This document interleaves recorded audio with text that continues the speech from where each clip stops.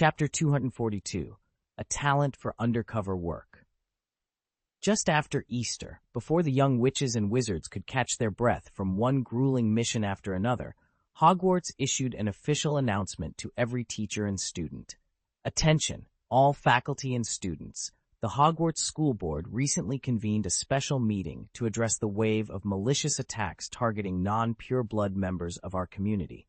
Since last Halloween, these incidents have left 3 students, 1 ghost, and a beloved cat petrified. Such events have laid bare serious lapses in leadership, a troubling lack of security awareness, and failures in our duty to protect everyone on campus. As the head of this institution, Professor Albus Dumbledore bears ultimate responsibility for these shortcomings. The board expects swift and effective measures to prevent any repeat of these attacks. With this declaration, the castle's normally bustling corridors fell into a heavy hush, as if the walls themselves were absorbing the weight of what had transpired and what was still to come. For many years, Hogwarts School of Witchcraft and Wizardry has shouldered the responsibility of educating and guiding Britain's underage witches and wizards. Consistently ranked among the world's premier magical institutions and lauded as one of Europe's finest, Hogwarts has always maintained an unwavering policy of equality, treating purebloods, half-bloods, and Muggle-born students with the same respect and opportunity. Yet during the current school year, a series of attacks targeting half-blood and Muggle-born pupils has inflicted grave damage on Hogwarts' reputation and caused significant losses across the school community.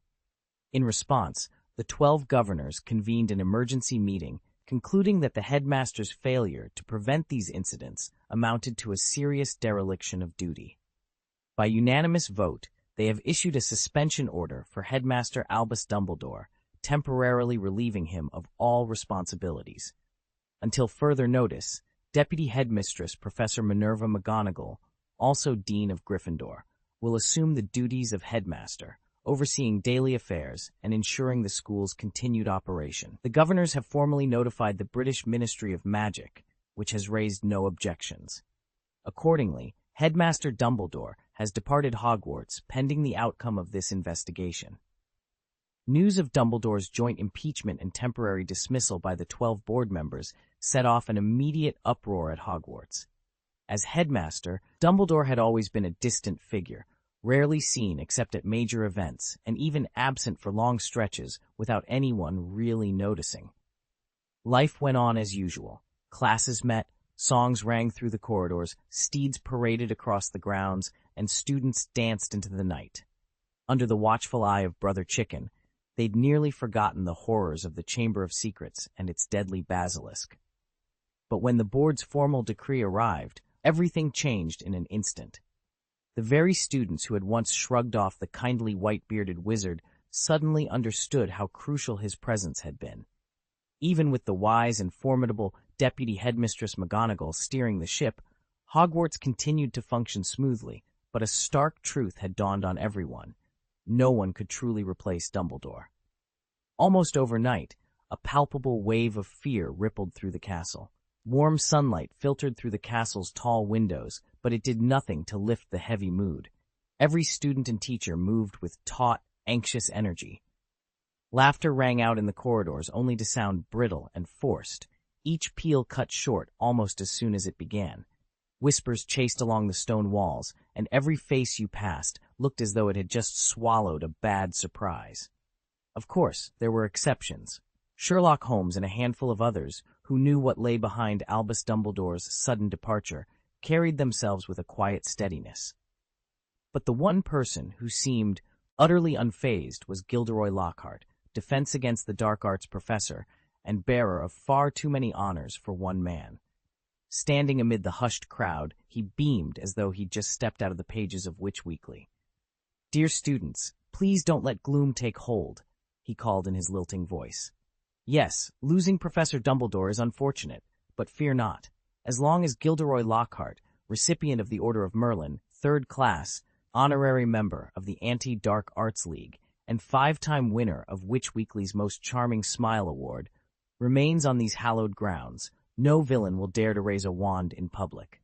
In the meantime, I promise to publish a brand new volume on the basilisk by term's end, complete with practical tips on how to dispatch it. He swept his hands outward in a flourish so grand it sent a few portraits fluttering in their frames. A murmur ran through the students, part amusement, part exasperation. But if Lockhart hoped to rally their spirits, he would need more than medals and smiles.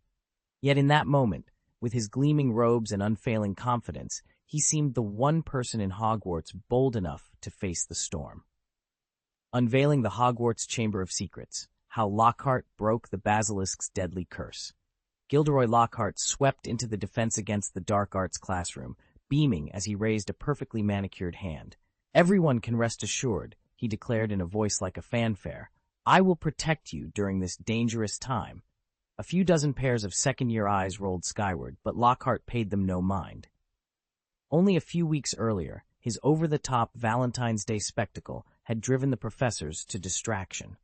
They'd all learned to tune out his self-aggrandizing boasts, provided he didn't involve them directly. They figured he could sing and preen all he liked. The students, however, were another story. Between the whispers of his supposed triumphs and his suave attire, many believed every word he said, particularly the girls, who thought him positively dreamy. Earlier that morning, Lockhart had once again enlisted Neville Longbottom as his unwitting laboratory assistant. With theatrical flair, he'd had Neville slay an enormous basilisk replica, complete with glassy yellow eyes and a snapping jaw, while lecturing on the monster's anatomy. It was all part of his grand claim, that he, Gilderoy Lockhart, had been the one to pierce the chamber's serpent and lift its deadly curse. With the basilisk demonstration concluded, Lockhart hurried on to tease the next lesson. "Tomorrow," he announced, "we will confront one of the most enigmatic creatures in all of magical lore, a spirit-based entity that morphs into your greatest fear." He paused for effect. "Behold, the boggart." A hush fell over the room. Even in the broader wizarding world, boggarts carried a sort of whispered mystique, for no one could say what form a boggart would take until it met its quarry. To each student, it assumed the guise of their own darkest dread, everything from a hideous troll to the sight of a cauldron flare gone disastrously wrong. Lockhart surveyed their odd faces and let out a delighted chuckle. "So bring your courage, and maybe a handkerchief," he winked. "You'll need both when you face your deepest fears." He swept from the dais, trailing a faint scent of expensive cologne and leaving excitement and a little dread in his wake. Whether the girl in the front row believed him, or the boy trembling at the back, one thing was certain: tomorrow's lesson would be one they'd never forget. Everyone in Hogwarts was abuzz with curiosity about Professor Gilderoy Lockhart's next lesson. After all, his classes had become something of a spectacle. So when the bell rang and students poured out of the charms classroom, Harry Potter scarcely expected to be singled out. Yet Lockhart called across the room. "Harry, I hear your next Quidditch match is against Hufflepuff?" Harry glanced up from gathering his books. "Yes, Professor." Lockhart's eyes gleamed. "Would you care for our private lesson before the big day?" Harry's cheeks warmed. "Thank you, Professor, but that won't be necessary. Your last tips were more than enough." Lockhart laughed, a rich, hearty sound that turned heads. "Ha ha! Well said, you little imp. But if you change your mind, you know where to find me." With a jaunty wave, Lockhart swept out of the classroom, leaving Harry to breathe a relieved sigh. For a moment, he thought the matter closed. Then, less than 12 hours later, the entire castle seemed to be whispering. "Did you hear? Professor Lockhart gave Harry Potter private tutoring before that Gryffindor-Slytherin match last week. Lockhart taught him the perfect Seeker's Sweep, and that's how Harry caught the snitch in record time." By the time evening rolled around, the rumor had grown so large that even the portraits were discussing it. Harry only hoped the truth wouldn't get lost in the retelling, though in Hogwarts that was already a lost cause. Harry hardly needed Lockhart's help again after that first grueling lesson, the sort of experience that sticks with you for a lifetime. So when the flamboyant professor proudly announced the imminent release of not one but 2 new books, Harry merely raised an eyebrow. This summer, Hogwarts would see Dancing with Brooms, Lockhart's Flying Legends and exclusive ball control techniques, followed by Unveiling the Hogwarts Chamber of Secrets. How I Broke the Basilisk's Deadly Curse. Every student could pre-order signed copies at half price. Harry's expression said it all: disbelief. Yet Sherlock's observation rang true. Perhaps it was Lockhart's sheer determination that had kept him from falling prey to Voldemort's darkest artifacts. Still, if Lockhart's reputation suffered only among the staff, Draco Malfoy's arrogance made him the sworn enemy of every other student. Since Dumbledore's departure, Malfoy had swaggered through the corridors with a pride that outdid even his own lofty family name. Cocky was no longer sufficient to describe the way he held his head high, as if the castle itself existed merely to applaud his every step. Harry leaned forward, brow furrowed. I still don't understand why he's acting so self-important. It's like he's already been made a prefect. Ron rolled his eyes. Prefect's nothing. He's behaving like the student body president. Sherlock Holmes, who had been listening in silence, finally spoke up. There are 3 reasons for his swagger. First, he's convinced that as a pure-blood wizard, he's safe from the heir of Slytherin's wrath. Second, he genuinely believes his father engineered Dumbledore's resignation. And third, he's embraced the whole blood purity ideology, arguably more fervently than Lucius himself. Harry and Ron exchanged glances. Apart from the 3 of them, almost no one at Hogwarts knew that Dumbledore had stepped down of his own accord, just as he'd done the previous term. This time, though, the fallout was far more explosive. A dozen members of the Board of Governors had signed a petition for his removal, and the Ministry of Magic had quickly endorsed it. Even those who had heard the whispers assumed that the headmaster had been forced out. Sherlock's unwavering calm, however, reassured them that he fully understood the delicate truth. Still, it was during potions class that Draco Malfoy's arrogance truly hit its peak, and with it, Harry and Ron's contempt. I always knew my father would drive Dumbledore out, Malfoy announced, making sure Crabbe and Goyle heard every word. He even raised his voice on purpose. He says Dumbledore's the worst headmaster Hogwarts has ever had, but now we'll finally get someone decent, someone who won't keep the Chamber of Secrets locked shut forever. And don't worry about McGonagall, she's only a stopgap. She won't last long either. Harry, Hermione, and Ron stared at him as though he were a sideshow act. Sherlock didn't bother looking in Malfoy's direction at all. He'd already received Dumbledore's letter, delivered by Watson, the day before the school board's announcement went public. With preparations complete, all they needed now was for Harry to win this battle, and everything else would fall into place. Even though Snape kept his eyes fixed straight ahead, Malfoy's voice cut through the dungeon classroom. Sir! As Professor Snape swept past, Draco Malfoy seized his chance. Sir, why not throw your hat in the ring for principal? Snape paused, a single silver brow arching before the faintest smile touched his lips. Mr. Malfoy, the board has only suspended Professor Dumbledore temporarily. I'm confident he'll be back among us soon. Malfoy's grin grew even wider. If that were possible. Of course, sir, you're absolutely right. But if you did apply, I know my father would vote for you. I'll make sure he hears that you're the finest teacher at Hogwarts.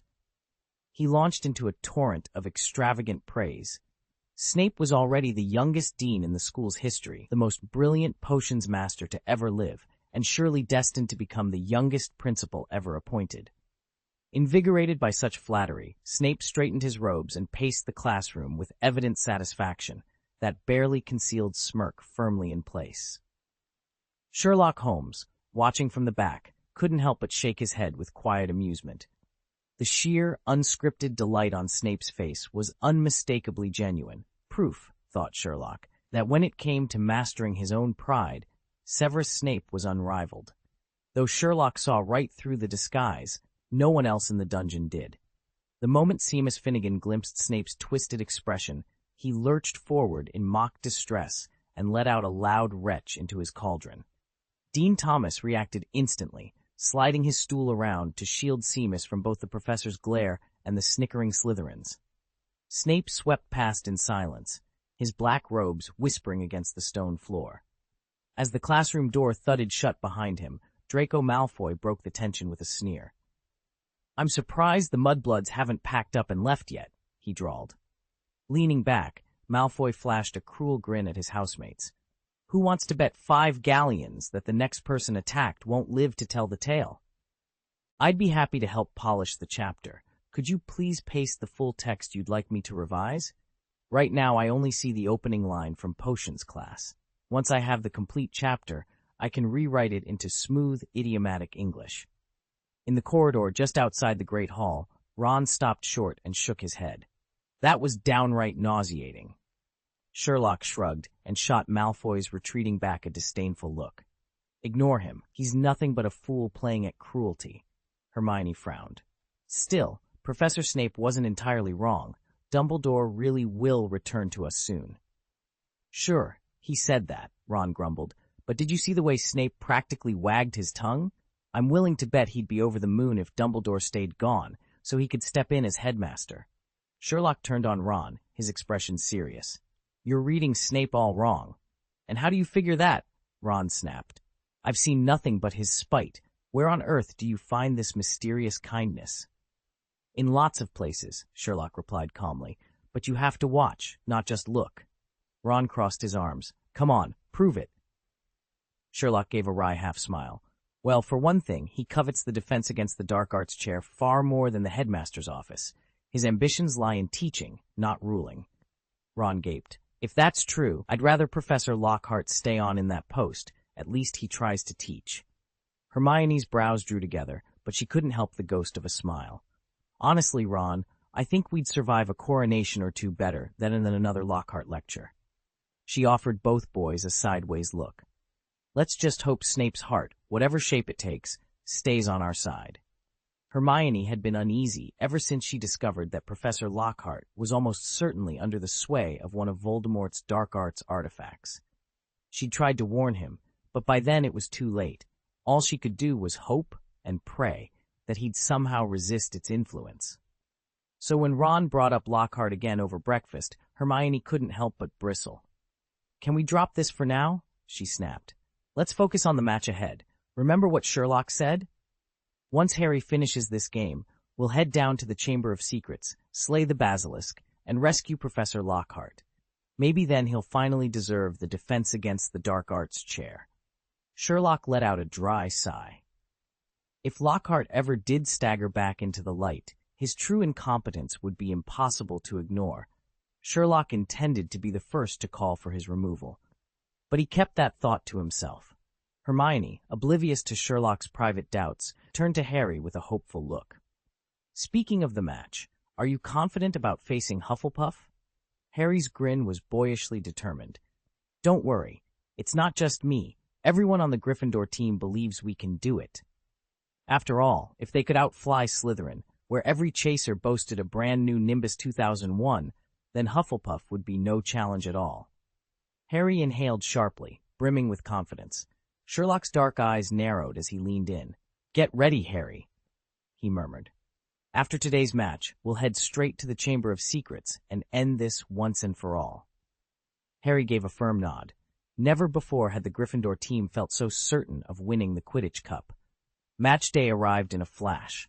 The sky was a brilliant blue, a soft breeze fluttering the scarlet banners overhead. Morning sunlight pranced across the scarlet tablecloths in the Great Hall, glinting off polished goblets and silverware. The air was rich with the scent of toasted bread and sizzling sausages. Coach Oliver Wood bustled between the players, ladling generous portions of scrambled eggs onto every plate. Perfect Quidditch weather, if you ask me, he declared, beaming. Fred Weasley grinned and tossed a piece of toast on his fork. Is there ever weather that isn't perfect for you, Coach? Exactly, George Weasley added, hand to his brow as if scanning the horizon. What about that thunderstorm last month? You said, rain or shine, the match goes on. The entire table erupted in laughter. Their jokes and light-hearted chatter chased away any pregame jitters. Today, Gryffindor would fly high. Seeing his teammates sullen and silent this morning, so unlike the triumphant chatter after their last victory, Harry felt a pang of unease. He remembered Cho Chang staying behind to cheer him on after that match, her kind words still echoing in his mind. Oliver Wood, sensing Harry's low spirits, clapped him on the shoulder. Come on, Harry, you look like you've lost your broomstick. Breakfast will do you good. Get some energy for the game. He steered Harry toward the long tables. Harry managed a small smile. Thanks, Oliver. Don't just stand there, have a seat, Oliver urged.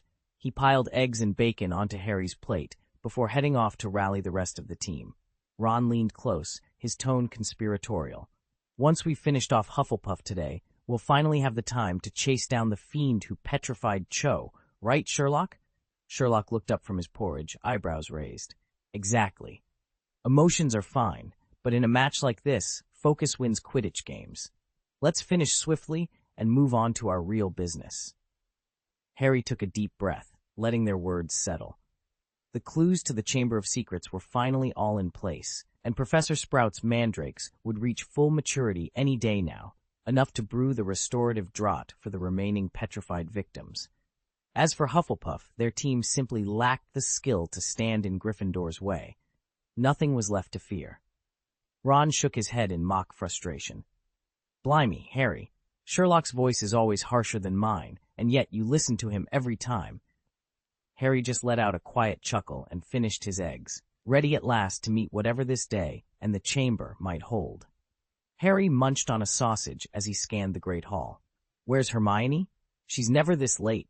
Could she have overslept? Sherlock Holmes looked up from his breakfast with cool certainty. Highly unlikely. Someone who's always first at breakfast wouldn't miss the start unless something unexpected happened. Harry and Ron exchanged uneasy glances. Sherlock. Ron waved his fork in mild exasperation. I know you say you don't care about these things, but could you at least offer a bit of reassurance? Sherlock raised an eyebrow. You just told me I don't care. Why would I then pretend to care? Isn't that a contradiction? Ron opened his mouth, then shut it again. Defeated, he sat back in his seat. They ate in awkward silence, the chatter around them fading as breakfast drew to a close. Hermione's empty place between Harry and Ron remained ominously vacant. At last, Ron murmured, Maybe Sherlock's right. She might have eaten something that didn't agree with her. Harry frowned with worry. If it's just that, she'll recover, but I'm still. He didn't get to finish. Professor McGonagall appeared at the top of the staff table stairs, her robe sweeping behind her. Her normally composed face was drawn and serious as she strode forward, capturing everyone's attention. Professor McGonagall's face went pale. Harry's heart lurched with dread at the look in her eyes, and within seconds, his worst fears were confirmed. The Transfiguration Professor swept her gaze over the packed Great Hall, lifted her wand, and with a clear, booming, sonorous charm, addressed every student and teacher. Attention! Today's match is cancelled. A stunned silence fell. Then pandemonium erupted. Seated at the Gryffindor table, Oliver Wood shot to his feet, face flushed with disbelief. Professor, you can't mean that. This is our best chance at the championship. Mr. Wood, McGonagall interrupted gently but firmly, I know how important this is to you. I'm sorry, but under the circumstances, we simply can't go ahead. Without another word, she turned back to the crowd and raised her voice once more. All students return immediately to your common rooms. The heads of houses will explain the situation there. Please leave the hall in an orderly fashion. The mention of the situation sent a ripple of shock through the students. Whispers filled the air.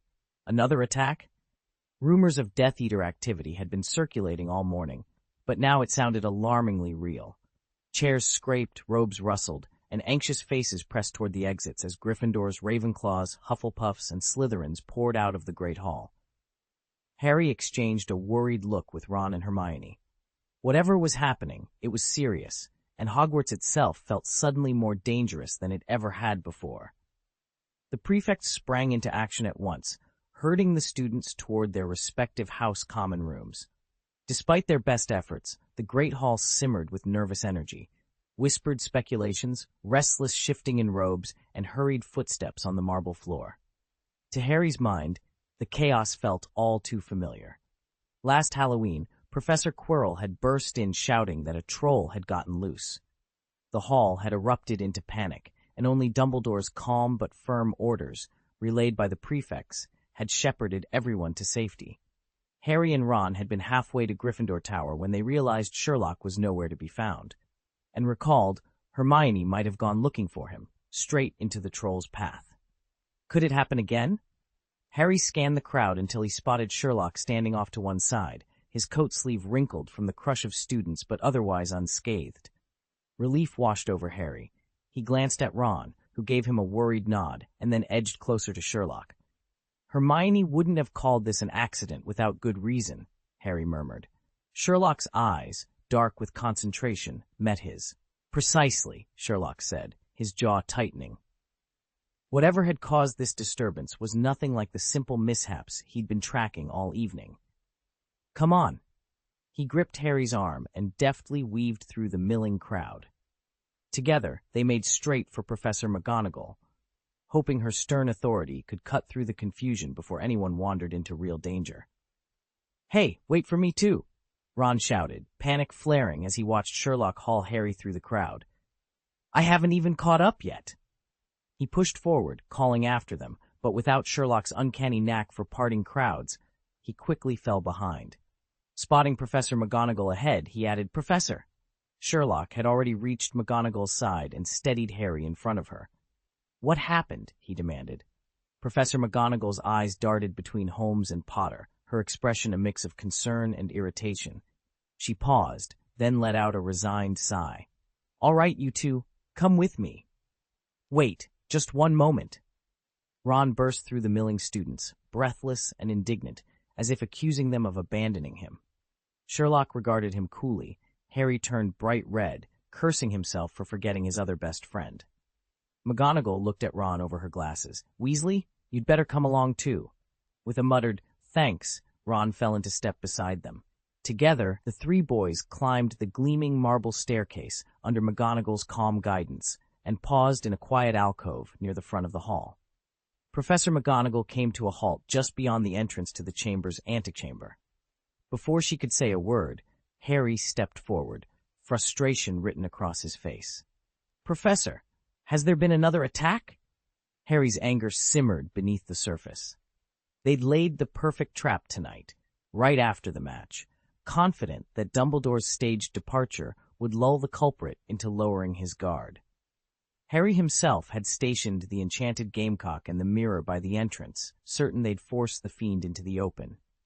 Yet it seemed their timing was off. The match hadn't even properly begun before the perpetrator struck and vanished again. McGonagall exchanged a grave glance with the other professors accompanying her. "Fee, Nally," she shook her head. "No, Harry, it's worse than another attack. The culprit has kidnapped someone and dragged them into the Chamber of Secrets." The words hit Harry like a stunning spell. He and Ron both shot forward, fists clenching around their wands.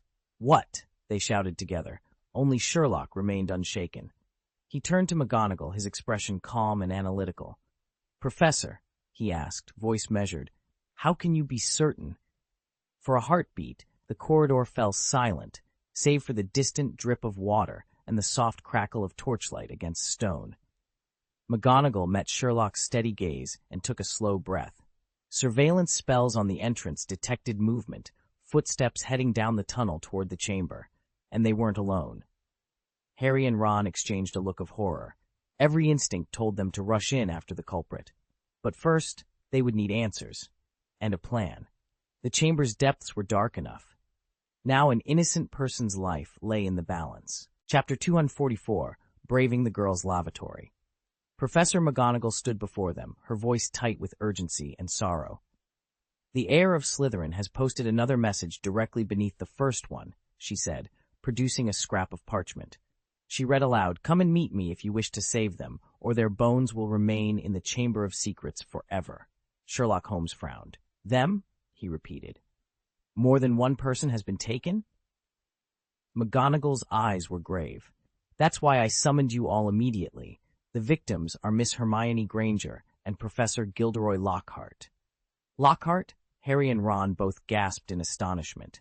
Sherlock's expression darkened as his deductions fell neatly into place. Pansy Parkinson, the girl who'd scrawled the first message, had clearly been under a temporary curse. When she began to resist, Tom Riddle simply switched hosts, permanently possessing someone stronger. "That explains why Pansy has been out of it ever since," Sherlock murmured. "It matches Professor Dumbledore and Professor Snape's observations. She showed no signs of dark magic activity after the first message." "But Lockhart," Harry whispered. "How could he end up in the chamber?" Sherlock's lips pressed into a thin line. Only someone completely under the heir's control could enter the Chamber of Secrets as a captive. Lockhart must have been bound by that same dark arts artifact Riddle left behind. There was no choice for him but compliance. A hush fell over the room as they absorbed the dire implications. Hermione and Lockhart were trapped below the school, at the whims of a power neither wizard nor detective had yet fully faced. Sherlock glanced at McGonagall, resolve hardening in his eyes. "Then we have no time to lose," he said. "Tell me everything you know about the girl's lavatory where the first message appeared, and we'll begin planning our rescue at once. Not long ago, I thought I'd seen him holding up pretty well. But no matter how strong the will, the dark arts eventually wear you down, and if you count back to before term began, lasting this long is nothing short of remarkable." "A teacher and a student taken into the Chamber of Secrets," Professor McGonagall said, her voice grave in the silent corridor. "And whoever did this left a brazen, taunting message behind. This is far more serious than any of the petrifications so far. And of course, Dumbledore just happens to be away." She turned to face the three students before her. "None of you can explain what happened, can you?" Harry and Ron exchanged a quick glance before both looked to Sherlock. "Professor," Harry began, stepping forward, "we want to see that message." McGonagall's eyes flashed with warning. "Absolutely not. I'm escorting you back to Gryffindor Tower immediately. I must address the entire school soon, and I only brought you here because Granger is your—" "Then show us the message first," Sherlock Holmes interrupted calmly, hands clasped behind his back. "Holmes," McGonagall's tone grew sterner, "if you recall what occurred at the end of last term, you'll understand why I insist you trust me." Sherlock met her glare with equal firmness. "Professor, I fear there's more at stake here than you're letting on. Do you really think Dumbledore is going to lose his job over all this?"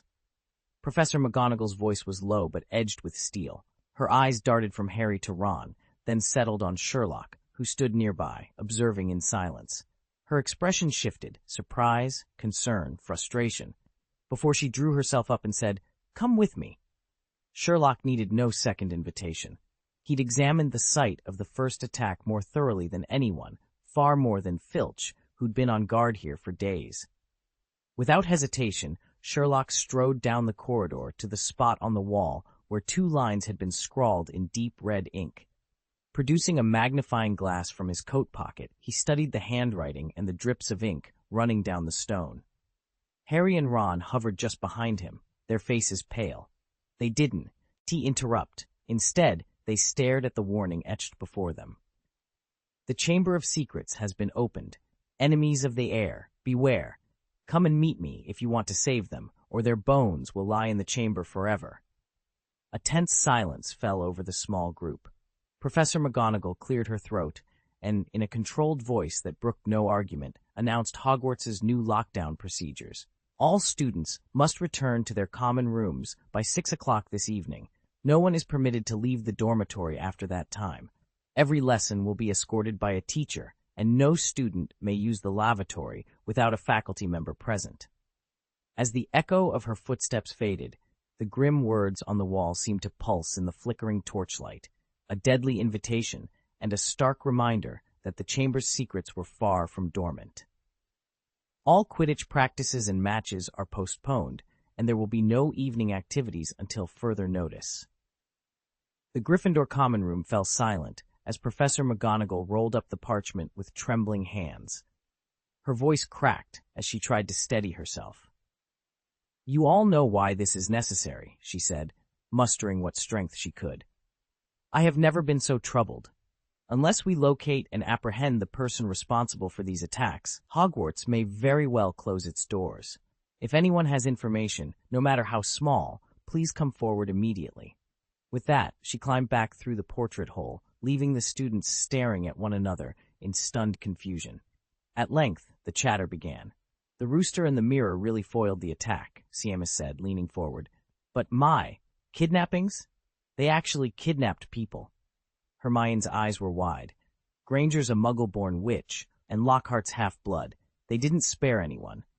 Even someone as reputedly powerful as Professor Lockhart," Parvati echoed. "How can we possibly stop this?" Harry shook his head, bitterness in his tone. Dumbledore shouldn't have gone. If he were here, none of this would be happening. Exactly, Dean agreed. I bet those Slytherins were counting on him being away. A heavy hush settled again as the students contemplated the uncertainty looming over them, all the more real now that familiar faces had vanished into danger. I heard Malfoy say it himself today. Sherlock, Harry, and Ron barely registered the chatter drifting through the Gryffindor common room. They slipped out the portrait hole and hurried toward their dormitory, leaving Neville and Dean behind. Their friend's lingering presence was, for once, a blessing, giving them precious privacy. Once they'd crossed into their dormitory, Harry spoke up, voice low but urgent. Sherlock, what do we do now? Ron shot a glance at Sherlock, eyes bright with anticipation, like soldiers awaiting their general's orders. They'd been on edge ever since the threat of the basilisk returned to Hogwarts. Now, with their friend captured by unforeseen means, they felt powerless. Sherlock paused, then said, I must admit, I didn't see his reply coming. It caught me completely off guard. Harry and Ron exchanged tense looks. What? Harry began. Sherlock waved a hand. Not now. First, let me think. Yet the notion only seemed to fuel his energy. He was unusually animated, cheeks flushed, every movement charged with urgency. Like a caged cheetah, he prowled the cramped dormitory, pacing the floor in rapid, measured strides, as if tapping out a secret code. Harry and Ron watched him, hearts pounding. This wasn't the cold, calculating detective they knew. There was excitement in Sherlock's eyes, an almost dangerous eagerness. Ron swallowed. Sherlock, are you all right? Sherlock halted mid-stride, took a deep breath, and met their looks. Perfectly, he said, though his grin was anything but calm. In fact, I believe we're closer than ever to turning the tables on our friend's captor. Harry sensed the tension in the room spike. Then tell us what you need us to do. Sherlock's gaze sharpened. First, we gather every scrap of information Malfoy let slip today. Then, we move before our adversary can anticipate it. He glanced at the empty common room door. Time is short. Let's get to work. As he spoke, the three of them could feel the tide shifting. The game was no longer just about defense. It was about striking back, and Sherlock, electrified with purpose, was ready to lead the charge. Harry and Ron stared at Sherlock, bewildered. Ron finally blurted, Weren't you worried about Hermione's safety at all? Sherlock paused, studied them coolly, and said, Rest easy. Hermione will be all right. The abductor took her only to issue a message, a clear challenge aimed at me. Harry's eyes narrowed. Who would do that? Gilderoy Lockhart, Sherlock replied without hesitation. Lockhart? Ron echoed, incredulous. But didn't he end up in the Chamber of Secrets himself? Sherlock shook his head. Not exactly. Think of him now as controlled Lockhart. Tom Riddle has turned him into a puppet. If you'd gone with Lockhart when he first sought you out, we'd be at his mercy. Instead, everything's out in the open. Harry's expression hardened. So you're saying that, since he's dared us directly, we have no choice but to accept. Sherlock's gaze grew even firmer. He glanced at Ron. Precisely. It's time we confronted Lord Voldemort, and we'll need an ally to do it. Ron, do you want to come with me? Sherlock's voice was calm, but his eyes held a spark of urgency. You know who? Ron blurted, a cold shiver racing from his toes to the top of his head. He fought to steady his voice. Sherlock, you really mean we could run into you-know-who down in the Chamber of Secrets? Highly likely, Sherlock replied, his expression hardening. He met Ron's wide-eyed stare with steady resolve. I won't face him alone. Ron's heart pounded, but after a long moment, he squared his shoulders and forced out each word. All right, I'll go. A faint smile flickered across Sherlock's face. He had expected nothing less. Without another word, he withdrew a sheet of parchment and a quill. His pen flew across the page in swift, deliberate strokes. When he finished, he folded the note into a small square and handed it to a sleek carrier owl perched on the windowsill, Watson. The owl cooed contentedly, flapped its broad wings, and launched into the dusk sky. Ron blinked at the empty perch.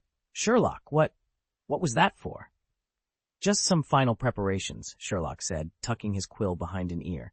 He rose smoothly to his feet and adjusted his coat. I need to be away briefly. Gather your things, Ron. We depart at first light. Ron swallowed hard but nodded. He watched as Sherlock strode to the door, every inch the picture of determination. Tomorrow, they would descend into darkness, and confront the greatest evil of their time. As the door clicked shut behind Sherlock, Ron whispered to the empty room, "I hope I'm ready for this. Meet me later in the girls' bathroom on the second floor, at Moaning Myrtle's usual haunt," Sherlock whispered, folding the note carefully. "But Professor McGonagall reminded us we're not to leave the tower unless we have a class to attend," Ron muttered, eyebrows knitted in worry. Sherlock waved off his concern. "I slip out whenever I please. No one notices." Ron glanced at Harry. "And what about the two of us? We'll be missed." Sherlock grinned and reached into his trunk. "I anticipated that." He produced a well-worn silvery cloak. "Time to return my father's invisibility cloak to active duty." He handed it to Harry. "This should make our excursion smoother." Harry's lips curved into a relieved smile. "Brilliant. Thank you." With that, Sherlock slipped from the dormitory. Harry and Ron exchanged determined looks. For Ron, this was entirely new. For Harry, hardly unexpected. He'd faced Voldemort once already. Together, they draped the cloak over their shoulders and stepped into the dim corridor. Their hearts thundered as every loose board groaned beneath their feet. Every distant footstep sounded, like a warning, but the cloak held them invisible. Silently, they pressed onward, following the winding corridors toward the girls' lavatory, where Moaning Myrtle awaited, and an entirely new adventure began. With Professor Snape standing guard on the corridor, Harry and Ron had to tread carefully, so cautiously, in fact, that it took them much longer than usual to reach the entrance to Moaning Myrtle's bathroom. Snape's presence wasn't accidental. This Lou sat just beside the very spot where Madame Norris had been attacked, the same place Professor McGonagall had led them to moments before. Now, half the corridor was submerged under water, which relentlessly oozed from beneath the bathroom door. Thanks to Hermione's vivid briefing, Harry and Ron were not entirely shocked by the sight, but Ron wore a disgusted scowl all the same. "If it weren't for saving someone," he muttered, "I swear I'd rather die than set foot in here again." Harry offered a small, reassuring smile. "Hermione said it's Myrtle's domain. There shouldn't be anyone else in there." More open-minded than his friend, he leaned forward, ready to push through that water-soaked threshold. Harry ignored the large out-of-order sign, reached out for the tarnished brass knob, and eased the door open. He may have looked bold and decisive on the outside, but he was secretly uneasy. Yet he couldn't let himself freeze up like Ron might. Spotting Harry's steely confidence, Ron swallowed hard, squared his shoulders, and followed him inside, feet shuffling awkwardly over the threshold. The moment they stepped into the girls' lavatory, Harry recoiled at the dank air. A massive, cracked mirror, its surface streaked with grime, hovered above a row of stone basins, whose once smooth edges were now chipped and flaking. The floor was slick with moisture, and stubby candles sputtered on iron sconces, their feeble flames casting quivering shadows that made the room feel even more oppressive. The peeling paint on each stall door was marred by deep scratches, and one door hung by a single, crooked hinge, threatening to drop at any second. Harry swallowed the knot in his chest, summoned Hermione's instructions, and stepped toward the innermost stall. He paused at the stall, leaning in and lowering his voice to a gentle whisper. "Myrtle, are you all right?" Chapter 245, Not Speaking Human Language. Ron followed Harry's uneasy gaze and spotted her, a ghostly girl hovering above the toilet cistern. Her long, wet hair clung to her pale face, and thick, pearlescent glasses sat crooked on her nose. Behind those lenses, her eyes looked like two stagnant pools, heavy with 50 years of unspent sorrow. "Harry, is that Myrtle?" Ron whispered, his Adam's apple bobbing nervously. Harry gave a faint nod, a soft catching in his throat. "Yeah, it's her." "Oh, it's you again," Myrtle rasped, drifting closer. She'd recognized Harry from the Death Day party, and now her gaze swept over both boys like a searching beam. "This is the girls' bathroom," she snapped, "and neither of you are girls." Harry cleared his throat and tried for a friendly smile. Only the corners of his mouth twitched. "Myrtle, I think you've heard. Our friend's been taken into the Chamber of Secrets." Myrtle's thin lips curled into something resembling a grin, and her eyes flashed behind the lenses. "You mean that little girl with the messy hair and the huge front teeth, the one who always lifts her chin when she talks?" Ron shivered. With each word, Myrtle's ghostly form seemed to shimmer in the dim light. Harry braced himself for whatever came next. Harry's ears burned, and he shifted uncomfortably before replying. Yes, I suppose you're right. He glanced at Myrtle, still hovering in her ghostly haze. But what does that have to do with me? Are you actually going to suspect that I opened the Chamber of Secrets? Myrtle's voice suddenly grew shrill. A cold, damp mist crept through the restroom, sending a chill through Ron's bones. He hunched his shoulders and stifled a shiver. Myrtle seemed on the brink of tears, her pale form flickering with emotion, so Harry hurried on. No, we're not accusing you. We just want to ask you something. Ron nearly knocked over a broomstick in his eagerness and jabbed Harry in the ribs. Come on, Harry. Hurry up and ask her. Harry took a steadying breath and spoke more clearly. Where is the Chamber of Secrets? That, the Chamber of Secrets. Myrtle's laughter echoed eerily off the tiled walls. Her misty form trembled, condensing into droplets that splashed across the sinks. Why on earth would I know? Do you think I'm the one who did this? No one ever cares about me. Why would they ask Myrtle about it? She began sobbing, her tears scattering like rain. It doesn't matter if you blame me. No one's interested in what I'm thinking anyway. Harry and Ron exchanged astonished glances. Myrtle didn't know where the chamber was. In the sudden silence of the empty restroom, both boys stood still, processing what she'd just revealed. Why on earth would you think I know? Moaning Myrtle's voice echoed up the damp, tiled walls. Harry and Ron exchanged uneasy looks. They'd realized too late that Hermione had only told them the Chamber of Secrets lay somewhere in this bathroom. She hadn't shared exactly where. Clearly, Hermione had figured it out during her earlier talk with Myrtle, but she'd kept her deductions to herself. What do we do now? Ron whispered. We wait for Sherlock, Harry sighed, watching the candlelight flicker across the cracked tiles, its shadows writhing like restless snakes. As they settled in for the long haul, Myrtle drifted over, her translucent form quivering with curiosity. Why are you two here, skulking around my loo? Ron scowled, determined not to placate the ghost. Harry, however, had a soft spot for anyone who felt left out, even if they were a crying specter who haunted a lavatory. So he smiled politely. We're investigating the recent attacks on students. We think they're connected to the monster that terrorized Hogwarts 50 years ago. Myrtle's faded eyes lit up. Ah, the old days. My death happened right here, you know. Harry and Ron stopped their pacing and turned to face her. Myrtle floated toward a corner sink, its porcelain chipped and stained. I was a first year, just about your age, always crying over the smallest slight. One day, some boy playing a prank, chucked a pudding at me. I slipped on it, hit my head on the edge of this sink, and that was it.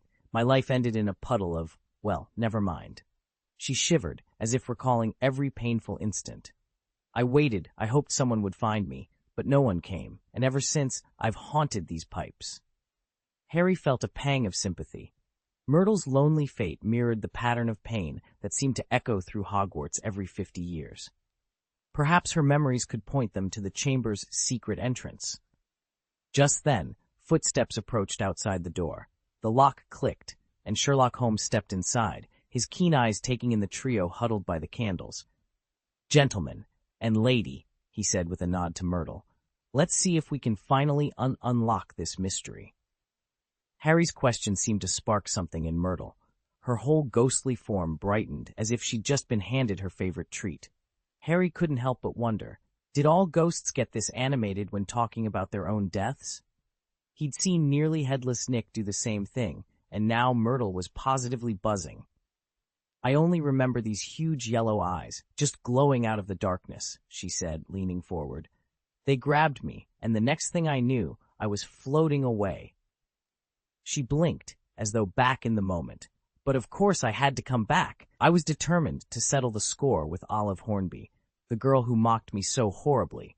When she saw me afterward, she screamed louder than an injured cat. She never lived down calling me a Four Eyes. If the ministry hadn't strictly forbidden me from frightening her again. Where exactly did you see those eyes? Harry asked, interrupting her. Myrtle pointed vaguely. Right there. She indicated the sink beneath the bathroom mirror. Harry strode over immediately, Ron at his heels.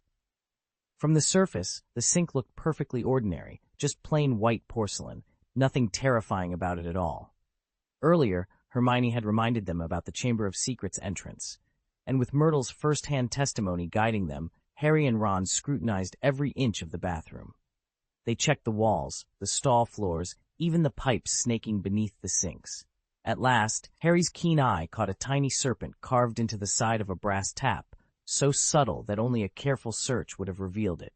He grasped the handle and gave it a twist. Still no water. "This tap's dry," he muttered in frustration. A triumphant giggle drifted down from above. Myrtle's ghostly voice brimmed with glee. Harry and Ron exchanged excited looks. "It has to be here," Harry whispered. "Right here," Ron agreed. Then two more voices echoed almost at once. "It's here. Exactly, right here." Startled, Harry and Ron spun on their heels. Ron's wand shot into his hand, only to clatter to the floor when he realized who was speaking. He stood there, cheeks burning, wand forgotten at his feet. Sherlock stepped from the shadows, dust clinging to the hem of his gray coat. Harry and Ron looked up in surprise. "Sherlock!" Harry exclaimed. "When did you get here?" Ron added. "Just as you were examining this sink," Sherlock replied, his gray eyes, sharp as an eagle's, sweeping the small, grimy basin before them. He turned his gaze on the pale girl hovering behind Harry. "Are you Myrtle Elizabeth Warren?" "Yes," Myrtle stammered, shrinking back so far she nearly disappeared behind Harry's legs. Ron rolled his eyes. "You're hiding behind Harry of all people?" he thought incredulously. Harry, for his part, forced himself not to laugh. This wasn't the moment.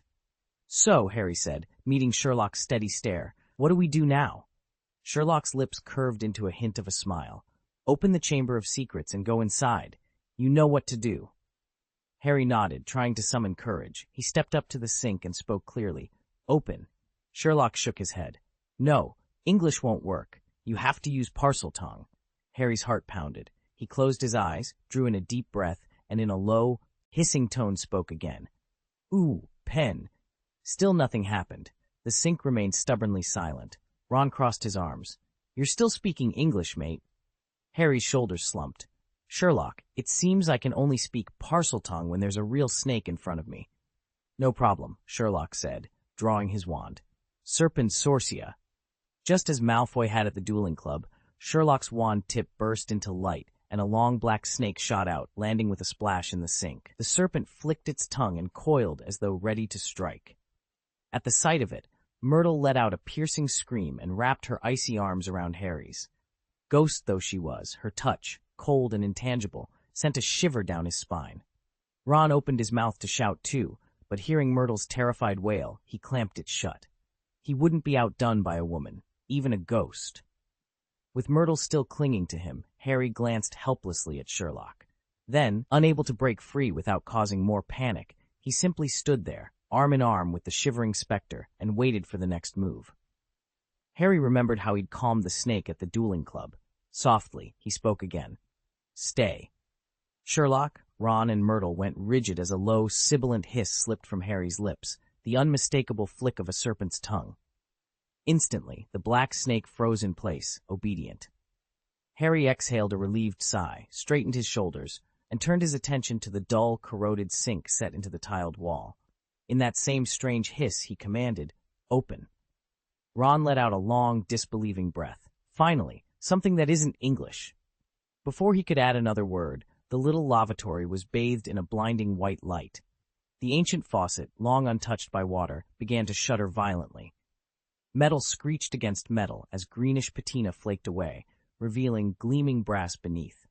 The spout spun wildly like a top gone mad, and the surrounding air vibrated with its frantic whir.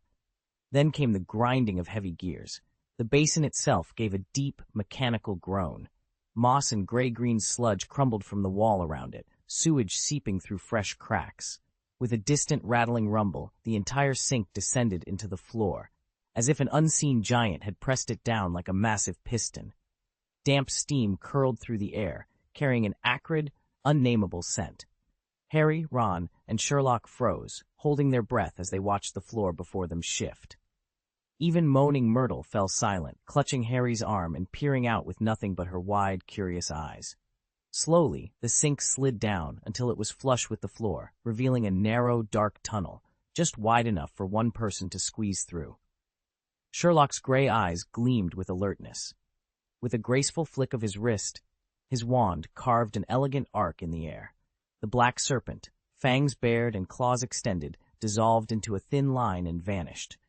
Sherlock bent his knees, leaning forward until his fingertips brushed the cool, curved wall of the passage. He studied the opening for a long, silent moment, then straightened with decisive authority. Spinning to face his friends, he said, "I'll go first. You follow as quickly as you can." And without waiting for an answer, he stepped into the tunnel and was swallowed by the darkness. He loosened his grip and, in one swift motion, slid down the slick pipe, vanishing into the shadowed corridor so quickly that only a faint scrape echoed through the empty restroom. Chapter 246, I Knew You Would Come. The empty second-floor girls' bathroom felt colder than ever as Harry and Ron faced off, neither willing to give an inch. Moaning Myrtle's pale eyes flicked between them from her usual perch by the sink. "I'm coming too," Ron insisted. Harry shook his head, voice low. "No, it's too dangerous. Voldemort could be down there." "So what? If it's dangerous for me, it's dangerous for you as well." "We're not the same," Harry said, though he could feel the words trembling. "Then explain." Ron crossed his arms. "What's the difference?" Harry swallowed. "I can speak Parseltongue. If there's any place where he needs me, well, that may be why he let me live." "That's just it," Ron shot back. "Sherlock said he needed a helper, and then he told us to follow him. We've come this far together. I'm not leaving you behind." The two friends locked eyes. Neither would back down. For several suspended seconds, Harry studied Ron's stubborn, their final glances. Finally, Harry raised his hands. "You're right. Since Sherlock asked, I'll go too." "Good," Ron breathed, relief washing over his face. "Let's hurry. He's been waiting for ages." They crouched at the edge of the marble basin, ready to drop through the widening crack, but Myrtle's soft, echoing voice froze them in place. "Is there anything else?" Harry turned. "You just said that you-know-who might be down there." He paused, uncertainty flickering in his eyes. "Is there something you haven't told us?" "It's extremely dangerous down there, isn't it?" Harry called softly. Myrtle's pale face flickered with nervous excitement as she knelt beside the drain. Her ghostly fingers twisted the damp hem of her dress. "Yes," she said, her voice trembling. "The basilisk that killed me could still be lurking in those tunnels." Harry nodded, staring at the dark, water-slick floor. Myrtle's cheeks flushed the faintest shade of pink. She bit her lip and added in a shy whisper, If you die down there, you're always welcome to use my bathroom." Harry blinked. For a moment, neither of them spoke. Then he offered a curt, "Thanks, Myrtle, but goodbye," and without another glance, he slid into the pipe. Ron stood behind him, barely containing a grin, before he too eased himself into the slick tunnel. Instantly, the world tilted away. It felt eerily like the trapdoor plunge from their first year, only faster, darker, and coated in slimy residue. The pipe curled and branched in every direction, yet none of those side passages were as wide as the main shaft. They twisted and arced, plunging ever steeper into the earth. Harry and Ron tumbled through the gloom, water dribbling down their cloaks, their hearts pounding at the thought that this descent took them deeper beneath Hogwarts than even the chamber of the Philosopher's Stone.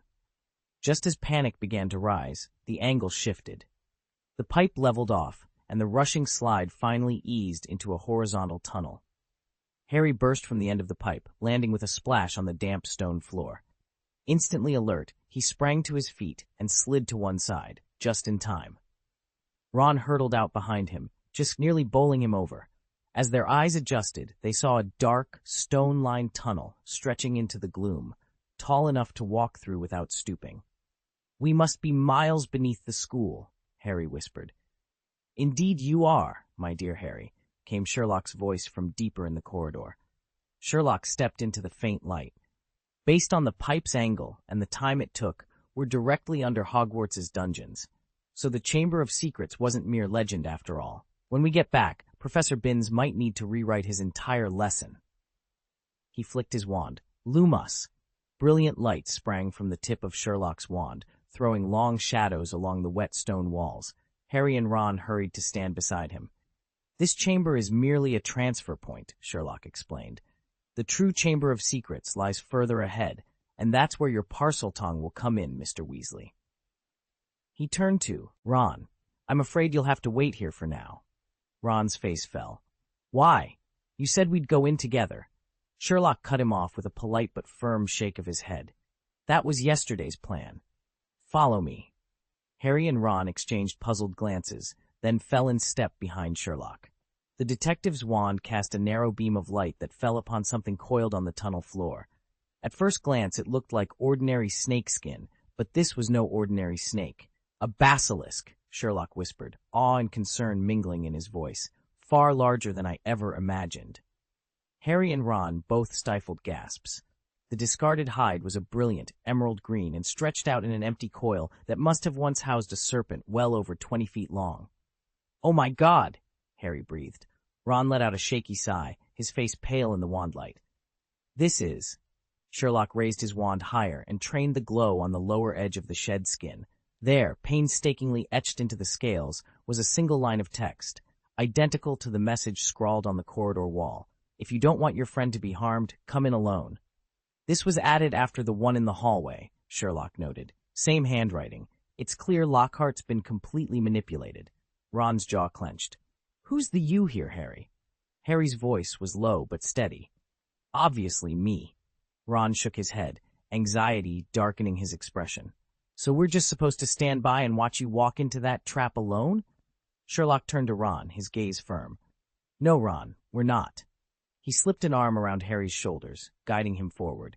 Together, with Hermione's quick thinking and their own courage, they would face whatever lay ahead. "Stay here and wait for reinforcements," Sherlock instructed. "Reinforcements? We actually have reinforcements?" Ron sputtered, surprise edging his voice. "Of course, no," Sherlock replied with a wry smile. "If I weren't worried that he who must not be named might do something desperate and perilous to Hermione and Lockhart, I'd have led the main Hogwarts contingent through the chamber myself. Who's in the mood to play lone hero once they've found the Chamber of Secrets?" "But you said Harry should go in alone. If you come too—" "Ron, trust me," Sherlock said, meeting his friend's gaze steadily. "I'm confident in my ability to slip through unseen." Ron hesitated, then let out a slow breath. "All right, I understand." Ron hadn't cared much about Lockhart. He'd never fancied the man's self-aggrandizing ways, but Hermione was their friend, and Sherlock had laid it out plainly. He and Harry would move ahead only to stall whatever waited in the depths, holding it off until help arrived. The danger, in theory, was manageable. Ron didn't share Sherlock's knack for stealth, and tagging along would only slow them down. With that settled, Sherlock and Harry pressed on. The narrow passage twisted and turned like a serpent, echoing faintly with the distant drip of water. Eventually, Ron's footsteps fell silent behind them. Harry leaned close to Sherlock's ear. "If we encounter movement, should we shut our eyes immediately?" "No need," Sherlock murmured, shaking his head. "We haven't the foggiest what dark artifact Voldemort left down here. Blindness won't help us, and we can't waste time guessing." They paused at a fork. Torchlight from farther down one corridor flickered against slick stone walls. Harry swallowed. "Are you sure we're ready for this?" Sherlock glanced at him, his expression calm but focused. "We don't have a choice. Once we know what we're dealing with, we can call the others in. In the meantime, stay sharp." Harry nodded. Together they advanced toward the distant glow, remained, every footstep echoing in the uneasy silence of the hidden chamber, the moment when their courage would truly be tested. Harry realized, as he reflected on the riddles scrawled along the corridors and the latest message they just passed, that the dark wizard now had complete control over Gilderoy Lockhart. Those taunting words on the wall spelled out one chilling truth. Voldemort was desperate to confront Harry, and until that moment arrived, neither Hermione nor Lockhart would come to harm. He gave Sherlock a determined nod, and the two men pressed on, rounding corner after corner through the twisting passage. At last they emerged before a blank expanse of stone. Carved into its surface were two enormous serpents, their bodies coiled around one another, eyes set with massive emeralds that caught the flicker of torchlight. Harry felt a shiver. Their gazes were unnervingly alive, as if the snakes might strike at any moment. "Stop there," Sherlock said quietly, placing a firm hand on Harry's shoulder before he could speak. "You're going to need your invisibility cloak." Harry froze, hand reaching reflexively for the hooded garment at his shoulder. "Me? But he explicitly told me to go in alone." Sherlock chuckled softly, his keen eyes glinting in the torchlight. Then you shall, but invisible. Why follow his instructions blindly if they endanger Hermione and Lockhart? Harry furrowed his brow. I don't understand. If I hadn't cared about our friend's safety, Sherlock replied, I wouldn't have made any deal with him. He demanded you undertake this alone, so that's precisely what we'll do. Except you'll be under cover of your cloak.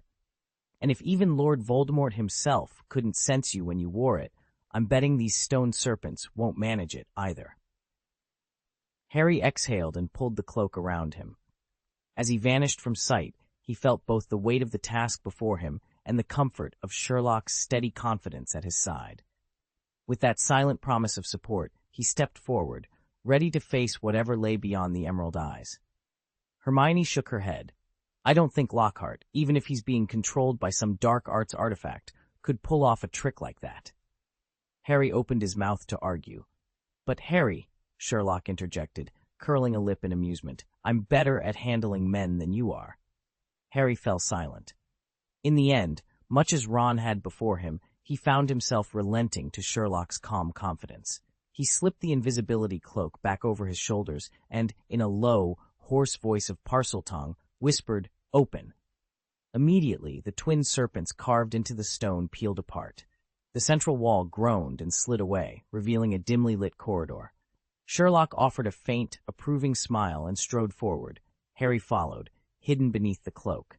They stepped into a vast chamber. Towering pillars, each entwined with sculpted serpents, soared upward to a vaulted ceiling swallowed by darkness. The air was cool and still, charged with silent anticipation. Architecturally speaking, it's not half bad, Sherlock murmured, eyes sweeping the space before them. They crossed the room toward its far end, passing between the final pair of pillars. There, pressed against the shadowed back wall, loomed a colossal statue, easily as tall as the chamber itself. Sherlock paused, craning his neck to study the giant, watchful face carved in stone. Before him towered the statue of Salazar Slytherin, an ancient, simian face framed by a long, wispy beard nearly brushing the hem of its stone-carved robes, and two massive gray feet planted firmly on the polished floor. Sherlock gave it only a cursory glance before shifting his focus to the shadowed space between those feet.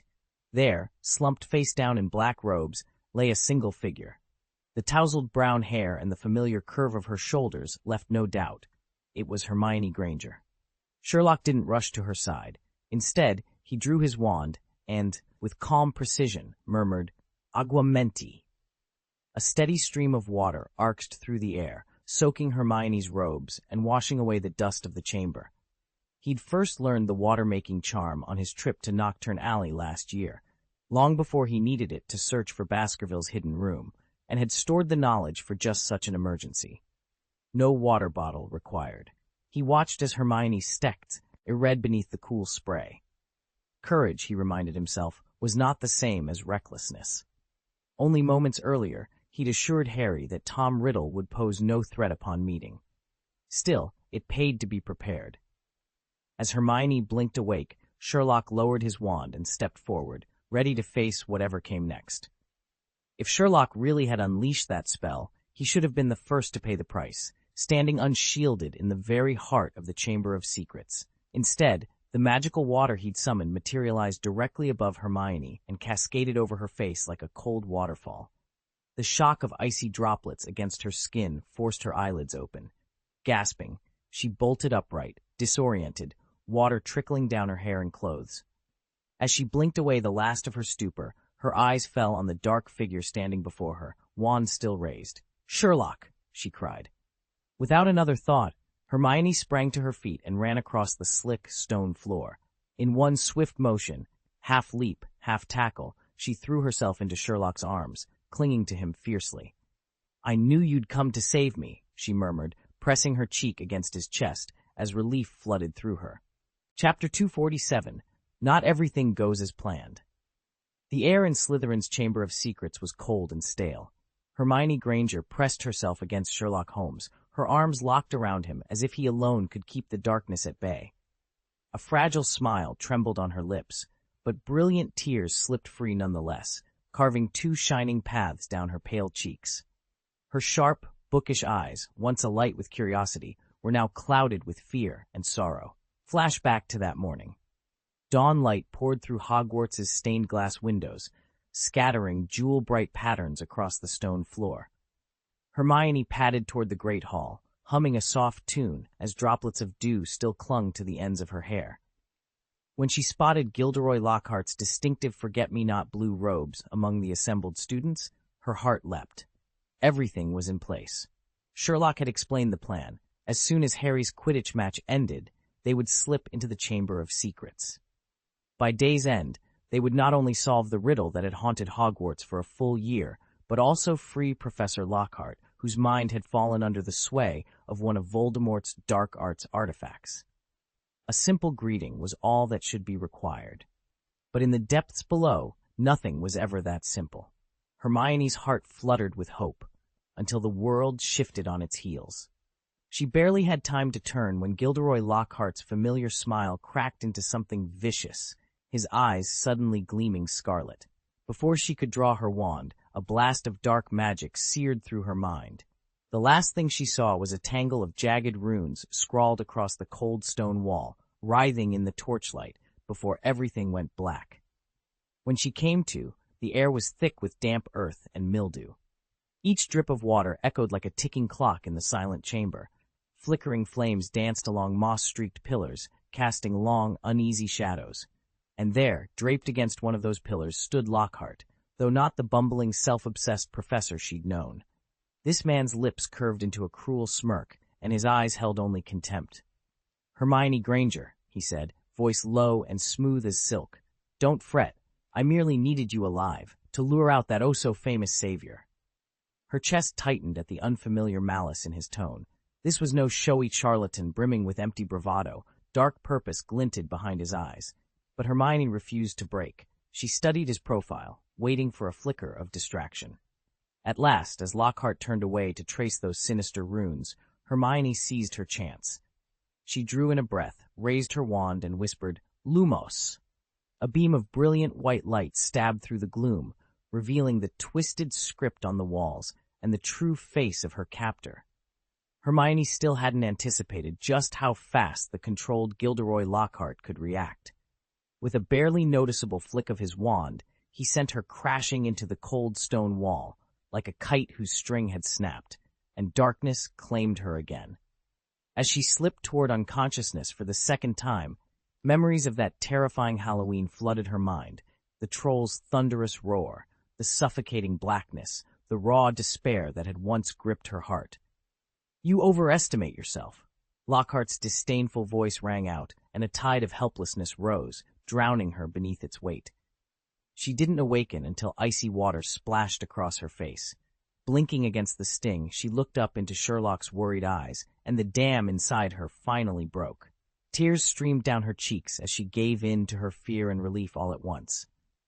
Sherlock stayed as calm as ever, gently rubbing Hermione's trembling back while his sharp gray eyes swept the dim chamber. "Did Lockhart bring you here?" he asked. Hermione recoiled and stammered, I can't be sure. Yes, no, it was." Before she could finish, a soft, familiar voice drifted from the shadows. "To be honest, Holmes, I never expected you to turn up." Hermione spun around. Lean, casually against a broad stone pillar was Gilderoy Lockhart, or so it seemed. His blonde hair fell in perfect waves, and his smile was polite, but Sherlock's gaze was already narrowing. "Sherlock," Hermione hissed. "He's not Lockhart. He's—" "Tom Marvolo Riddle," Sherlock cut in coolly. The figure in Lockhart's guise tilted his head, amusement flickering in those impossibly handsome eyes, only now bathed in a scarlet glint. "Holmes," he purred, "you really are as brilliant as they say." His lips curved into a thin smile. "Tell me then, that little trick with the roosters and the mirror, was that your idea?" "If it weren't for you, I could have launched a few more strikes," the man said, drawing out the words with theatrical precision. "Perhaps I might have even sent a few unsuspecting muggles to their graves with my own hands, just like I did 50 years ago." Sherlock raised an eyebrow, sizing up his adversary's cocky stance. Where did this guy muster such confidence? Still, if he wasn't in a rush, neither was Sherlock. He folded his arms and asked coolly, "So tell me, what's your situation now? Your soul clings to some dark arts relic, And from there, you're puppeteering Lockhart's body? He must have resisted at first, but by now he can't even lift a finger, can he? A quick spark of surprise flashed across Riddles. No, Lockhart's handsome features, then warped into a cruel, sinister grin that made his borrowed face look grotesque. Lockhart understood very little about me, the Dark Lord said, and you've only guessed half of the truth. I'm not merely controlling his body. Sherlock's gaze sharpened. It's not just Professor Lockhart you shepherd around, is it? You've kept a lot about yourself hidden, too. Riddle clapped slowly, as though applauding an invisible performance. Well observed, Mr. Holmes. And luring Hermione here, Sherlock continued, wasn't charity or coincidence. It was bait, designed to draw Harry straight into your trap. Exactly, Riddle purred, the candlelight flickering in his eyes. But now that you've found us, let's see if you can stop us. Then tell me, Riddle whispered, his voice dripping with menace, why must I wait for this so-called savior? He savored the word savior like a snake preparing to strike. It's simple, really. You all want to learn how an infant ever managed to defeat me. A sudden hush fell over the Chamber of Secrets. Only the distant drip of water against cold stone echoed through the cavern. Hermione's nails dug into Sherlock's arm, and Harry, hidden beneath his invisibility cloak, held himself perfectly still, scarcely daring to breathe. Riddle's laughter shattered the silence, rolling across the chamber walls. Holmes, he said between mirthful chuckles, you are, in your own way, even more entertaining than that savior. He jerked Lockhart forward by the collar. This buffoon, he spat, has nothing better to fill his head with than Harry Potter. He dreams only of writing more books to bask in that boy's fame. Sherlock brushed Hermione aside gently and faced Riddle, eyes blazing. If you're so eager for truth, he said, voice calm but cutting, why not show yourself as you really are? Riddle's mocking grin faltered, replaced by a flicker of curiosity. Sherlock pressed on. For a pure-blood supremacist like you, inhabiting a Muggle-born's body, surely that must be a far crueler torment than any Cruciatus curse. Riddle threw back his head and laughed again, the sound echoing eerily around them. As his mirth subsided, he fixed Sherlock with a cold stare. Holmes, he sighed, how deliciously provocative of you. All right, I will grant your wish. The words rang through the chamber, and suddenly Lockhart's booming laughter cut off mid-sentence.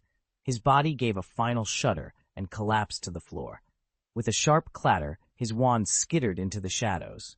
A young man knelt to retrieve it, and under the dim torchlight his full form came into view for Sherlock, Hermione, and, though concealed by the invisibility cloak, Harry as well. He was tall and lean, his dark hair framing a face so faintly defined it seemed pressed against foggy glass. Yet Sherlock needed no second look. This was Tom Riddle, the very boy from Dumbledore's memories. Sherlock's eyes darted between the inert Lockhart and the shadowy Riddle, realization striking him. You didn't just control Lockhart, he accused. You drained his life force, didn't you? Riddle's lips curved into a slow, mocking smile as he applauded. Exactly, he purred. I do love games, especially with clever opponents. Now, great detective, are you ready to answer my questions? Or would you like a taste of what it feels like when your soul is torn from your body? Sherlock gave a low, amused laugh, his steel-gray eyes burning bright. No need to resort to theatrics. If you want answers, why not address my question first? Riddle's lips curved into a thin smile. Judging by the way you're constantly rubbing your wand, you won't be able to keep quiet for long. After all, a plan 50 years in the making, wouldn't you want to savor every single detail? Sherlock's expression remained calm, but he met Riddle's gaze without flinching. Riddle nodded. Very well. What you see now isn't my living self, it's a memory. A memory? Sherlock's eyes narrowed. Riddle raised a pale finger and pointed to the foot of the looming statue. Yes, a fragment of my past, preserved in this diary for half a century. Sherlock followed the gesture and spotted a weathered notebook tucked beneath the statue's massive toe. He bent to retrieve it, his lips parting in understanding. So that's it. At the sight of the leather-bound diary, everything fell into place. That dark arts artifact Dobby had warned Harry about, the very object Lucius Malfoy tried to smuggle into Hogwarts, lay before them now. With every piece of the Chamber of Secrets puzzle finally in hand, Harry stole another look at Professor Lockhart, sprawled helplessly on the floor. The man appointed to teach defense against the dark arts had been exposed as a sham. He'd been nothing more than a pawn, first for Dumbledore, who'd hired him, then for Tom Riddle, who'd manipulated him through the diary, and even for eager young wizards who'd swallowed his tales of glory. Gilderoy Lockhart. At Sherlock's gaze, Riddle shifted his eyes down to the prostrate professor and curled his lip in disgust. "I should thank Lucius for his generosity," he sneered. "He's handed me this pompous buffoon whose head is stuffed with vanity and hollow achievements." His voice turned colder. "And the most absurd thing? This self-styled celebrity, who fancies himself brilliant, actually trembles at the sight of a diary." Since Sherlock's arrival, Hermione's panic had begun to subside, her expression slowly steadying as the true scope of the plot came into view. Hermione shook her head, exasperated. Honestly, anyone with half a brain wouldn't trust a notebook that thinks for itself. Tom Riddle's cold eyes flicked to her, a sneer curling the corner of his lip. "Miss Granger," he said, "a muggle-born wizard at the top of her class, surely proof that the wizarding world is on its last legs." Hermione's cheeks flamed, but before she could fire back, Sherlock gently placed a hand on her arm, urging silence. Riddle watched them with detached amusement, then allowed a rare, elegant smile to play about his pale features. In the soft lamplight, he looked almost unnervingly handsome. "Originally," he began, savoring the word, "Gilderoy Lockhart used my diary merely to chronicle his tedious daily exploits, his ridiculous flourish of a signature, his legion of fawning but infuriating fans, and his endlessly failed charm experiments." He leaned forward, voice dropping to a conspiratorial murmur. "Holmes, you're a man of intellect. You understand how insufferable it is to listen to someone utterly incompetent, yet forever droning on about their own greatness. And the most nauseating part of all? His precious dream of muggles and wizards living together in perfect harmony. How repulsive." Chapter 248. Saying the name Tom Riddle, now restored to his original, youthful appearance, curled his lip at Gilderoy Lockhart's grandiose plan to bring harmony between the magical and non-magical worlds. Then his voice dropped, turning almost mischievous. But everything changed the moment Lockhart wrote to boast that he'd secured the Defense Against the Dark Arts post at Hogwarts. A slow, perfect smile spread across Riddle's face, every bit as disarming as Lockhart's own, which had won him the Most Charming Smile award 5 years running. I played the part of his confidant to perfection. My letters dripped with flattery, each word tailored to stroke his vanity. I offered him nuggets of wisdom that fed his arrogance. Before long, he trusted me completely and even smuggled my diary into the castle. Yet he never had the nerve to showcase the magic I taught him. He insisted on performing every spell himself. Admittedly, I worried at first. After all, pixie charms are hardly a serious threat, but I soon realized I'd overestimated him. Simple fuss-budget tricks left him utterly helpless. Riddle's expression darkened, disappointment flashing in his eyes. It was clear he expected far more from the man who fancied himself a hero. Sherlock and Hermione exchanged a quick, charged glance, but said nothing. Riddle smiled, his confidence radiating like a beacon. "You've seen the end result. Everything unfolded exactly as I intended. After laying the groundwork in that first lesson, he began to depend on me more and more with each subsequent session. I don't mean to boast, Holmes, but I've always known how to tailor my methods to suit any individual, effortlessly bending them to my will. So this buffoon, who at first wouldn't trust a word I said, ended up obeying my every command. And then he opened his soul to me. That was the moment I'd been waiting for." He spread his arms wide, savoring the heady rush of triumph. The instant his soul was laid bare, I fed on it, like a basilisk devouring its prey, siphoning off his fears, his secrets, his most hidden desires. With every fear I consumed, my own power swelled. Before long, I was far stronger than that dullard who knows only the memory charm. Strong enough to share a few of my own truths with Mr. Lockhart, to reveal a sliver of my soul in return. Piece by piece, I transcended mere memory and forged myself an existence capable of commanding a physical form. As you can see, Mr. Holmes, the transformation is complete. Lockhart practically fell in love with me. Sherlock's brow furrowed at that phrase. Professor Lockhart's growing ease in your later classes simply demonstrates how deeply you'd ensnared him. Tom Riddle smiled. "Well said, Holmes. Now you should be able to piece together my plan, yes? Not piece together, Riddle, deduce, Sherlock corrected him. Turning back to their captive, Sherlock continued, the sequence of your crimes is clear. You manipulated Lockhart into opening the Chamber of Secrets. You forced him to kill the castle's roosters, then unleashed Salazar Slytherin's basilisk to attack students, along with a cat and even a ghost. What I can't fathom is why you had Pansy write that taunting message on the wall. You could have compelled Lockhart to do it himself. Riddle chuckled, but this time the sound was chillingly cold, belying the appearance of a 16-year-old boy. Both Hermione and the unseen Harry felt the hair rise on the backs of their necks. The laughter faded, and Riddle's voice hardened. That filthy little mudblood.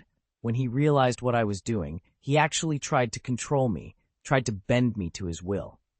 He glared defiantly, but Sherlock merely met his gaze with ice-cold calm. End of chapter. He even promised that one day we'd share the greatest honor, becoming the heroes who unite wizards and muggles. Tom Riddle sneered, veins of disgust barely concealed beneath his calm exterior. Pathetic. Sherlock Holmes's gaze was icy. You know, in that respect, Professor Lockhart was more honorable than you. A faint, cruel smile curved Riddle's lips. Because Lockhart refused to do it himself, so I manipulated Pansy Parkinson into doing my bidding. It cost me a great deal of power, but once he agreed to open the Chamber of Secrets, he gave up any right to autonomy. He shrugged, as if recalling a pleasant anecdote. I suppose I owe him some thanks for granting me the delight of stepping into the post of Defense Against the Dark Arts professor. After all, Mr. Holmes, I was your teacher for an entire term. Of all my students, only you and Harry Potter ever truly earned my respect. Holmes's jaw tightened. Thank you. Riddle inclined his head in mock deference. You're welcome. With that final humiliation inflicted upon Lockhart, Riddle's posture regained its former elegance. He turned his dark, unblinking eyes back to Holmes. Mr. Holmes, Lockhart had regaled me with every thrilling detail of Harry Potter's past. The boy who'd survived Voldemort's curse, the hero of the wizarding world. Naturally, I was fascinated. I even offered to have Lockhart deliver my diary, the key to exposing the truth, straight into Harry's hands. Imagine the look on his face when I personally brought down that lumbering oaf Hagrid and proved my innocence. It would have earned me Potter's trust in an instant. But Lockhart flatly refused. What a pity. Harry, standing at Sherlock Holmes's side, was seething.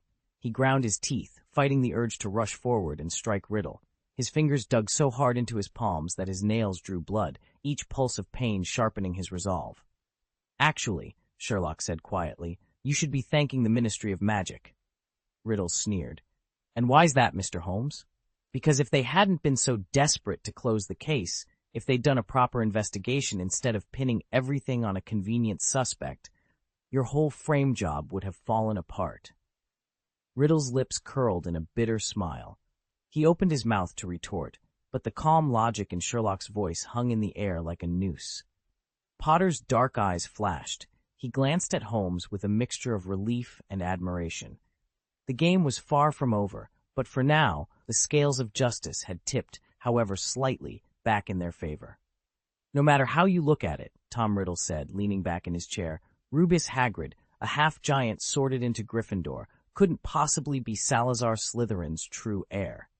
He laughed again, a cold, mirthless sound. Sherlock Holmes. No, Sherlock, you're absolutely right.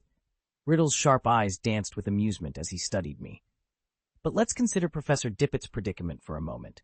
On one side there's me, Tom Riddle, an orphan from a meager background, brilliant, courageous, a prefect, the school's model student, and on the other, Rubeus Hagrid, untamed, lumbering, perpetually tripping over his own feet, harboring werewolf cubs under his bed, sneaking into the forbidden forest to wrestle with trolls. He paused, letting his words sink in. Who in their right mind would suspect me? Even I didn't predict just how flawlessly it would all unfold. You see, it took me 5 long years to uncover the Chamber of Secrets mysteries and find that hidden entrance. And when the moment was right, everything fell into place, just as I had planned. Sherlock let out a small, amused chuckle. Even if we ignore Hagrid's background, that great oaf simply couldn't have pulled this off. That's exactly why you should be thanking the Ministry of Magic, Riddle shot back with a smile. Without their help, your plan never would have gone off without a hitch. All right, Sherlock replied, raising a gloved hand in mock surrender. I'll express my gratitude when the time is right. But you must admit, Albus Dumbledore was convinced of Hagrid's innocence from the start. He even persuaded Dippet to keep him on as gamekeeper, and personally trained him for the job. Between you and me, although Dumbledore brought me to Hogwarts, I've never felt he favored me as much as the other professors. Riddle leaned, Ed back in his chair, folding his arms. You know, that actually makes me think more highly of Dumbledore. Sherlock's cold eyes flicked toward Riddle. Back to the point, tell me what happened next, and why you decided to remain in the diary. Riddle's lips curved into a thin smile. With Hagrid expelled, opening the Chamber of Secrets at school would have been too risky. You think so? Sherlock drew a slow breath, his gaze keen. Riddle inclined his head, as cordial as ever. Thank you for the compliment, Sherlock. You're welcome, Riddle. Across the room, Hermione Granger watched them with knitted brows. Ever since the interrogation began, both Sherlock and Tom Riddle had seemed off. Something about their newfound civility and the way they circled each other like predators left her uneasy. She couldn't shake the feeling that the real danger was only just beginning. Given last year's events, you'd have expected a duel the moment they met. Yet now, one moved with cool elegance, the other sat serenely self-assured. Judging by their demeanors alone, they might have been old friends reunited after years apart, hardly enemies about to clash. Hermione watched, bewildered, as Riddle took Lockhart's wand and began a series of dazzling, intricate flourishes. He spoke slowly, each word measured. I couldn't bear the thought of my years spent hunting the Chamber of Secrets going to waste, so I preserved the 16-year-old me in a diary. That way, perhaps by chance, I might one day steer someone else along my path to complete Salazar Slytherin's noble work. Sherlock let out a soft sigh. And later, the real you entrusted that diary, your younger self, to Lucius Malfoy. You were remarkably lucky to slip past the school's inspections. Riddle's lips curved into a half-smile. I heard about this from Mr. Filch, of all people. Gilderoy Lockhart hovered uneasily by the doorway, waiting for his moment to speak. But Tom Riddle scarcely spared him more than a contemptuous glance. Even if you searched him from top to bottom, Riddle said coolly, you'd never find that diary I created. Sherlock Holmes cocked an eyebrow. You sound remarkably sure of yourself, considering it's hidden somewhere on a schoolboy's person. Riddle sneered. Of course I'm confident. I am the greatest wizard who ever lived. Holmes leaned forward. Is that why you abandoned the name Tom Riddle? Riddle's eyes flashed. Why would I cling to my filthy muggle father's name? You should know that the blood of Salazar Slytherin himself runs through my veins, passed down from Salazar's descendants to me. My father, that wretched muggle, abandoned me as soon as he learned my mother was a witch. So I chose a new name, one that would echo through the ages and strike fear in every wizard's heart. A name no one would dare speak, until now.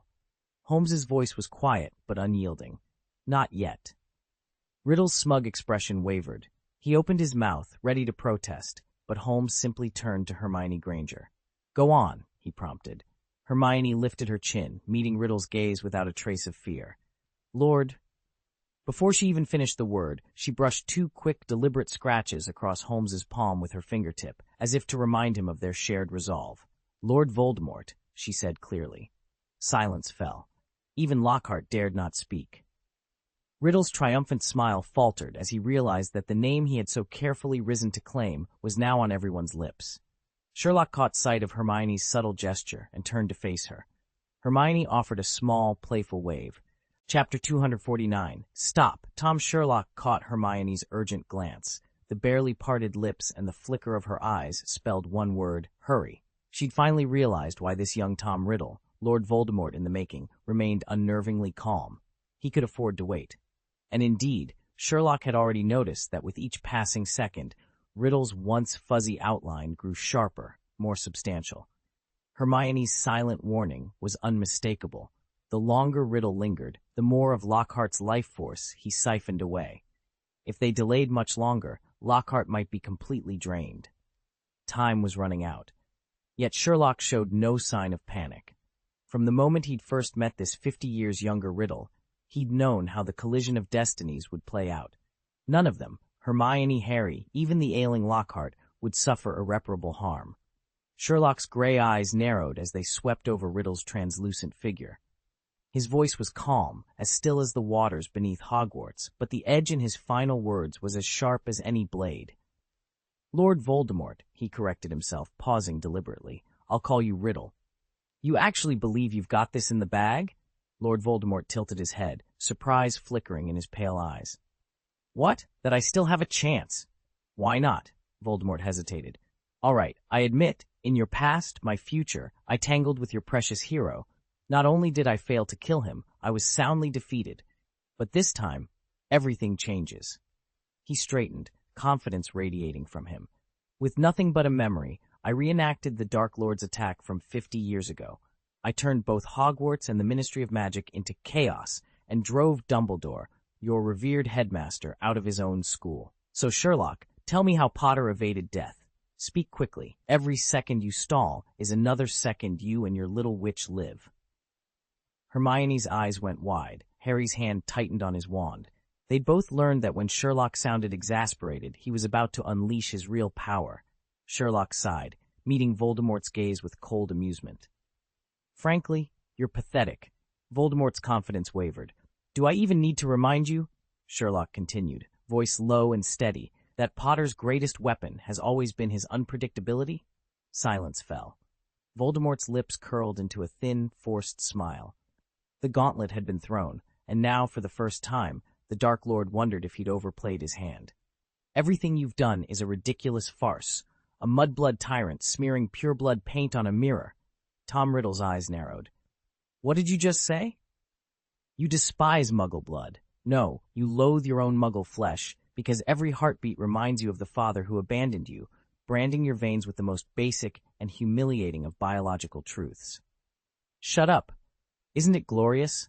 The so-called last heir of Salazar Slytherin, when in truth you're nothing more than mold in a damp orphanage, hiding behind stolen names like a makeshift fig leaf." "Shut up, I told you to shut." Sherlock stepped forward, voice low and unrelenting. "Admit it, Tom Riddle, your pure-blood holy war is just a grand act of self-punishment.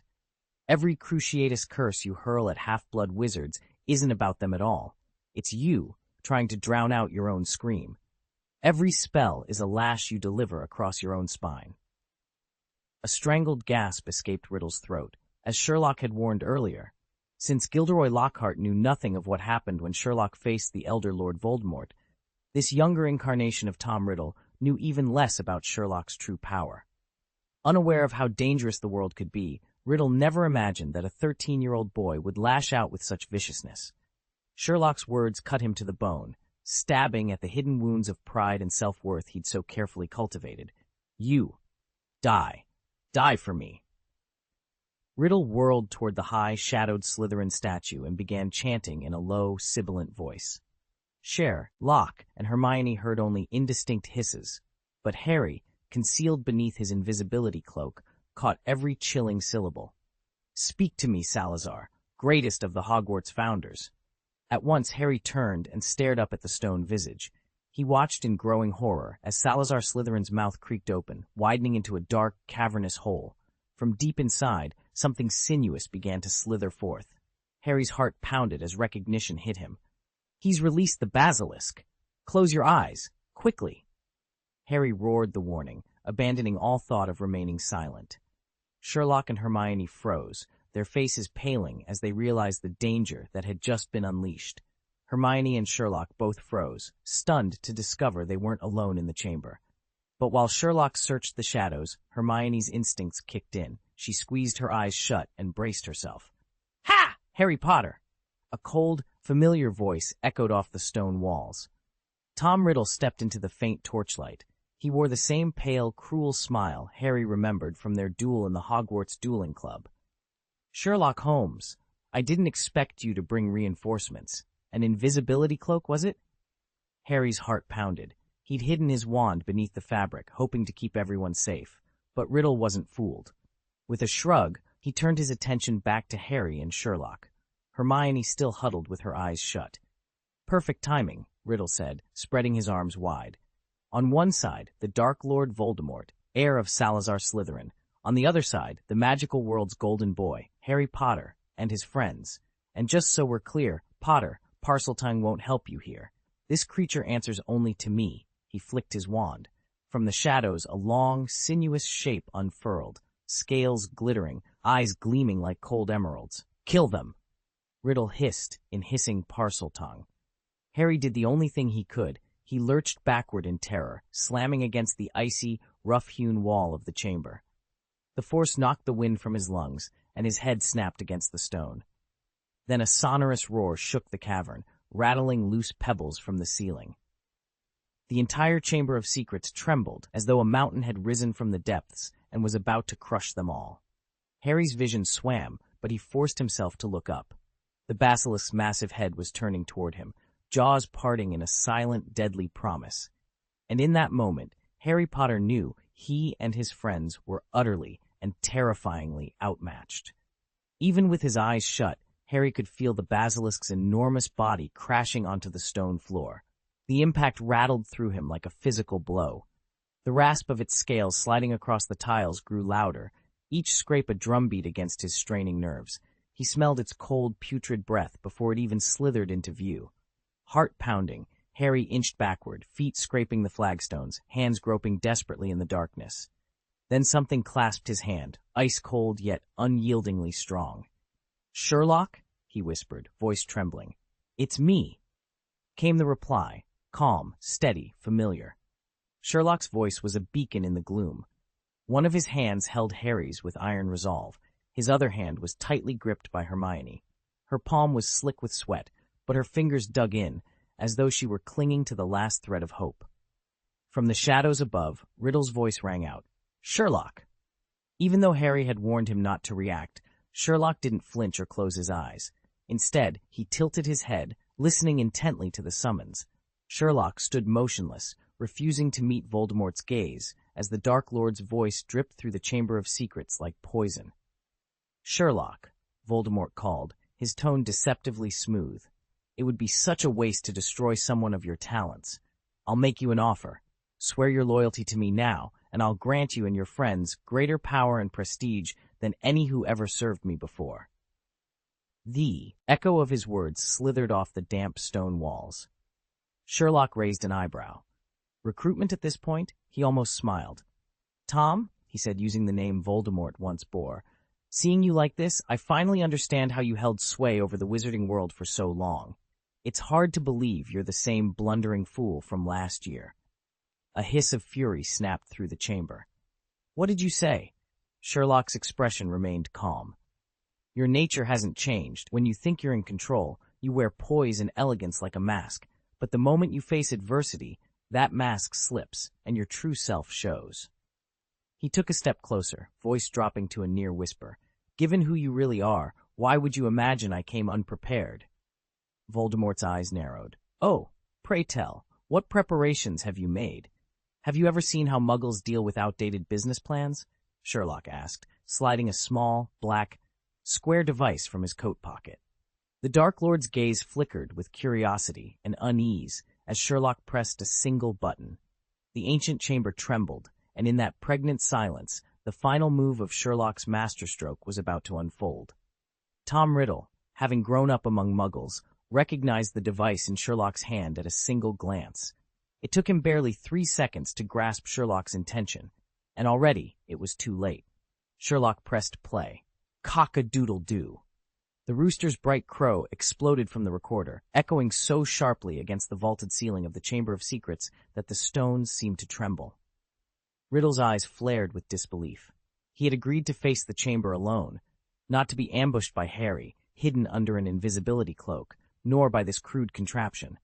The basilisk, over 20 feet of lethal serpent, whose very gaze could slay, froze in mid-strike. Its raised head stopped dead, unblinking, as though turned to stone. The basilisk shuddered under the dawn's first crow, its massive body twisting and convulsing on the chamber floor. Its scales ground against one another with a harsh screech. Gone was the world-devouring power it had wielded only moments before. "No!" Tom Riddle's voice cracked, a volatile mix of fury and agony contorting his pale features. He raised Gilderoy Lockhart's wand and aimed it toward Sherlock and the others. Avada! But his incantation died on his lips. The emerald beam sputtered halfway, then was obliterated by a sudden, searing scarlet blast that cleaved the darkness like the first sliver of sunrise. Riddle's body snapped backward as if hauled by invisible strings, the stolen wand flying from his hand in a graceful silvery arc before landing squarely in a waiting palm. A moment later, the wand's new owner stepped into view, an elderly man in half-moon glasses, his robes shimmering faintly in the growing light. Over the basilisk's final feeble wail and the rooster's triumphant crow, he spoke, his voice calm yet unyielding. "Stop, Tom." Chapter 250, Still Daring to Bark. Here Tom Riddle staggered to his feet in the dim, damp chamber. First, he'd been caught off guard when Sherlock Holmes ushered an invisible Harry Potter into the basilisk's lair. Then, he'd been outright shocked when Holmes pressed play on a tape recorder and a rooster's crow rang out, slaying the beast he believed made him invincible. Now, as he gazed at the man who had dealt him this final blow, pure dread tightened in his chest. Albus Dumbledore. Throughout the confrontation, Riddle had worn an expression of supreme confidence. With the basilisk at his command, how could a trio of underage wizards, one known as the savior of the magical world, another famed for brilliant deductions, and a third celebrated as a top student, mount any credible challenge? He'd assumed their combined talents would be no more than a petulant bark at the foot of his power. He hadn't counted on Sherlock's cunning pre-recording of a rooster's crow, nor on Dumbledore's timely arrival. Even now, bruised and shaken, Riddle clung to his arrogance. Striding forward, his cold gaze swept over Sherlock Holmes, Harry Potter, and Hermione Granger with disdain. "You dare still stand here and bark at me?" he hissed, voice echoing off the chamber walls. "Even without my basilisk, you are nothing but 3 impudent children." Dumbledore stepped between them, his silver beard catching the flicker of torchlight. Calm and unflinching, he met Riddle's glare. "Underestimate the young at your peril, Tom. They may be young, but their hearts and their allies are far stronger than you know." Riddle's lip curled into a sneer. He straightened his cloak, as though regaining some flicker of authority. Allies? Potter's invisibility cloak and Holmes's. What was it? A tape recorder. Little comforts that will not save you now. Sherlock's steady voice cut in. "It's called foresight, Riddle. Opponents who rely solely on brute force are always surprised by a clever strategy." Hermione stepped forward, wand at the ready. "So make your next move," she challenged, "if you can." Silence fell, heavy as the serpent's coils once had been. Riddle's eyes narrowed, but the fear that had sparked there a moment ago refused to be entirely banished. Across the chamber, hope glimmered in the faces of the 3 friends, and behind them, the figure of the greatest wizard of their age. With that, the real battle began. They had no idea who really held the reins of power here. The moment Albus Dumbledore appeared, everything changed. To most people, he was the only wizard Voldemort truly feared, and one of the very few who could stand up to him without flinching. Yet even that view missed the full story.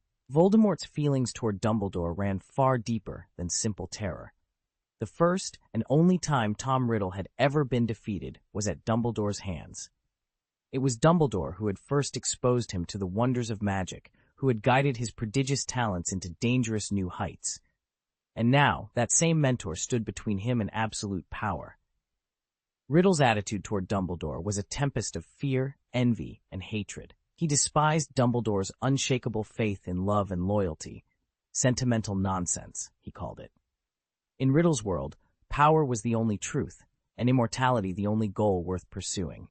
He believed that if he could just grow strong enough, if in 50 years his magic reached its trough, he would finally be able to crush Dumbledore once and for all.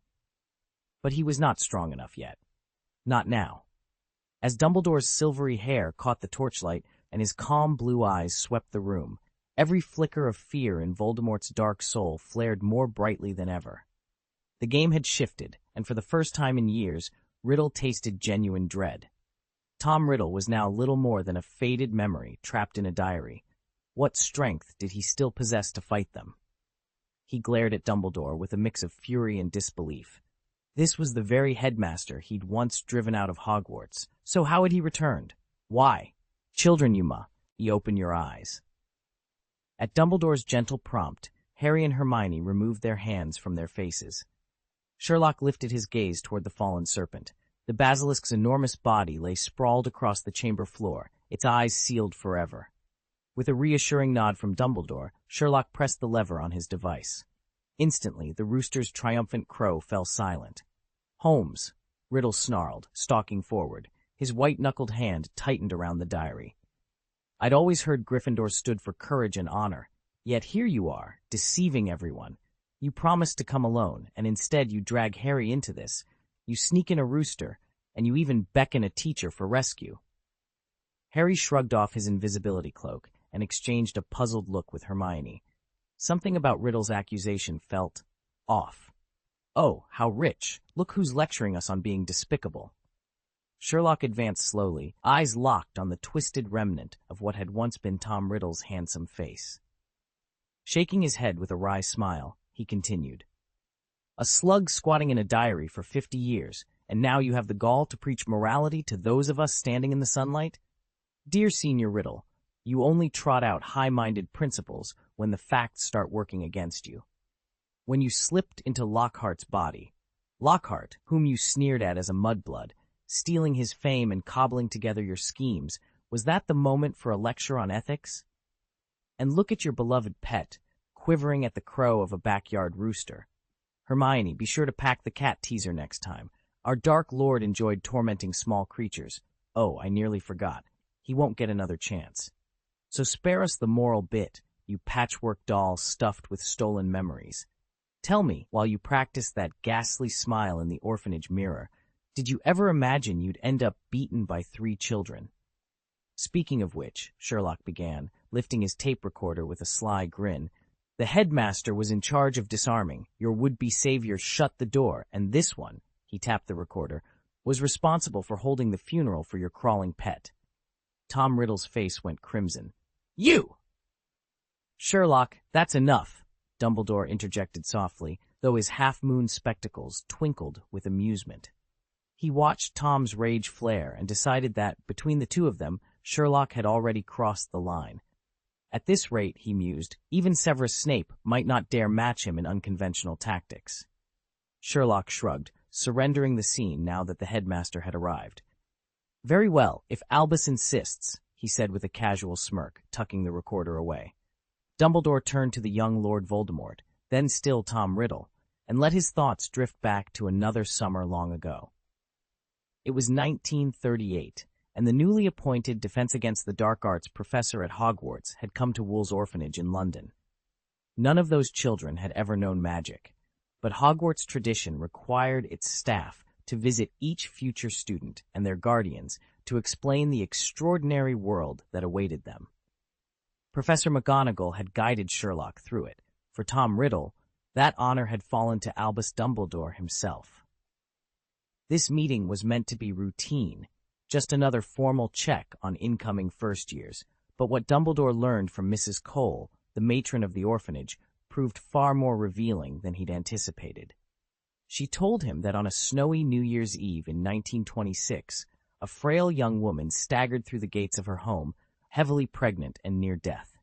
Before she succumbed in childbirth, the woman whispered her son's name, Tom, after his father, Marvolo, after her own father, and she made clear his family name was Riddle.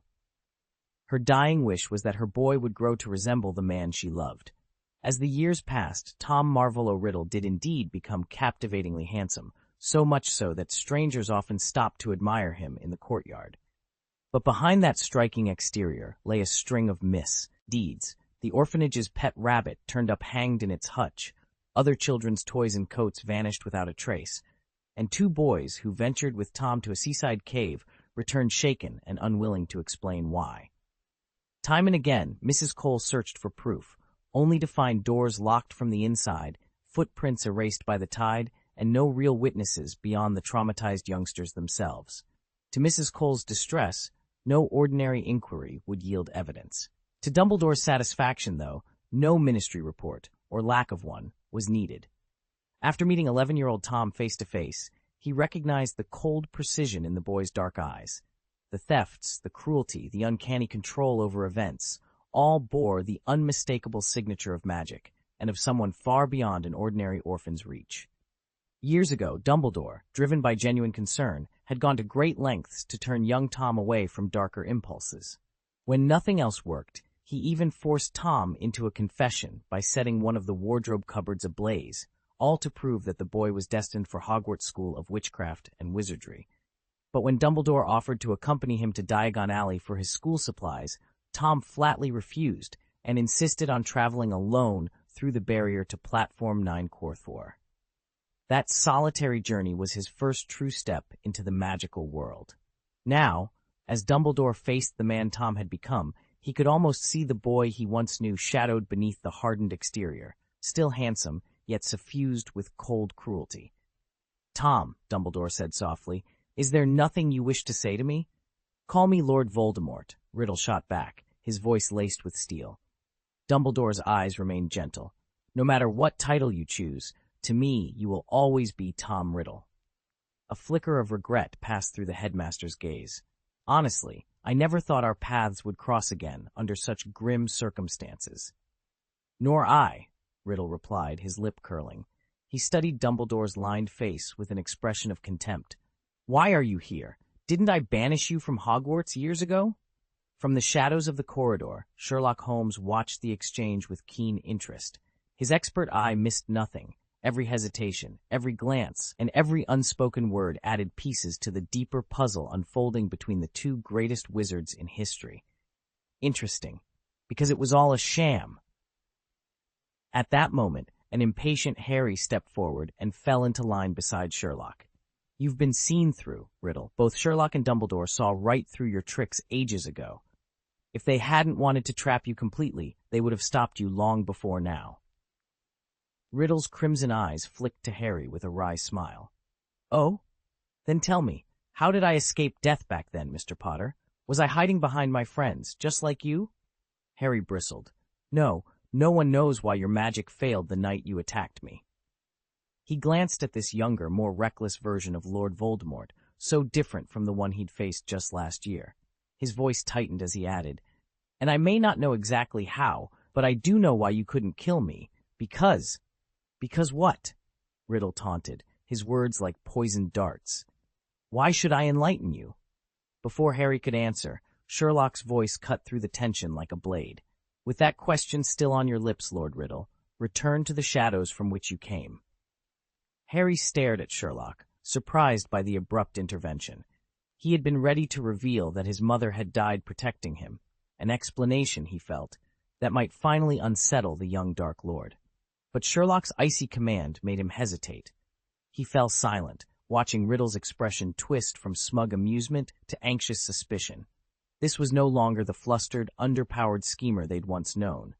Something dangerous and wholly unpredictable had awakened in him. As Harry refused to answer, Tom Riddle's patience snapped. He turned on the younger boy, his dark eyes glittery and with cruel delight, far from the composed 16-year-old they had all known. "Don't you want my life, Harry?" Riddle taunted, stepping forward slowly. "Come on, kill me. After all, I killed your parents. If you slay me, you'll have avenged them. You're only 13, aren't you? 3 years younger than I was when I took my first life. Imagine how impressive that would be." Harry's heart pounded. He took a half step back, startled by Riddle's bold provocation. The older boy's grin widened as he saw his trap working. "Go on, Harry. Do it," Riddle urged, spreading his arms in mock invitation. Then, shifting his gaze, he sneered at Professor Dumbledore. "And you, Albus, you wouldn't ask your star student to commit such a monstrous act, would you?" Dumbledore's tone remained unshaken. "Tom, we both know there are other ways to defeat a man. I confess, ending your life alone would do little to satisfy me." Riddle's smile turned savage. "There are things far worse than death, Albus," he hissed. "Horrors you still fail to recognize after all these years." Dumbledore's eyes narrowed, but he offered no immediate reply, the charged silence stretching between them as Harry looked on, torn between dread and disgust. "You're still not truly gone, are you?" Tom Riddle's voice sliced through the chamber, cold and triumphant. He lifted his pale face to Dumbledore, sneering with undisguised contempt, then spun to face Sherlock and the two young wizards at his side. "This is the prodigy you've trained? Hardly impressive. Harry, why do you stand there frozen? Show me what you've learned. Stand and fight. Remember your parents. Didn't they fall to their knees before me, begging for their son's life? They pleaded, hoping I might show mercy." "Enough!"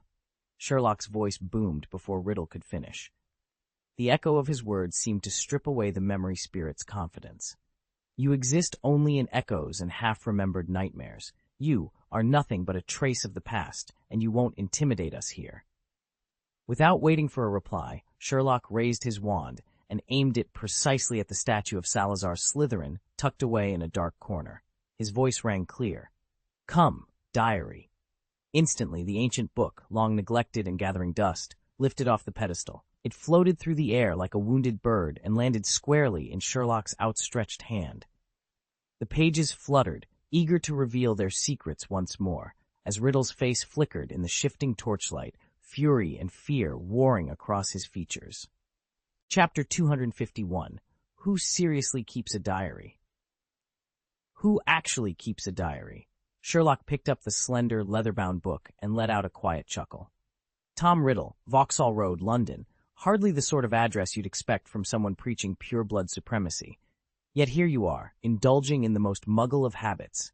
He flipped it open. Aside from a faded date stamped on the cover, every page lay untouched. From his coat pocket, he withdrew a quill and wrote, in neat, flowing script, "The quick brown fox jumps over the lazy dog." For a heartbeat, the letters glowed on the paper before vanishing as if the page had devoured them whole. Sherlock nodded, unperturbed. "Just as I suspected." Tucking the quill away, he met Albus Dumbledore's gaze, ignoring the furious stare coming from Tom Riddle. "Headmaster, if you still wish to spare Professor Lockhart, we can end this now." Dumbledore's eyes drifted from Riddle's snarling face to Sherlock's calm composure, then settled on the shaken, crumpled form of Gilderoy Lockhart on the floor. He drew a slow, resigned breath and let out a long sigh. The moment stretched taut. Then, by some silent flourish, a ragged, ancient hat appeared in Dumbledore's hand. With a single, effortless wave, the tattered sorting hat hurtled through the air toward Sherlock. Startled, Sherlock lunged forward and caught it by the brim, instantly recognizing the very hat that had placed him in Gryffindor all those years ago. But Dumbledore's serene smile told him this was no nostalgic gesture.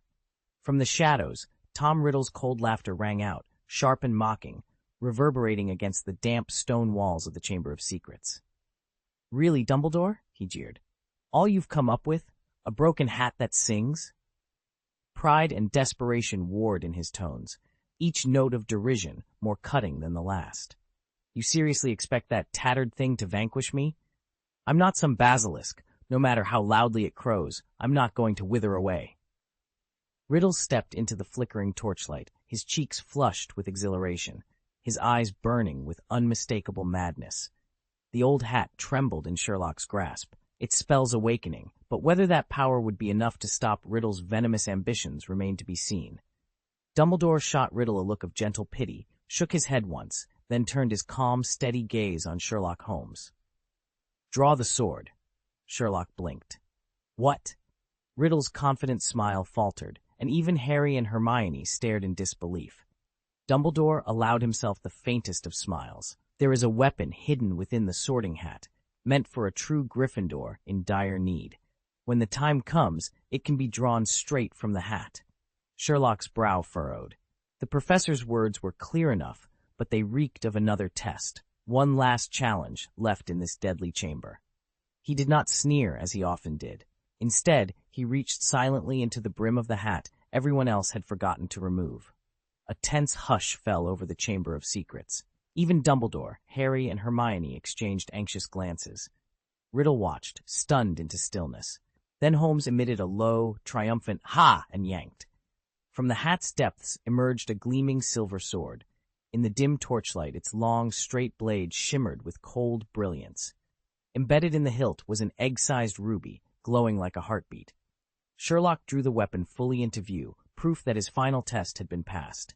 The ruby at the sword's hilt glowed like a living heartbeat, warm, pulsing, and intense. Sherlock studied it, noticing the inscription carved just below the gem, Godric Gryffindor. He looked up at Dumbledore. The sword of Gryffindor? The headmaster nodded. Yes. Can it kill this creature?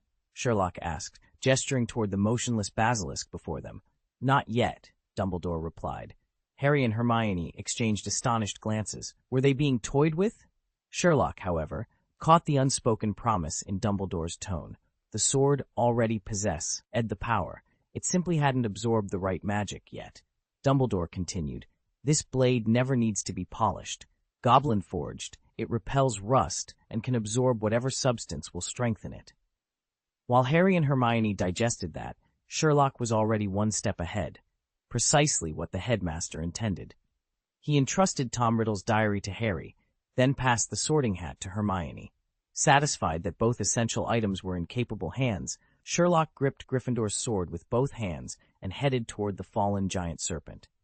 Up close, the horror of the basilisk was undeniable, and he was ready. The basilisk's sinuous body lay coiled like a small hill, its scales gleaming with a cold sheen in the dim light. Even in death, it radiated a palpable aura of dread. Sherlock took a steadying breath, then raised the sword of Gryffindor high above his head with both hands. His muscles flexed, veins prominent along his forearms, and his face was set in fierce determination. In a single, lightning-quick motion, he brought the blade down onto the creature's massive skull. Whether it was the sword's legendary sharpness or the basilisk's lifeless state, the penetration proved far easier than he had anticipated. With a muted thud, the steel met only slight resistance before slicing clean through the monster's head. Watching from the shadows, Tom Riddle maintained a composed facade, but inside he burned with frustration and fury. Every instinct screamed for him to stop Sherlock, to preserve this fragment of his past. Yet with Dumbledore standing nearby, he was utterly powerless. He knew, with a sinking heart, that this memory, once his proudest triumph, was about to be irrevocably destroyed. He still clearly remembered the face of the young man who'd ruined his plan, but now it was too late. Sherlock held the massive blade he'd wrenched from the basilisk's body, its edge glistening with green venom. A moment passed as the toxin pooled along the fuller. Then Sherlock nodded to himself. Dumbledore had been right. This would do the trick. That should be enough, he murmured. Turning, he beckoned Harry forward. Place the diary on the floor. Harry's initial confusion melted away, replaced by steely resolve and unwavering trust. He knelt, laid the leather-bound volume flat on the cold stone, and stepped back beside Sherlock. Sherlock squared his shoulders and addressed the diary as if it were a villain in the flesh. Have you prepared your final words, Mr. Riddle? From the book's cracked pages came Tom's cold hiss. This isn't over. You'll pay for this. I will return. Sherlock shook his head, a hint of rueful disappointment in his eyes. An old threat, nothing new. He raised the sword of Gryffindor and drove it straight into the center of the diary's cover. The blade sank through cursed parchment with a soft, echoing thud. Silence swallowed the chamber, brief, tense, then broken by an anguished wail that seemed to shudder through the walls. Light exploded from the book in a blinding flare. For an instant, the chamber was awash in emerald fire, and then, darkness. When the luminescence faded, the diary lay in two pieces on the floor. The last echo of Tom Riddle's scream died away, leaving only the steady drip of basilisk venom from the sword and the triumphant quiet of victory. A piercing, ear-splitting scream tore through the chamber, and inky black liquid exploded from the diary, flooding the stone floor like a rising tide. Tom Riddle's spectral form writhed and twisted, arms flailing as if to grasp some lifeline, but there was none. With each agonized shriek, the ink welled higher, and his outline grew hazy until at last he dissolved into the darkness, as though he had never existed. The diary lay smoking on the ground, its cracked cover oozing tendrils of black vapor. Sherlock tore his gaze away from the smoldering book and looked to Dumbledore. The headmaster's calm eyes swept over Sherlock, Harry, and Hermione in turn, lingered on the still unconscious Lockhart, and finally rested on the scient blade of the sword of Gryffindor embedded in the diary's spine. The room fell into a heavy silence. After a long moment, Dumbledore exhaled deeply. "Let's go," he said quietly. When Sherlock entered Dumbledore's office, every portrait of a former headmaster turned away from the newcomer, leaving only silent canvases. Fawkes the Phoenix let out a few clear, mournful cries, filling the air with an otherworldly echo. Fawkes alighted lightly on Sherlock's shoulder and gave a gentle peck at his ear. As Dumbledore had promised, the Phoenix was now more magnificent than ever. Every feather glowed in shades of red and gold, and its tail, as long as a peacock's, shimmered with iridescent light. Its claws gleamed like spun gold, and after flashing its sharp beak and two bright coal-black eyes at Sherlock, Fawkes fluttered back to the gilded perch hidden behind the door. Dumbledore watched the exchange with a fond smile. Then he turned his attention to the large oak desk before him. Beside him stood Harry, Hermione, Ron, and Sherlock, all following his gaze as it settled on three objects laid out in a neat row. 1. Tom Riddle's diary, torn and burnt, the remains of the Horcrux that Harry had destroyed with the Sword of Gryffindor. 2. The Sword of Gryffindor itself, its blade spotless and gleaming. 3. The old sorting hat, looking unremarkable now, but still harboring the magic and secrets of countless generations. Dumbledore let out a long, satisfied breath. "It's finally over," he said softly. He pushed back from the desk, relief sparkling behind his half-moon spectacles. His white beard trembled as a warm, almost maternal smile spread across his face. "I must thank you all properly," he began, his voice gentle as a spring breeze. "You've proven that my faith in you was not misplaced. The future of our world, its peace and prosperity, rests in your hands. It is yours to shape. Now," he announced, "I welcome any questions you may have. This time, I won't refuse to answer." At this, Ron leaned over and nudged Harry. "That's exactly something Sherlock would say," he whispered with a grin. Ron knew what he was talking about.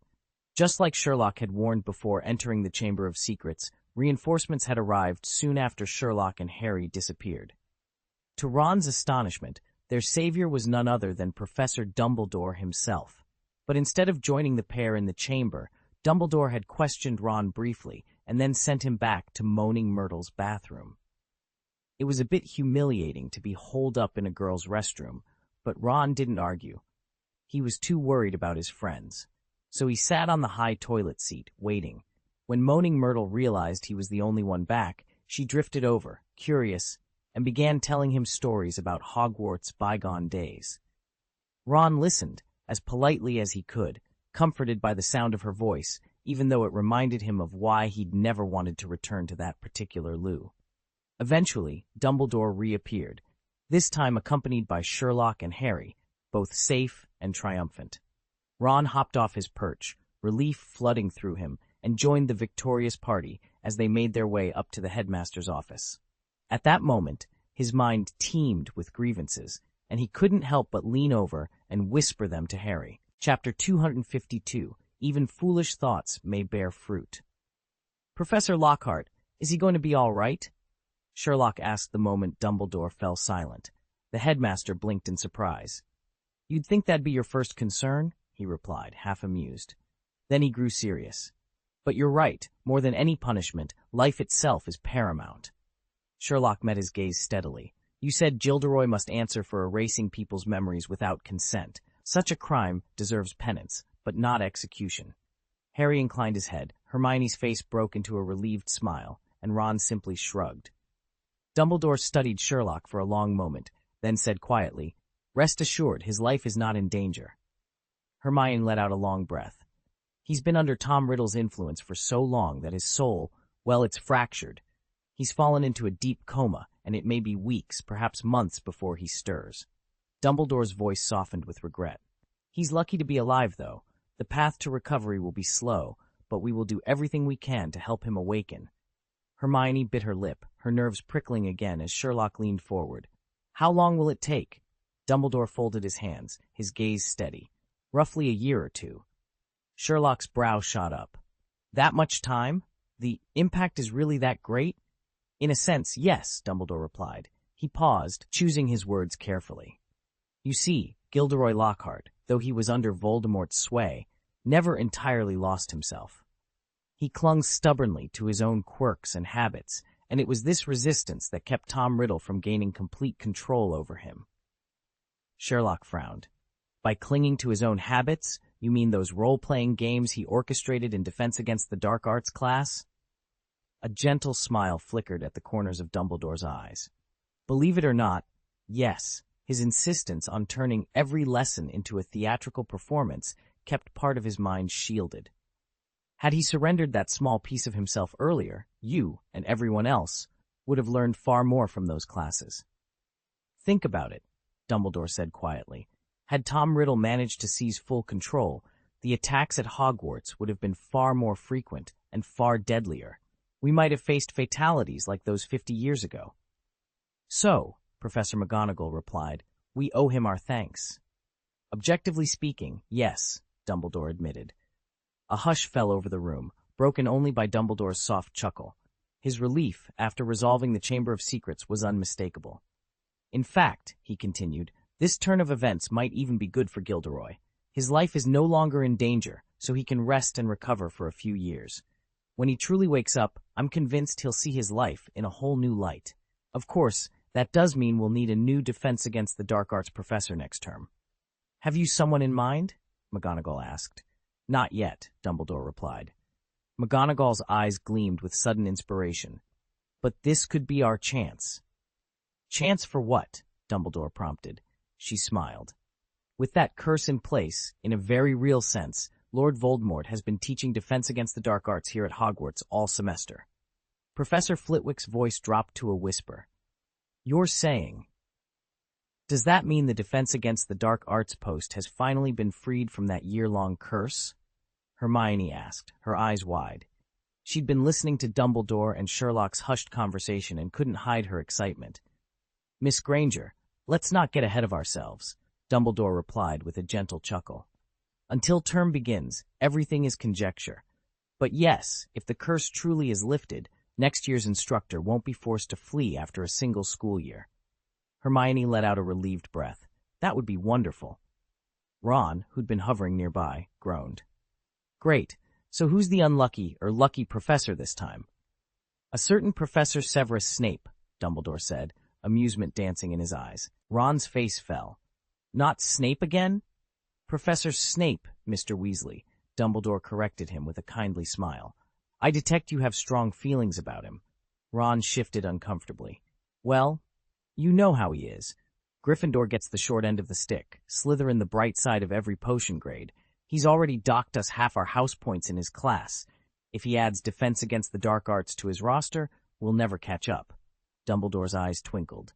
If my hunch is correct, you might just get to keep most of those points after all. Hermione exchanged a glance with Sherlock, who offered a small, knowing nod. The trio fell silent, each imagining the possibilities of a curse-free Dada professor, Snape included. Dumbledore's voice rang out across the Great Hall.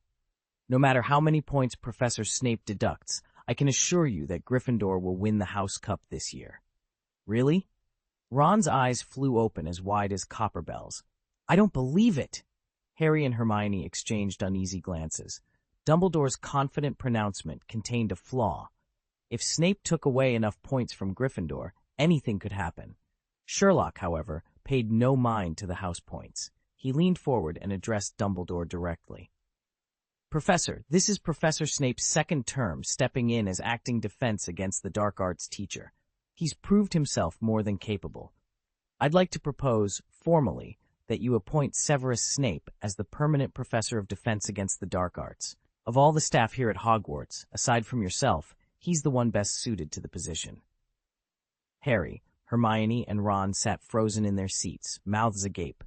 Could they really have heard that correctly? Dumbledore's face brightened into an even wider smile. Ah, Sherlock, I'm delighted you see it that way. I know Severus will be honored by your confidence. He's long hoped to hold the Defense Against the Dark Arts chair. His skill in that field is undeniable. Yet he is also one of the finest potion masters I've ever known, and such talent is rare. That, I admit, has complicated matters. Silence settled over the hall as everyone absorbed what Dumbledore had just revealed and what Sherlock had just proposed. At last, the headmaster's eyes twinkled as he rose from his seat. The decision, it seemed, was far from over. Before he can be freed up to teach Defense Against the Dark Arts, we need to appoint a potions master of equal caliber, Dumbledore said thoughtfully. Frankly, I'd rate the difficulty of finding such a candidate on par with filling the Defense Against the Dark Arts post itself. He shook his head regretfully, then looked around the table. Any more questions? Sherlock, Harry, and Hermione all shook their heads. Then Ron shot up his hand. Encouraged by Dumbledore's nod, he asked, Sir, if Sherlock already had the sword of Gryffindor, why did he bother to stab the basilisk before destroying the diary?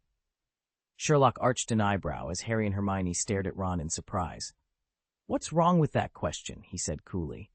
Harry reddened, but said nothing. Hermione leaned forward and admitted, I didn't expect you to catch that. Sherlock gave a wry smile.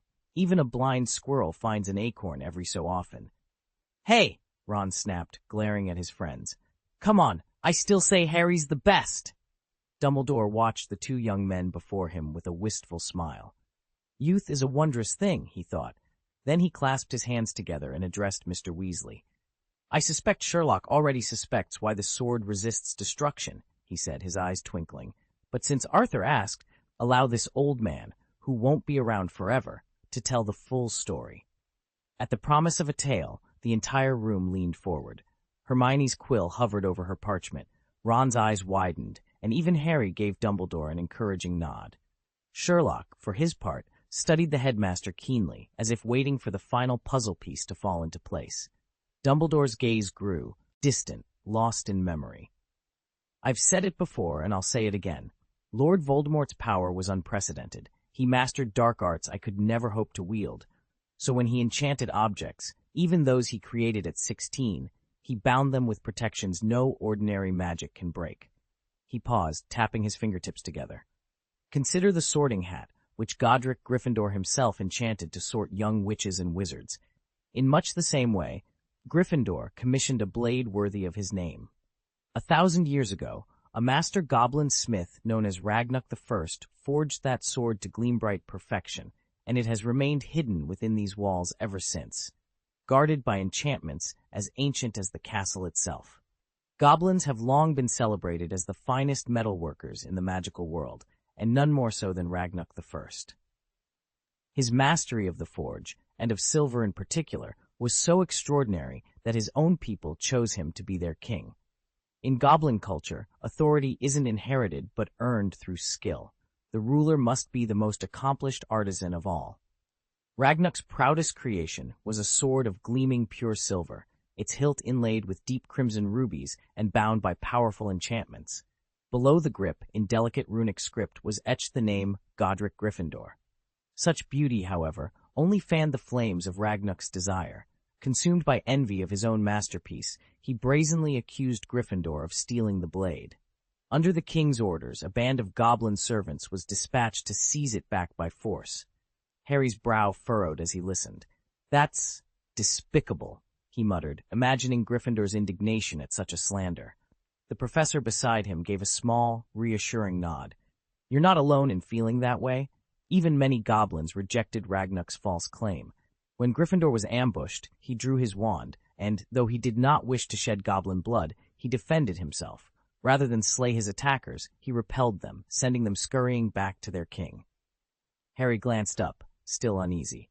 Sorry, Professor, it seems so unfair. The professor smiled gently. Indeed, after driving off the assault, Gryffindor delivered a clear warning. Let Ragnarok, or any goblin, lay hand upon that sword again, and he would not hesitate to declare war. And so, despite the king's treachery, the blade remained with its rightful owner, a symbol of courage no enchantment could ever match.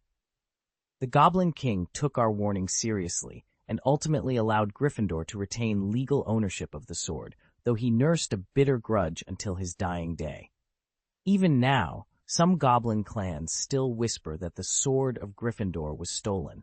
So if you ever encounter a goblin who insists the blade belongs to them and not to us, don't be surprised. Sir, Ron said, raising his hand again, may I ask one more question? By all means, Mr. Weasley, Dumbledore replied with a gentle nod. As I mentioned, I won't refuse to answer anything you'd like to know. Buoyed by the invitation, Ron pressed on. Why would a wizard ever need a sword? Aren't wands supposed to be our primary weapons? He cast a quick conspiratorial glance at Sherlock. It's actually a common question, and the answer is quite simple. Before the International Statute of Secrecy was enacted, wizards and muggles interacted openly.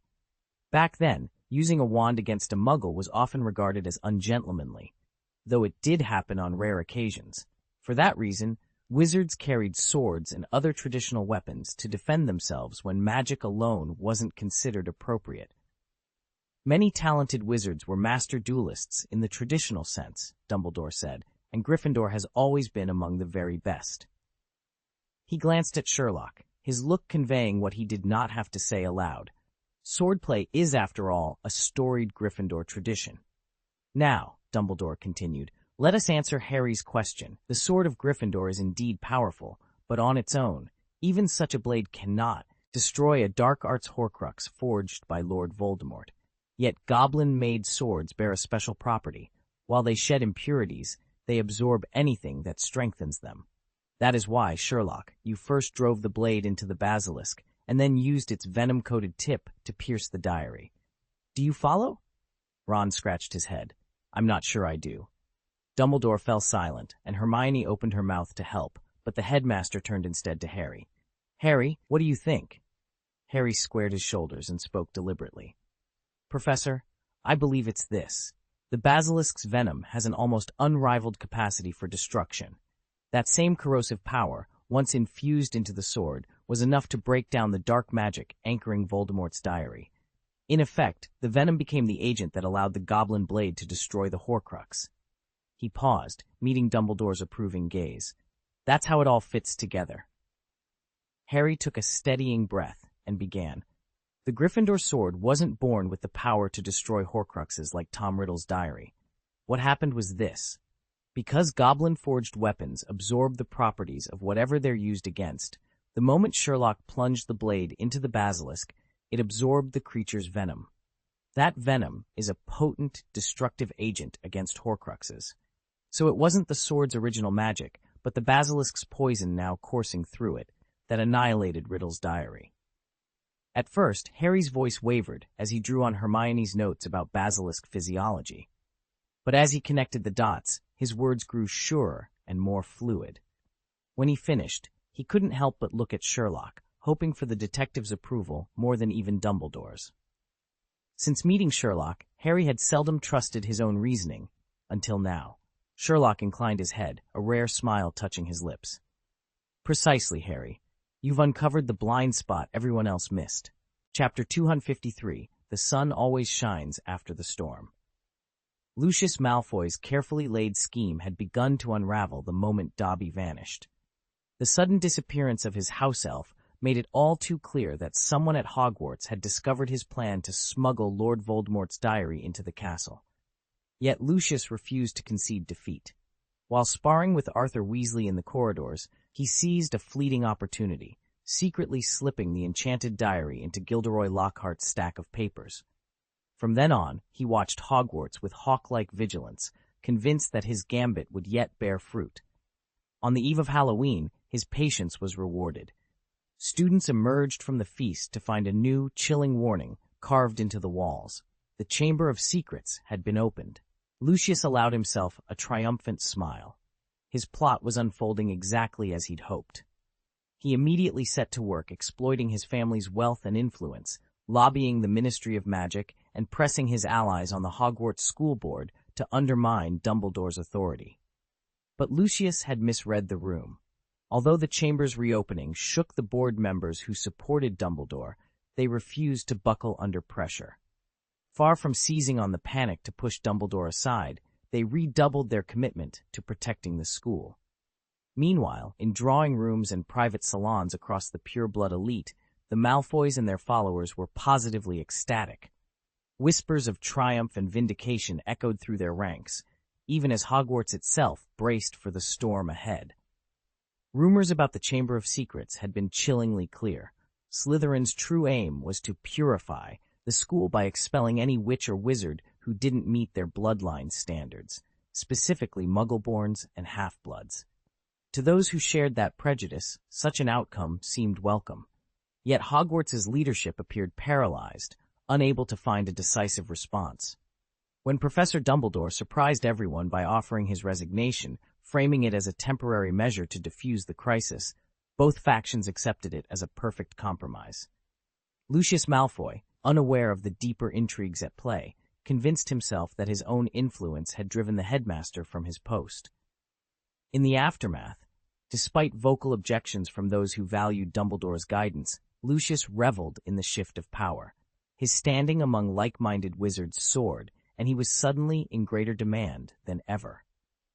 Encouraged by his father's ostensible victory, Draco Malfoy swaggered through Hogwarts with newfound arrogance, flaunting his family's prestige at every turn. Neither Malfoy realized that they had walked straight into a trap, one that had been laid with ruthless precision. And Draco, to his own undoing, was the loudest to boast about it. The next morning, Hogwarts lay hushed with anticipation. Word had spread that Dumbledore was about to speak, and in the Great Hall every face was turned toward the familiar, shabbily cloaked figure stepping onto the dais. Even Lucius Malfoy, who'd been pacing impatiently near the staff table, straightened at once and marched forward. "Albus," he demanded in a cold, clipped tone, "by whose authority do you stand here? The Board of Governors clearly suspended your duties once, and for good reason." Dumbledore's eyes twinkled behind his half-moon spectacles. "The very same board, Lucius, has reconsidered my suspension, thanks in no small part to some newly uncovered evidence." With a gentle wave of his hand, Dumbledore summoned the enchanted portraits flanking the hall, and an image shimmered into view. Letters, ledgers, and stained envelopes, all linking Malfoy to covert bribes and threats against his fellow governors. A hush fell. Lucius's face paled as the assembled teachers and students murmured in shock. He took a halting step back, anger and fear warring behind his eyes. He'd been so certain of victory, only to discover he'd been outsmarted. Before Lucius could recover, the hall erupted into cheers. From the first year S to the silver-haired seniors, students leapt to their feet, clapping and shouting. Even the Slytherins, half-bloods and purebloods alike, couldn't resist raising their voices. Rumors had already begun circulating that the Lion King and the Savior had once again delivered Hogwarts from ruin. Sherlock Holmes, whose fierce intellect had unmasked Tom Riddle's diary, and Harry Potter, whose courage had sealed the Chamber of Secrets for good. Lucius Malfoy, shoulders slumped, watched as admiration rained down on the two young heroes. The storm had passed, the sun was shining again over Hogwarts, and this time there was no denying who truly held power within its walls. The recent attacks by the Basilisk laid bare the true nature of Slytherin's heir, an obsessive blood purist bent on eradicating not only Muggle-born witches and wizards, but even half-bloods. Until now, the heir's power had been too great for anyone to challenge. The half-blood students of Slytherin learned quickly to keep their heads down and appear loyal. With the threat finally ended, however, there was no longer any need for pretense. Genuine relief, and even joy, broke through the house tables in ways that would have been unthinkable only days before. Unsurprisingly, the full story of what happened in the Chamber of Secrets was known only to a very few. Among students and faculty alike, speculation ran rampant, and rumors grew wilder by the hour. In truth, only Professor Dumbledore and a small circle of four, Sherlock, Harry, Hermione, and Ron, knew the entire sequence of events and the terrible stakes involved. It was Sherlock, Harry, and Hermione who had ventured into the bowels of Hogwarts and come face to face with young Tom Riddle, the 16-year-old memory of Lord Voldemort entombed within a bewitched diary. There, hidden in the darkness, they witnessed him seize control of Gilderoy Lockhart's mind, using the diary's insidious magic to do his bidding. Had it not been for their courage and for Harry's timely intervention, the heir's campaign of hatred would have claimed many more lives.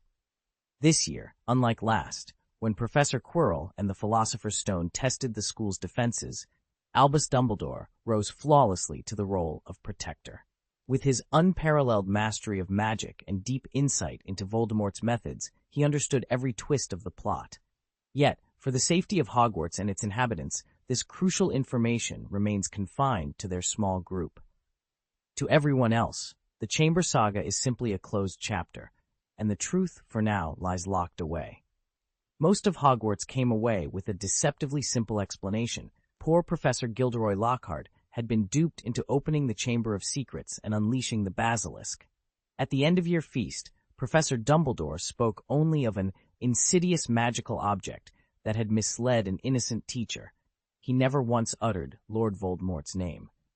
Not even the fact that Pansy Parkinson had fallen under its sway was revealed. That deliberate omission served a purpose. The wider wizarding world, guided by the Ministry of Magic, still believed Voldemort was dead. Admitting his return, they feared, would shatter public confidence and plunge society into panic. Dumbledore himself was adamant that announcing the truth too soon would bring chaos, so for now he chose to keep the real mastermind, Voldemort, out of the conversation. Thanks to Harry's persistence, Sherlock had arrived at a new conclusion. Beyond the obvious, Dumbledore's public concern over the Chamber of Secrets, Albus was quietly pursuing another thread of investigation. He simply felt it wasn't the right moment to unveil his full plan.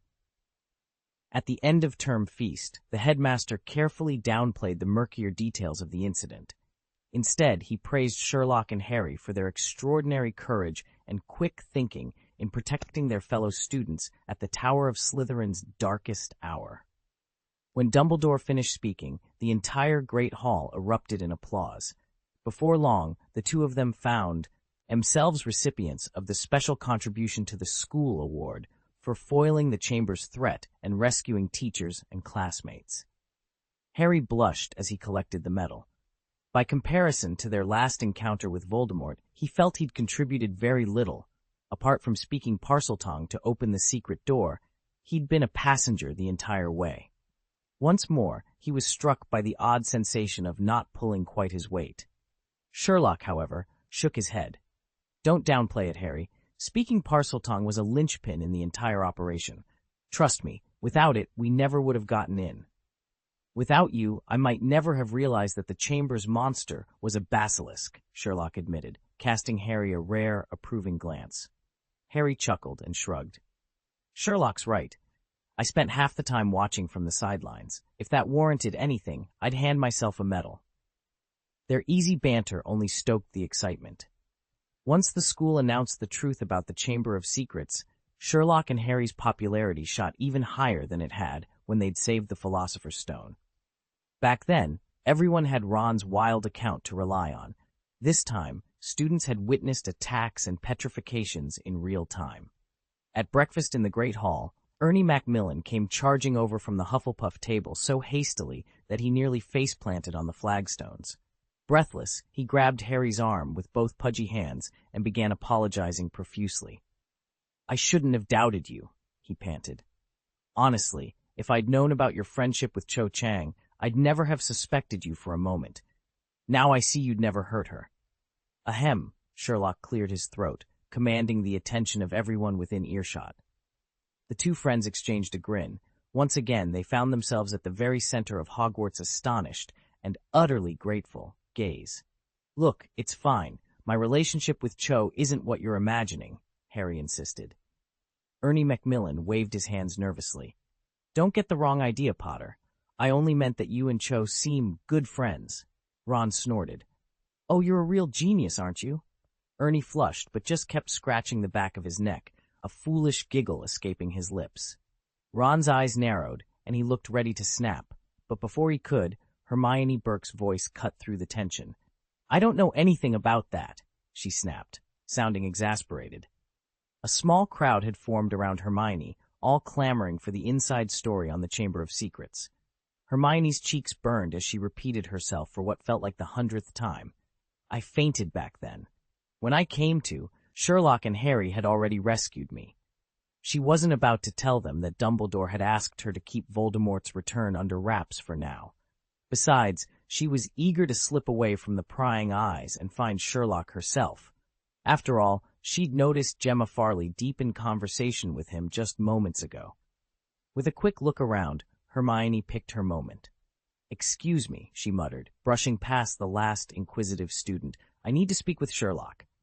Turning on her heel, she vanished down the hallway, leaving her curious classmates and a still squabbling Ron and Ernie in her wake.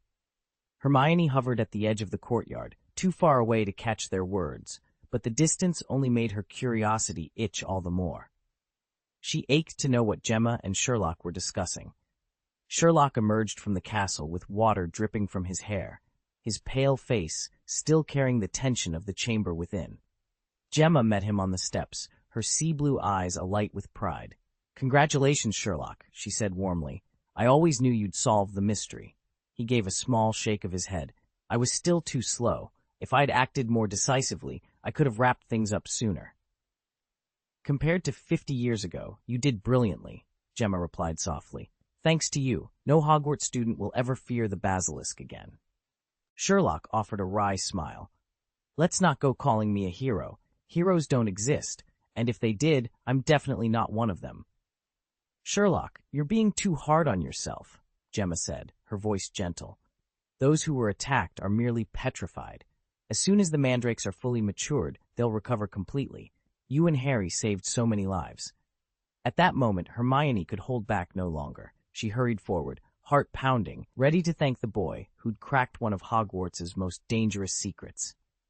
"Sometimes you don't have to be so intense," Gemma said, exasperated. "My dear Gemma," Sherlock replied, "a precision instrument demands exact calibration. Any slack in the gears betrays the entire mechanism. The scoundrels skulking through these corridors won't pause to catch their breath. What I need isn't warm reassurance, but the discipline that keeps every cell razor sharp. A hound chasing the truth with a loose leash only ends up running in circles, ready to bite its own tail. Sherlock, if I hadn't taken Muggle studies as an elective, I wouldn't have the faintest idea what you're talking about. Just common sense, my friend." "Honestly," Gemma laughed, "every time I listen to you, it feels like solving another mystery." Since the Chamber of Secrets was finally sealed, Hogwarts had sprung back to its usual bustle. Severus Snape, already infamous as Potions Master, had once again taken on the Defense Against the Dark Arts post, just as he did when Quirrell briefly abandoned the position last year. For any student truly eager to learn, Snape's double duty was nothing short of thrilling. Severus Snape may have been prickly, quick to anger, and unorthodox in his classroom methods, but there was no denying his talent and his genuine desire to teach the students something new. It all comes down to perspective. Gilderoy Lockhart could impart a few useful tricks, but after sitting through his gaudy recitations and over-the-top role-playing, even that venomous old bat felt positively pleasant by comparison. Chapter 254, I Want Harry. The moment word spread that Professor Snape was taking over Defense Against the Dark Arts, the school erupted in whispers, none louder than those of Gilderoy Lockhart's most devoted fans.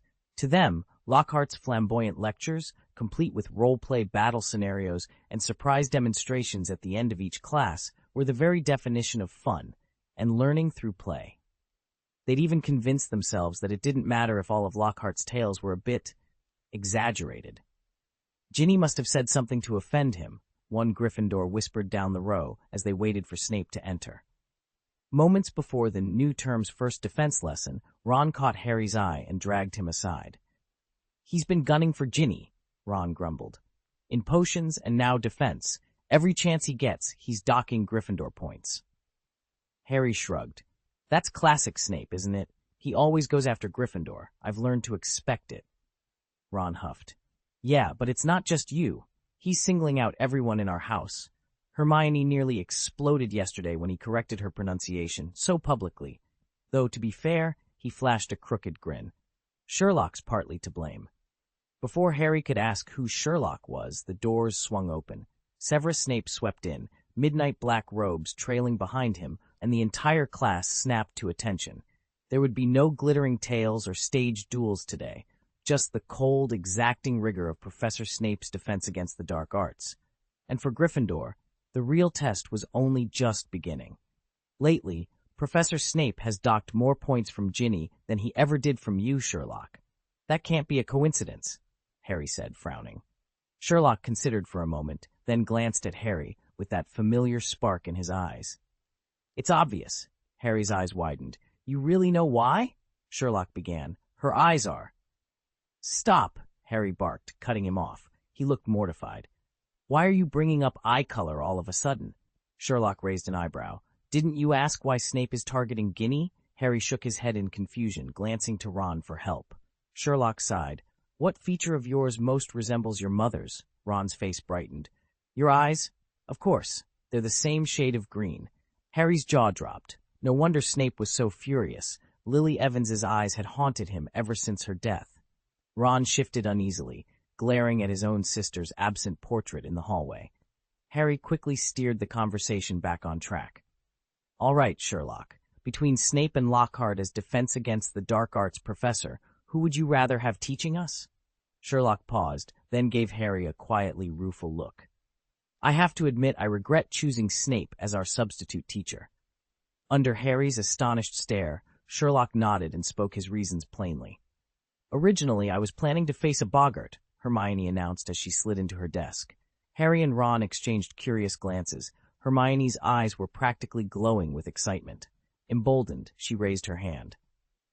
Professor, could we perhaps practice with a boggart today? A hush fell over the classroom. Professor Snape's cold gaze fixed on her. Miss Granger, he drawled, it seems your head isn't only full of useless trivia, you've also taken it upon yourself to rearrange the professor's lesson plan. Hermione stammered. I didn't mean to. Professor Lockhart has his own methods and schedule, Snape continued frostily. And even if he's only a guest instructor, I will not tolerate anyone questioning him. Apologize. All at once, the Gryffindors mumbled apologies. Hermione's sorry, sir, was the loudest. Snape watched them with narrowed eyes. Very good.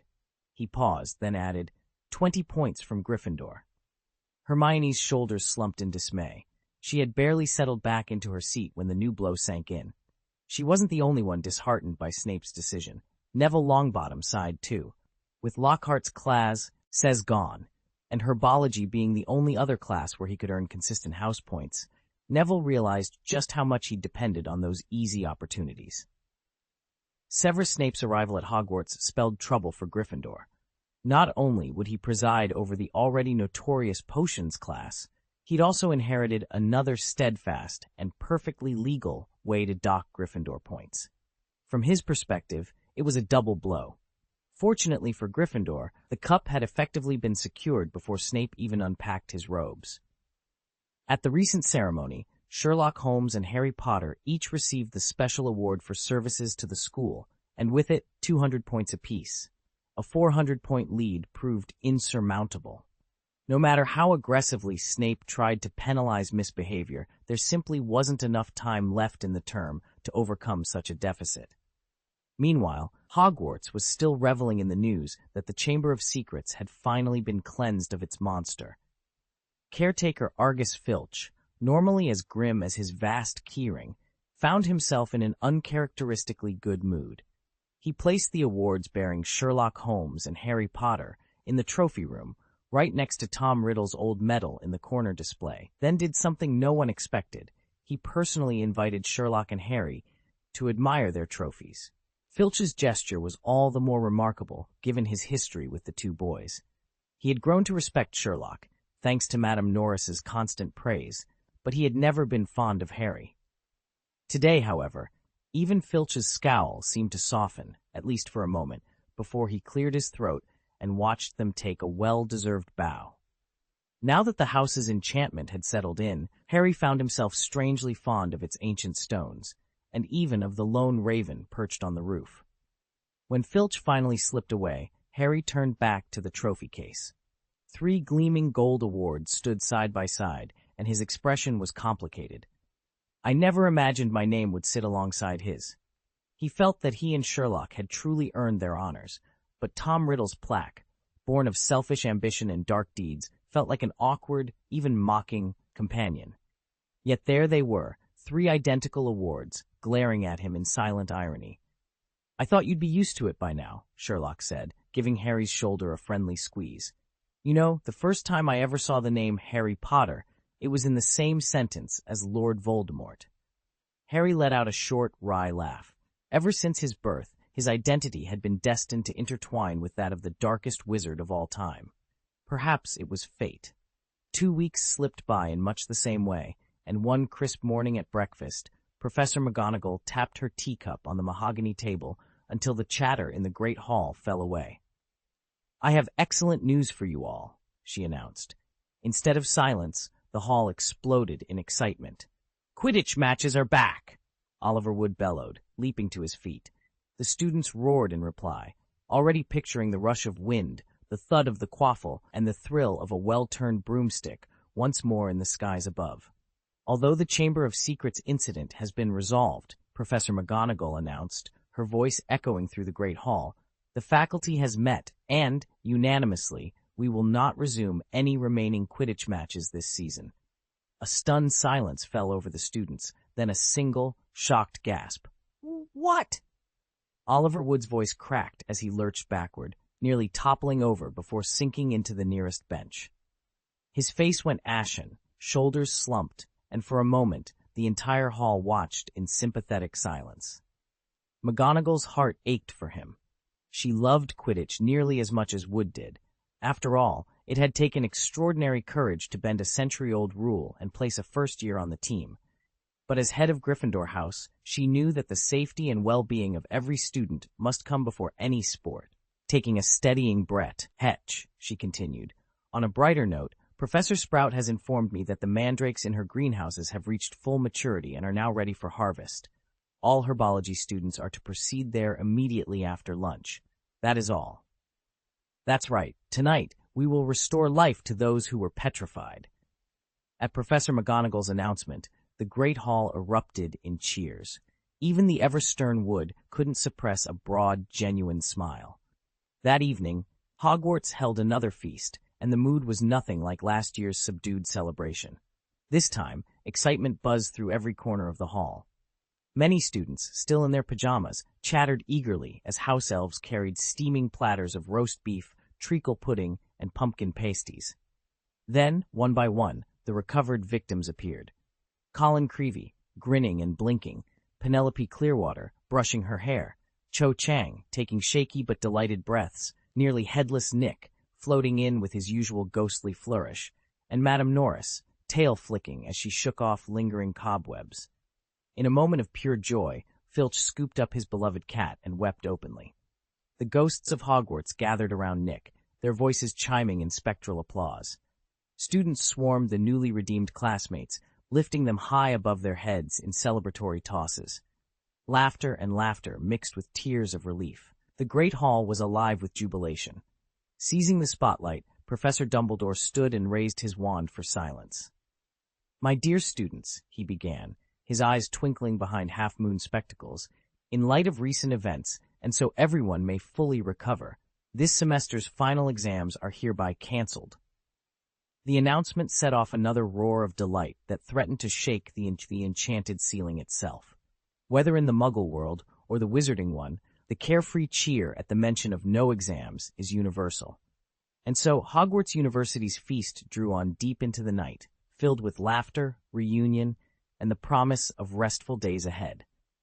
A few students, Hermione Granger chief among them, could only shake their heads in dismay. In truth, they thought it a terrible turn of events. The second blow was that Professor Gilderoy Lockhart would not be returning as Defense Against the Dark Arts teacher next semester. The poor man had been under the sway of a dark arts artifact and required a long period of rest and recuperation to recover his health.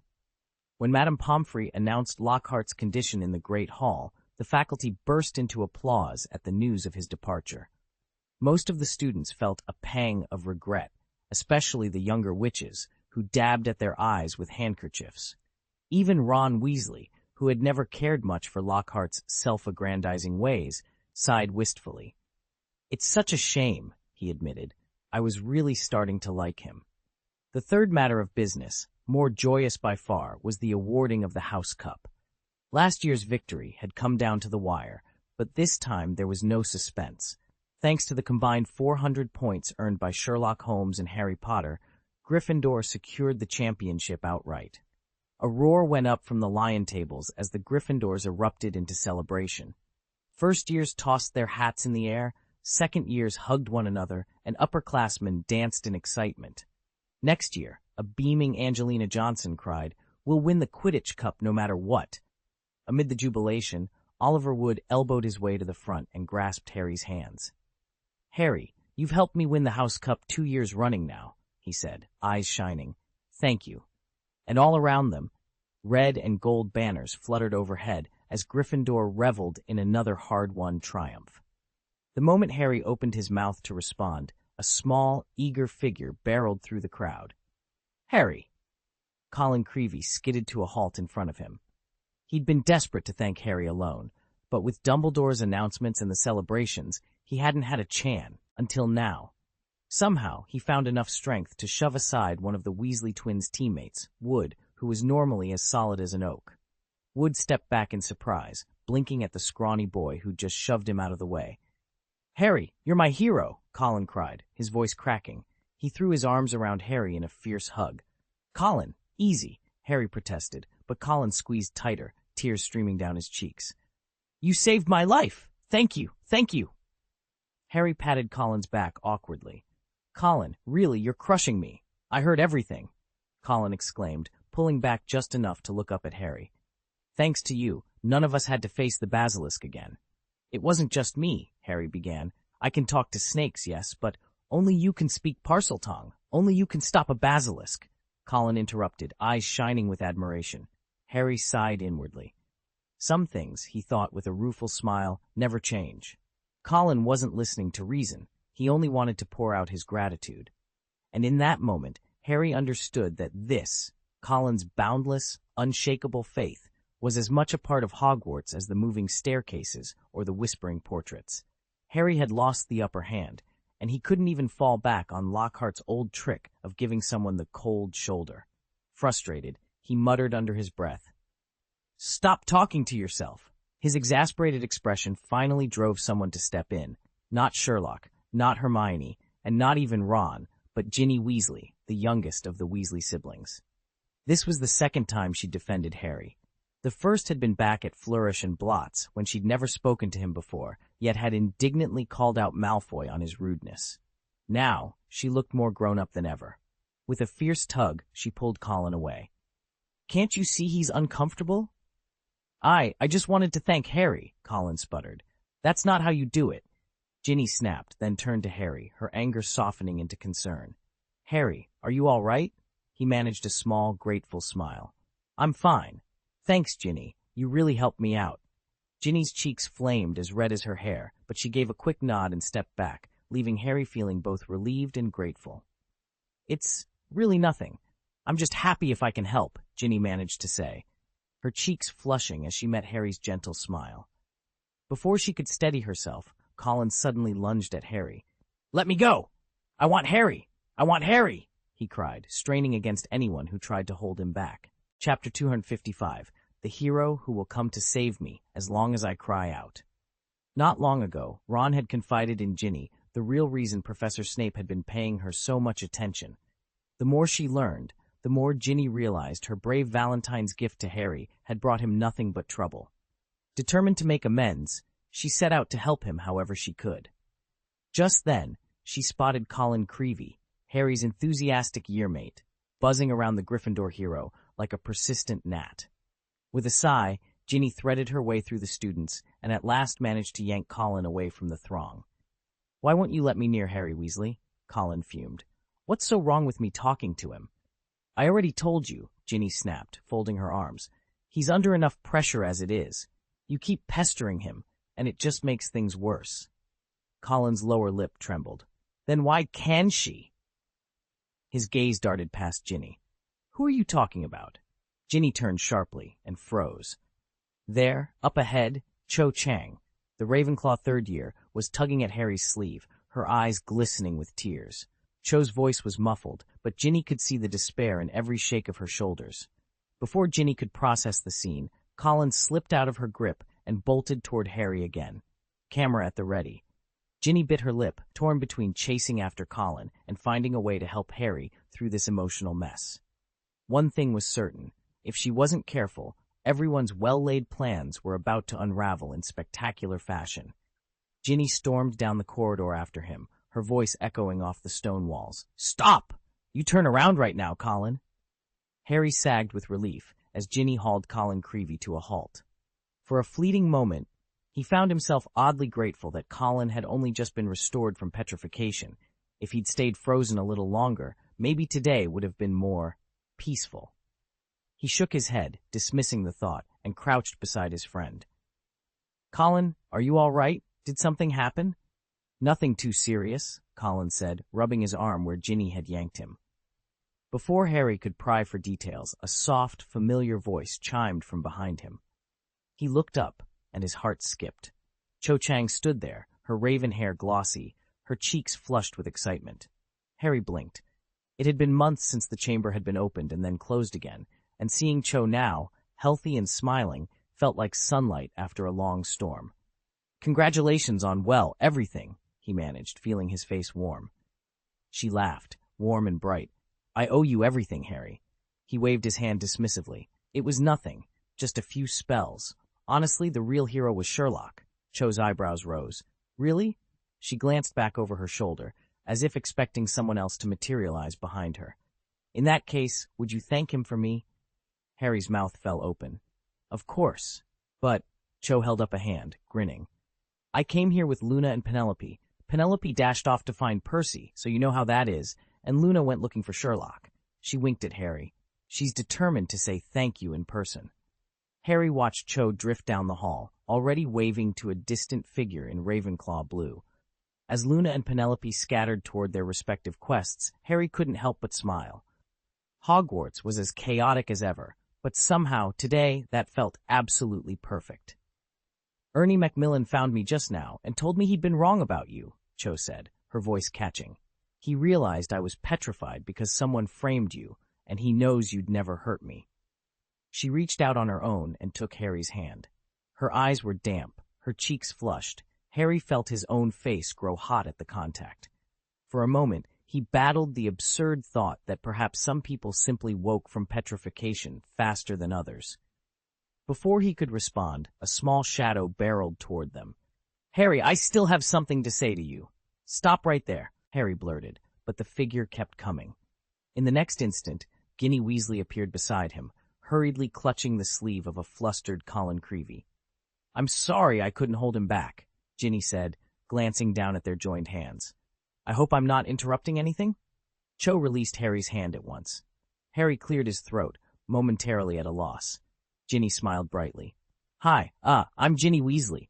It was only in Harry's presence that Ginny ever seemed shy. Otherwise, she greeted the world with easy confidence. Tonight, though, her cheer seemed exactly the reassurance Harry and Cho both needed. Ginny stepped forward, offered her hand, and introduced herself. "Hi, I'm Ginny Weasley." Cho Chang studied her for a moment, then smiled back and shook her hand. "Cho Chang, Ravenclaw, 3rd year. You can just call me Cho."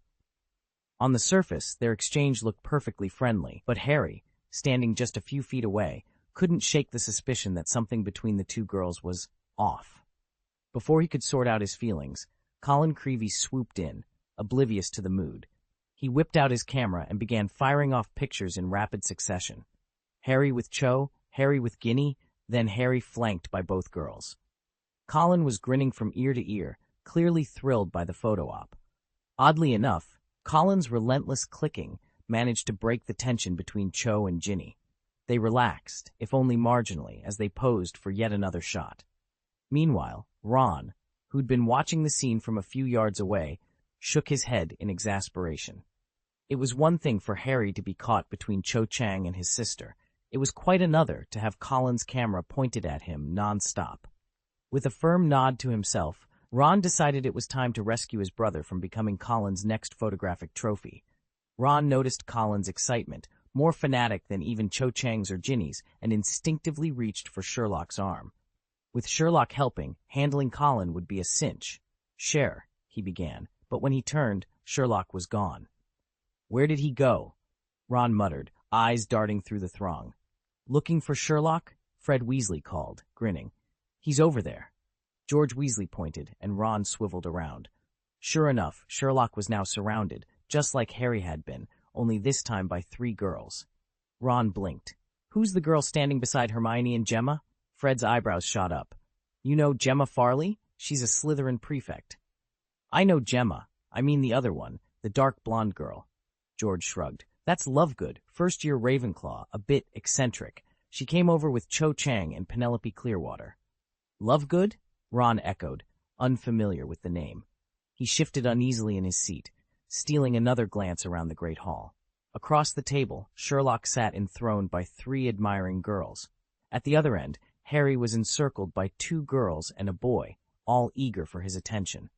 A cold wave of loneliness washed over him. Suddenly he felt terribly out of place here. Maybe he'd be better off seeing if Moaning Myrtle was around. Earlier that evening, long before Gemma and Luna arrived, Hermione had cornered Sherlock at their table, pulling at his sleeve as they argued in low tones. "Sherlock," she hissed, "don't you think canceling the end-of-year exams on a whim was reckless? Without the finals, there's going to be a gap in everyone's learning next term." Sherlock leaned back, a faint smile playing at the corner of his mouth. "My dear Hermione, tonight is a celebration feast, not a revision session. Besides, Professor Sprout and Professor Snape have already carted off the basilisk's remains for study. I meant to speak with them about acknowledging our contributions.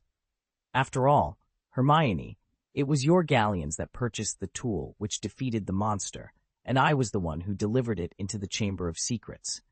With the treasure that Basilisk must be hiding, do you really think they'll leave us empty-handed?" Hermione, at her eyes, but the tension in her shoulders eased. "I suppose you have a point. They can't very well ignore us." Now, sitting alone, he tugged at his robes, debating whether he should slip away. But the music swelled, laughter rippled through the hall, and the warm glow of floating candles made him pause. For tonight, at least, he would stay and try to feel a part of it. "My dear Hermione, rest assured, the professors will handle it. I know you're worried about the exams." Hermione bit her lip. "Yes, but—" "Sitting exams for the sake of sitting exams is pointless," Sherlock interrupted, his tone gentle but firm. "They're only a means to an end." Hermione opened her mouth to argue, then thought better of it and fell silent. After a moment, she brightened. "All right, but speaking of that magical recorder, there's something I've always wanted to ask you." Sherlock raised an eyebrow. "Let me guess. You're wondering what would have happened if the rooster's crow, played on the recorder, hadn't petrified the basilisk?" Hermione's eyes lit up. "Yes, exactly that." He nodded. "Actually, you needn't have worried. Professor Dumbledore had arranged for 2 roosters that day, just in case." Hermione allowed herself a small smile. "I should have known you'd anticipate every contingency." They chatted a few more moments, enjoying the easy flow of conversation, just as a new voice broke in. "Congratulations on winning the House Cup again, Sherlock, Miss Granger." They turned to see Gemma Farley striding toward them, her eyes bright with excitement. Sherlock didn't even blink when Gemma Farley appeared at his side. "Thank you," he said coolly. Hermione smiled and held out her hand. "Please, just call me Hermione, Miss Farley." Gemma shook her hand with a matching grin. "All right, Gemma then." Hermione glanced toward the Slytherin table, where a few green and silver-clad students were watching them with sour expressions. "Miss Gemma, congratulating others on winning the House Cup doesn't seem very honorable for a Slytherin." Gemma's smile only grew. "Like I said, if you can't match their skill, there's no shame in admitting it." She set aside her cool gaze and with a sweet laugh lifted her goblet. "Anyway, I helped Sherlock solve the Chamber of Secrets. Surely that merits a toast?" Hermione paused, surprised, until she noticed Sherlock already raising his own glass. She followed suit. "Cheers." The clear ring of their goblets echoed through the hall. As Hermione and Gemma tipped their drinks, the light caught the tips of their hair, and a warm, festive cheer spread around them, as inviting as the scent of warm mead. Gemma set her teacup on the table, letting a strand of her sea-blue hair slip over her shoulder as she inclined her head. Her eyes, sharp and probing, narrowed into calculating crescents.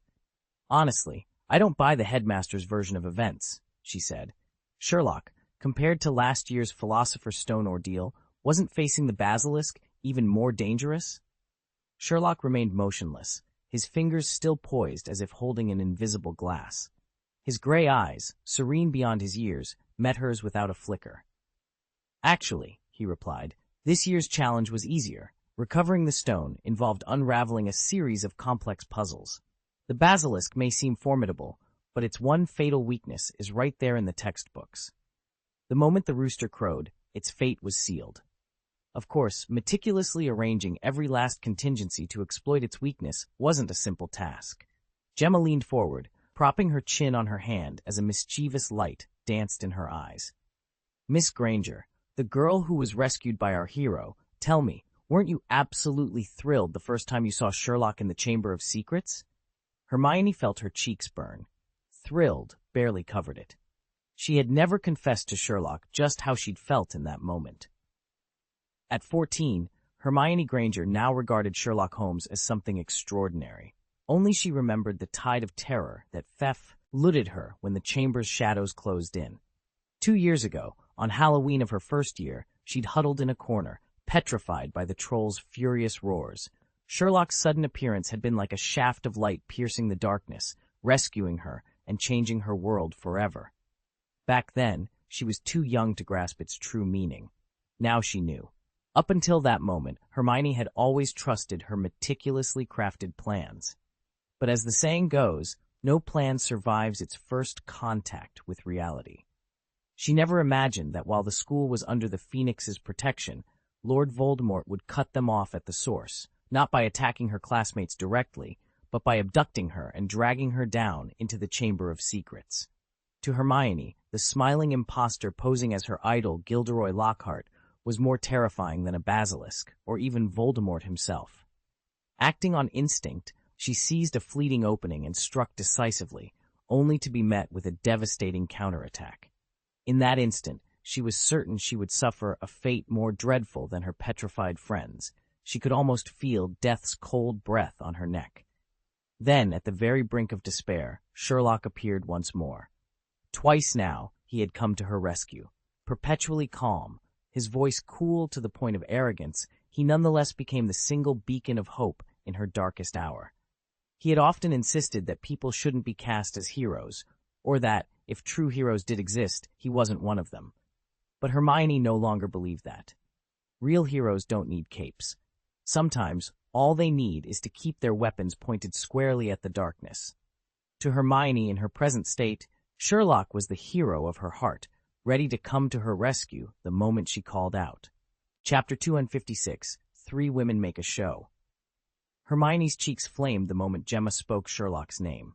Of all people, she least wanted Gemma, or Sherlock himself, to know how much she admired him. Forcing her shoulders back, she adopted a nonchalant tone. I wasn't excited at all," she stammered, lifting her teacup as if to sip casually. "I just didn't expect him to arrive quite so soon."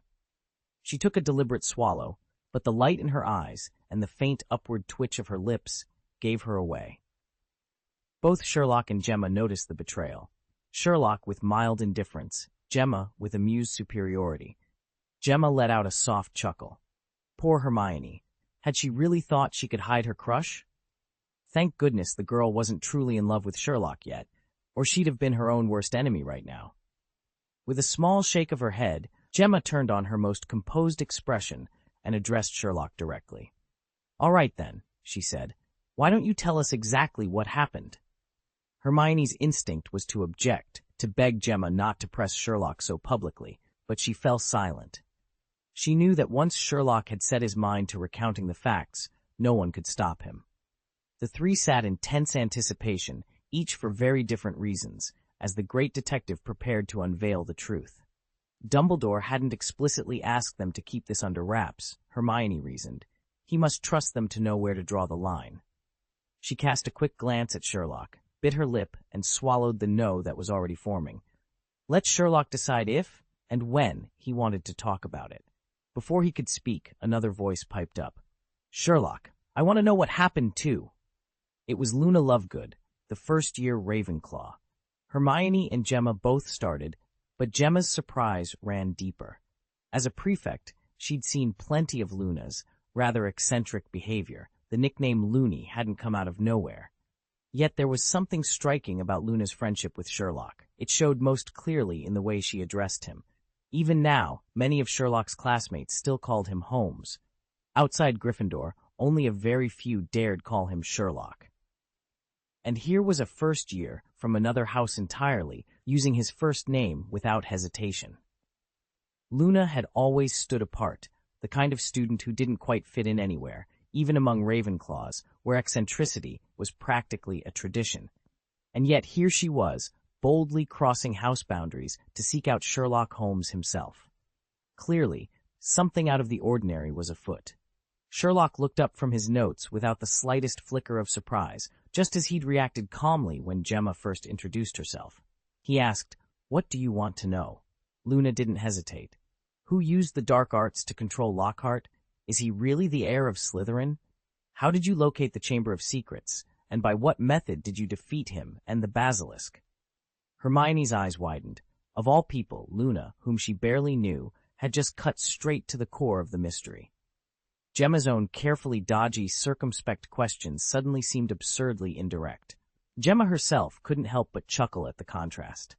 Luna wasn't merely tossing a fastball, she was unleashing a whole pitching rotation. But the questions Luna asked were exactly the ones everyone else wanted answers to. Gemma's mind raced. This was her opening to uncover the whole truth. She didn't hesitate. "About Miss Lovegood's questions. Sherlock, I want to know the answers too. Will you tell us?" Hermione, Gemma, and Luna all fixed him with expectant stares. At their silent insistence, Sherlock finally set his teacup on the table. "I can tell you everything," he said evenly. "There's nothing I won't say. But the real question is, will you believe me when I do?" Hermione offered a small, knowing nod. In the current state of the wizarding world, even if the puppet master turned out to be Lord Voldemort himself, few would accept such a truth at face value. She glanced at her ions and was caught off guard by their replies. Gemma's lips curved into a gentle smile. Truth often rests with the few, not the many. Luna leaned forward, sincere. "Say it, and I'll believe you." Hermione inwardly rolled her eyes at their confidence in a single statement of faith. But before she could voice her skepticism, Sherlock spoke again, calmly. "The person who used the dark arts to control Gilderoy Lockhart was Lord Voldemort." A stunned silence fell over the table, each of them reeling for entirely different reasons. Hermione already knew the answer, yet she was still taken aback that Sherlock had laid everything out for Gemma and Luna without holding anything back. Telling Gemma made sense. Gemma had been instrumental in this whole affair, and with her sharp mind and pure-blood background, Hermione had assumed she'd figured it out long ago. But confiding in Luna? That was completely unexpected. After returning from the Christmas holidays, Hermione had cornered Sherlock at breakfast and demanded, "How did you and Luna even meet?" When he nonchalantly explained that they'd only spoken once at the Hogwarts gates before dropping formalities and switching to first names, Hermione could hardly believe it. "But I met you before term even began. I was the very first of your new friends, yet it took me a whole month just to call you Sherlock," she protested. "Gemma and Luna did it in a heartbeat. What gives? I should have been first." Gemma's own surprise, however, came down to two things. The first was the answer itself, Lord Voldemort. Gemma had never been one of the famed sacred 28 pure-blood families, but her lineage was unquestionably pure-blood, and from the moment she'd first heard the name Lord Voldemort, it had struck her like thunder. Despite a lifetime of magical education, she'd never developed Sherlock's razor-sharp instincts, and even now her hand trembled at the very mention of the Dark Lord. Before Sherlock could speak, Gemma discreetly cast Muffliato, weaving a soft, buzzing barrier around their ears to ward off eavesdroppers. Beneath her calm mask, she still wondered whether Sherlock would be honest. To her astonishment, he laid his cards on the table at once. Luna's jaw dropped. "So the mastermind really was you-know-who. Does that mean he's still alive?"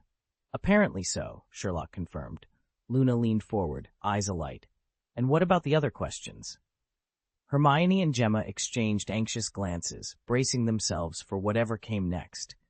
Both Sherlock Holmes and his two listeners exchanged a look that wordlessly said, "She's completely off her rocker."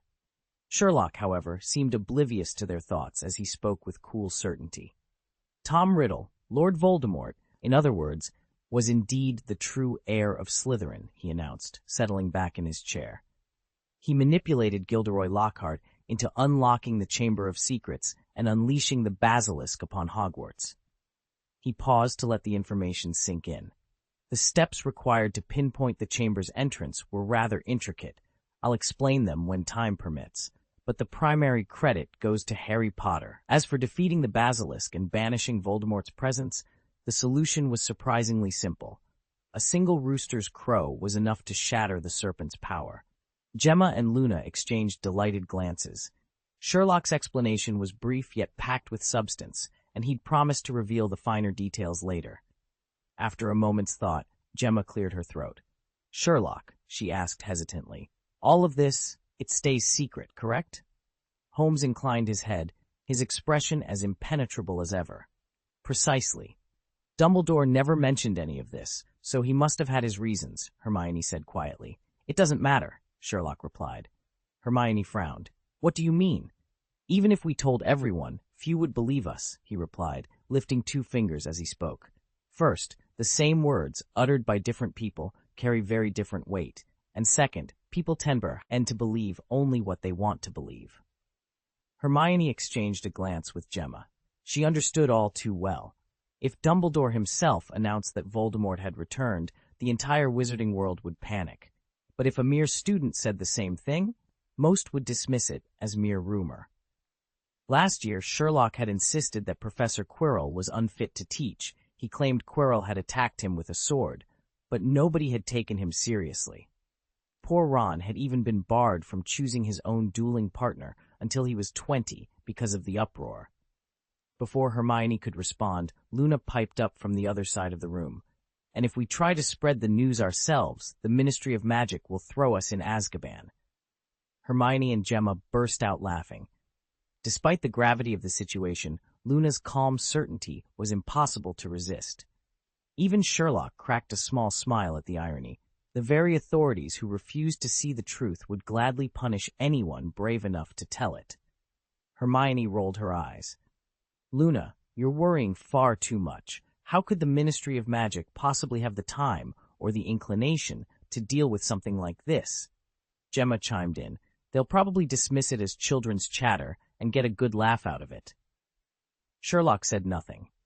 He'd been in the magical world for less than 2 years, yet by now he'd tangled with the Ministry on more than one occasion, most notably during the Chamber of Secrets debacle. If anyone knew how incompetent they could be, it was him. 50 years ago, the way they treated Hagrid was a glaring example. They weren't Scotland Yard. "If the Ministry doesn't know Lord Voldemort has returned," he finally mused, "they'll chalk this up to idle speculation, just as Gemma suggests. But the moment they're certain Voldemort's back, they'll do exactly as Luna fears. Bury the evidence, feign ignorance, and if that fails, punish whoever brought it up. That's their modus operandi." Their victory celebration had raged through the night. Only around 4 o'clock in the morning, maybe 5, did exhaustion finally overtake the last of the revelers, who drifted off toward home, eager for sleep. By the first pale light of dawn, everyone had drifted back to the common room, bleary-eyed and half-dreaming. The rest of the summer term passed in a peaceful haze. Without exams or Quidditch matches to break their stride, the trio of Sherlock, Harry, and Neville slipped into a new routine. Every morning, Harry and Neville joined Sherlock for dawn drills. Sherlock tailored the lessons to their strengths.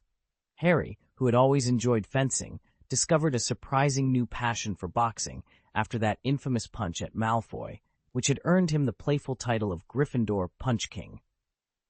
Now, there was nothing he loved more than the solid thwack of glove against flesh. Most mornings, their training sessions were dominated by footwork and sparring with gloves, with a bit of foil work sprinkled in at the end. Neville, by contrast, threw himself entirely into swordplay. His stubborn persistence earned muffled admiration from everyone in the dormitory, except Sherlock, who already knew just how far Neville could push himself. Day after day, Neville's blade grew more confident, his parries crisper, his lunges more fluid. For a while, Ron and Dean tried to join the duo, eager, they said, to learn a few tricks. Sherlock didn't mind their company, but neither Ron nor Dean stuck around for long. By the third morning, Ron was arguing that breakfast was a more civilized pursuit than pre-sunrise sparring. Dean, meanwhile, grumbled that he had more pressing matters, namely singing scales, choreographing the latest dance craze, and perfecting his rap verses, not to mention a casual game of basketball. Training ground discipline was just not his style. So the morning drills settled into a steady rhythm of 3. Sherlock's calm, analytical instruction, Harry's enthusiastic punches and swift lunges, Neville's steady improvement with every thrust and riposte. As the term stretched on, each dawn felt a little less like an obligation, and a little more like the start of a challenge they could no longer imagine missing. Chapter 257, Source of Pain. Getting up early isn't the hard part, Ron grumbled, stretching as he sat up. It's sticking to it. Sherlock arched an eyebrow. Whether you're in the Muggle world or the magical one, anyone who manages to keep it up has already surpassed 80% of the population. Sherlock's right, Neville piped up enthusiastically. Harry didn't say anything but gave a quick nod. Yeah, how could he be wrong? Ron said, smirking. Back in the day, I'd have been too embarrassed to admit that. But now? Sign me up for that 80%. Days with no exams are glorious. Their morning drills now included the 3 of them, but after nightfall only 2 could explore. With the basilisk no longer a threat, Sherlock resumed his nocturnal forays into the Forbidden Forest, and this time he took Harry along. Since he'd already charted the safest paths during the attacks, getting around wasn't as daunting. Sherlock, however, didn't plunge them into the forest's heart. Having entrusted Harry with the invisibility cloak, he led him on a cautious circuit around the forest's shadowy edge, easing him back into the wild mysteries that waited among the trees. Chapter Text, Farewells and New Companions. Just you wait, Sherlock said with a gleam in his eye as he packed away his summer journals. When we're in 3rd year, we'll dive into the restricted section, and I'll show you the proper way to cross-examine a book of monsters. Over the summer term, Harry's knowledge had grown by leaps and bounds. He devoured every treatise on magical creatures he could find, and, with Sherlock's coaching, began tackling low-level beasts on his own, with surprisingly good results. After one last afternoon expedition that helped Neville track down his missing toad Trevor, the students celebrated the end of term in high spirits. The morning of departure dawned crisp and clear. At King's Cross, they wriggled through platform 9 3/4 and boarded the Hogwarts Express. When Harry opened the door to their usual compartment, he was startled to find 3 new faces inside. Cho Chang, Ginny Weasley, and Luna Lovegood had squeezed in alongside Ron, Hermione, and Sherlock. Since sealing the Chamber of Secrets, Harry's friendship with Cho had blossomed. With no exams to cram for and no Quidditch matches on the horizon, their afternoons were suddenly free, perfect for practicing the waterproof-fireproof charm or debating broomstick aerodynamics. At their age, there was nothing quite romantic about it. It simply felt good to spend time with someone who shared his passions. As the train chuffed away from the station, Harry settled back on his trunk. He glanced around at his friends, new and old, and smiled. 3rd year promised new mysteries, tougher challenges, and deeper secrets. And with Sherlock's incisive mind beside him, Harry was more ready than ever to face them. Colin Creevy's unwavering conviction that Harry had saved him only fueled his obsession. To spare Harry further embarrassment, Ginny quietly took charge, intercepting Colin at every turn. Over time, her frequent dealings with Harry even helped calm her nerves. She no longer blushed at every word he spoke. It was thanks to this newfound confidence that both Ginny and Cho Chang eventually ended up in this very compartment. Luna Lovegood, by contrast, was on a single-minded quest to find Sherlock Holmes. She still recalled his cryptic remarks about the Chamber of Secrets during the end-of-year feast and decided that the long haul on the Hogwarts Express, nearly a full day, would give him ample time to explain everything. Moreover, the privacy of a train compartment felt far safer than the raucous Great Hall. There'd be no need to resort to an ear-shriveling charm to keep eavesdroppers at bay. Normally content to spend her journey alone in the last compartment, Luna resolved to seek out Sherlock this time. Partway along the corridor, she ran into Cho Chang, who was also heading off to find Harry. As fellow Ravenclaws, they swapped notes on the situation and agreed to join forces. They had barely settled into their compartment when, to everyone's surprise, they ran straight into Ginny Weasley. For Luna, this was double good fortune. First Cho Chang, and now Ginny in the same car. Fred Weasley eyed 2 empty seats with mock regret. "What a pity," he said, grinning at Cho and Luna. "Those were supposed to be George's and mine." George glanced over his shoulder at Ginny and winked. No harm done. We'll slip them a few you-know-poo Watsits and go hunt for little Lee. Laughing, the twins vanished down the corridor, already plotting their next prank. The moment the door clicked shut, the compartment erupted in chatter. Cho and Luna claimed the vacated seats. Hermione pulled out a deck of exploding snap cards, and even Sherlock Holmes leaned forward in curiosity. Soon the last handful of you-know-poo Watsits fizzed across the table in miniature orange clouds. When the playful chaos died down, Harry cleared his throat. All right, here's exactly what happened in the Chamber of Secrets. He spoke with solemn intensity. Every eerie whisper in the walls, every petrified classmate, the flash of the basilisk's eyes, and Fawkes's timely rescue. For more than 30 minutes, he held them spellbound. Not even Hermione or Sherlock, who had already lived through it, dared look away. By the time Harry finished, his voice was raspy. He paused, blinking at the silent faces around him. "Have some water, Harry," Cho Chang said softly, and handed him a glass of orange juice. Harry cracked a tired smile and raised the glass in thanks before downing it in one long gulp. "Thanks," he managed, relief flooding his voice. Ginny, who'd been pouring Harry a drink as well but had been outpaced by Cho Chang, looked momentarily annoyed until his grateful smile made her face brighten. "Here, another glass for you," she said, holding out the goblet. Thanks, Ginny." Harry accepted it with a nod. He was genuinely thirsty and downed 2 full glasses in quick succession before Sherlock spoke. "You really have a gift for summarizing and synthesizing information, Harry," Sherlock remarked, leaning back thoughtfully. "Every time you recount what happened, I uncover something I'd overlooked." "Is that so?" Harry brightened. "Well, most of the time I'm not lying, at least." Sherlock's gray eyes glinted. "So, what new insight have you brought to light this time?" "Tom Riddle's diary," Harry said simply. Sherlock allowed himself the hint of a smile. "That may be far more significant than we realize. Dumbledore's very attitude toward the diary speaks volumes." Harry frowned. "You mean?" "My deduction is that Dumbledore has already begun shaping a theory about it, though it isn't fully formed yet. When we left Hogwarts, he was still poring over the diary, but by next term, I expect we'll see the results of his research." As he spoke, Sherlock's gray eyes sparkled with anticipation.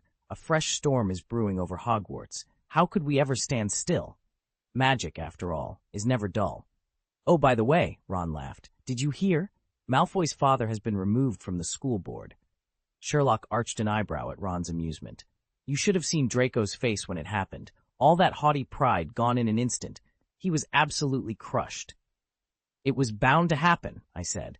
Once Dumbledore announced his retirement, Lucius's fate was sealed. Their influence at the school evaporated overnight.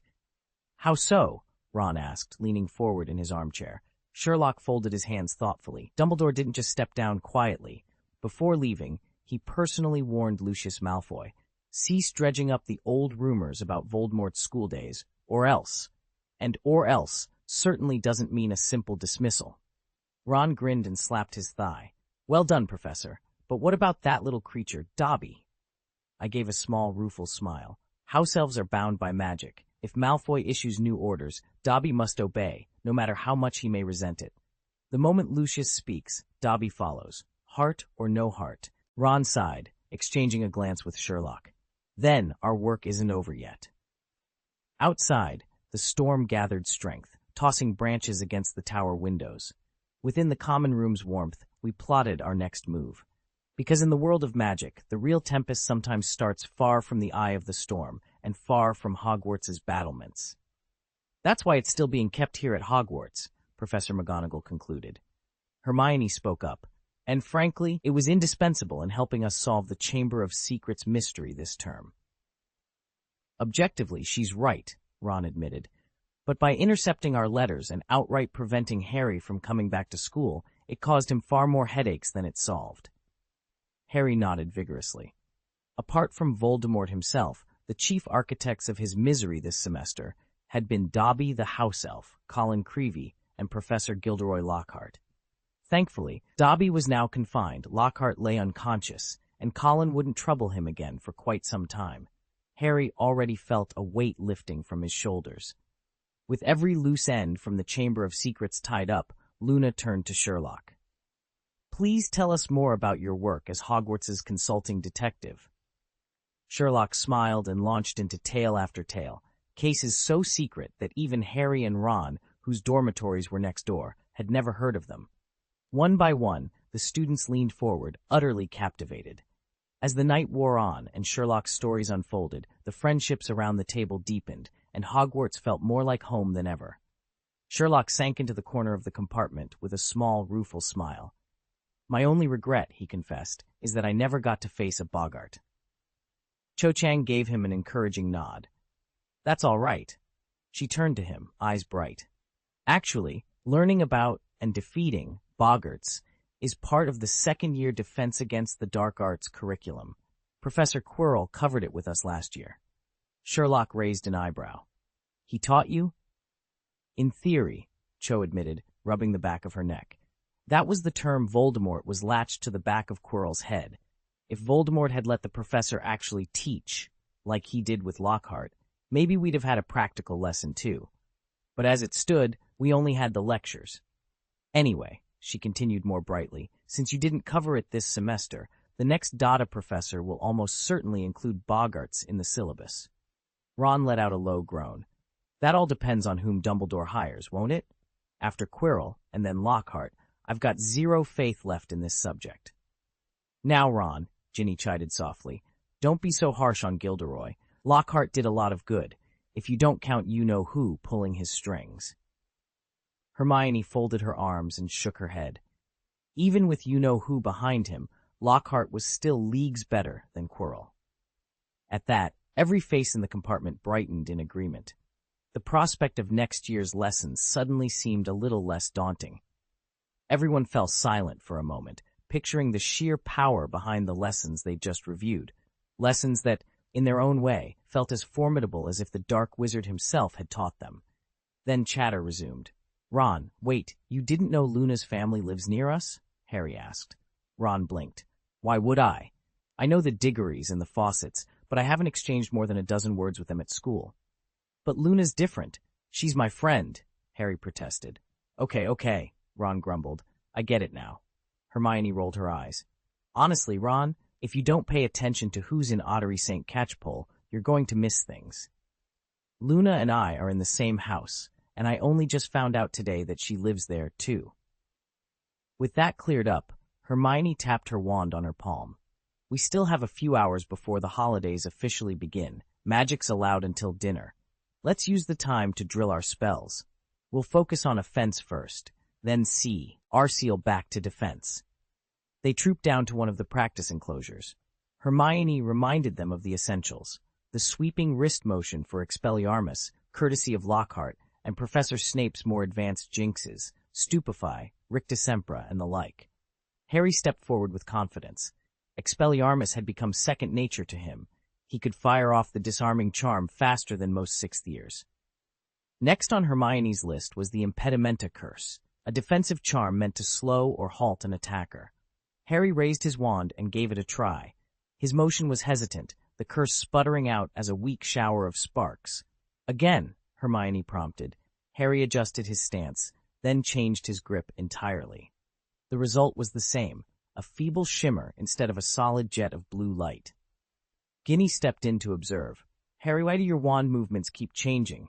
You're not hitting the same knot in the wood, she teased, pointing to a target post. Harry's cheeks warmed. He hadn't realized he was so inconsistent. I don't know, he stammered. He tried again, willing himself to recall the exact sweep Hermione had shown them. Keep your elbow up and your wrist firm, Hermione coached. Channel the intent behind the curse, then let it flow. Harry inhaled, squared his shoulders, and cast. A streak of clear blue light shot out and smacked the post dead center. The group cheered. Ginny grinned. That's it! Happy for once to get Hermione's rare praise, Harry allowed himself a relieved smile. With the last golden afternoon of term stretching before them, they set to work sharpening every spell, offensive and defensive alike, until the dinner bell rang and the holidays truly began. Harry had tried over and over again, but without the elaborate precast hand movements, simply shouting, Impedimenta, left the curse lifeless. Only when he went through that peculiar sequence of gestures did the spell actually work. Harry couldn't quite make sense of it. He felt as though he'd inherited two distinct teachings at once, one from Lord Voldemort and another from Gilderoy Lockhart, learning their essences side by side. Cho Chang, noticing his frustration, offered him an encouraging smile. Think of it this way. It's a defensive spell. Those fancy movements could be an advantage. Imagine how bewildered an opponent would be watching you wave your arms around. They'd never suspect you were about to stop them in their tracks. Harry chuckled, the tension easing from his shoulders. Soon the whole compartment was brimming with laughter and light-hearted chatter. Outside, the Hogwarts Express gradually slowed, its whistle blowing one final time before it came to a halt. Cho rummaged through her robes. "Here," she said, holding out a scrap of parchment. "This is my number." Harry's eyes lit up. He hurriedly grabbed his quill and a fresh sheet of parchment, scribbling down his own number before passing it back to her. "If you ever want to owl me or just give me a call, you know where to find me." "Thank you," Cho said, tucking her new treasure into her robes. She flashed him a warm, genuine smile that made Harry's heart do a little flip. As they gathered their trunks and prepared to step onto the platform, Harry felt a surge of excitement. Hogwarts awaited, and so did a year full of new magic, new friendships, and unexpected adventures. Ginny hesitated for a moment before summoning her courage. "Harry, can I have your number too?" "Of course," Harry replied, flashing her the same warm smile Cho Chang had just received. "I already gave it to Ron, and I taught your dad how to use a phone last summer. He'll manage just fine." Ginny's cheeks flushed as she nodded vigorously. Together, the group climbed down from the Hogwarts Express and merged into the steady stream of witches and wizards heading toward the barrier to the Muggle world. This year, their party was noticeably larger than on previous returns. Leading the way were Ron and Ginny, with Cho Chang and Luna Lovegood close behind.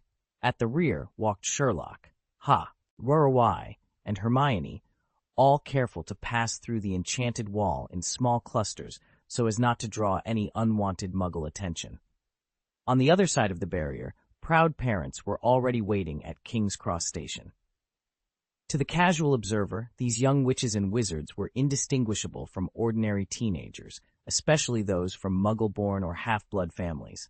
After quick hugs and promises to stay in touch, they each headed off with their families, disappearing into the bustle of the Muggle world and ready for whatever adventures awaited them back at school. "Could you please provide the full chapter text that you'd like me to revise?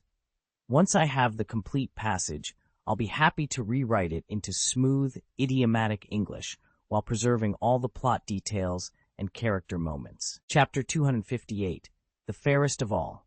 In the Middle Ages, non-magical people, Muggles, lived in constant fear of magic. Whenever they managed to capture a witch or wizard, their impulse was almost always to burn them at the stake. What they didn't realize was that, in most cases, fire was useless against a magic user. As soon as the flames took hold, the victim would simply cast a basic flame-freezing charm, extinguishing the blaze in an instant. Then they'd turn the ordeal into a spectacle, moaning and feigning agony while secretly delighting in the peculiar warmth and tingling of the coals against their skin. One famous example is Wendelin the Weird, who, by her own account, thoroughly enjoyed the sensation of being burned. Over the years, she let herself be captured 47 times, always in a different disguise, just to experience the thrill again and again. "Wow," Hermione murmured, rolling her eyes. "That flame-freezing spell really is impressive, but doesn't Wendelin sound a bit perverse?" "Agreed," Ron said with a shiver. Harry glanced up from his parchment. "What did you expect? Wizards have a pretty odd sense of fun." Hermione raised an eyebrow. "I thought you'd defend her." "Why would I?" Harry asked, amused. "Because you're a wizard yourself." Harry chuckled and resumed writing. His essay, provocatively titled "Burning Witches in the 14th Century, a Pointless Practice," was already half done, and he wasn't about to let a little historical cruelty distract him. The moment Harry finished reading aloud from Bathilda Bagshot's History of Magic, Dudley shot him an eager look. Though he'd shown zero interest in his own Muggle holiday homework, the idea of an assignment from the magical world had him positively thrilled. As they settled back on the sofa, the two cousins launched into a lively discussion about which parts they'd found most fascinating and which sections might earn them the highest marks. Compared to last summer, life at number 4 Privet Drive was already feeling a little brighter for Harry. Having learned his lesson from the previous year, he'd come prepared with an assortment of treats guaranteed to put Dudley in a good mood. When he'd left Hogwarts at term's end, he'd asked Fred and George Weasley to load up on goodies from Hogsmeade, and they'd certainly delivered. Harry's haul included all the classics, chocolate frogs and Bertie Bott's every flavor beans, alongside more exotic delights, exploding bonbons that fizzed and popped, delicate ice mice that melted in your mouth, jewel-bright candied pineapple, minty peppermint toads, and Drubal's best blowing gum, which, if you weren't careful, could inflate you into a walking balloon. Most of these weren't even sold on the Hogwarts Express trolley, but Harry had enough galleons tucked away to make a hefty purchase at Honeyduke's, courtesy of the twins. Dudley was over the moon. He tore into Harry's magical confections with gusto, all the while sharing back his own Muggle treasures, crispy potato chips, sugary soda, and, to Harry's delight, a complete boxed set of The Adventures of Tintin. For the first time in ages, the two cousins found themselves on surprisingly friendly terms, poring over homework and snacks together as summer stretched on.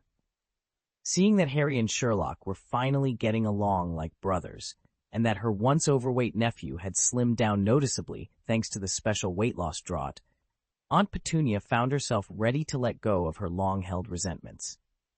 One afternoon, she took Vernon by the arm, led him into the sitting room, and then, of her own accord, approached Harry. Although she had shared fragments of her story at Sherlock's request, this time she spoke in full, laying her heart bare.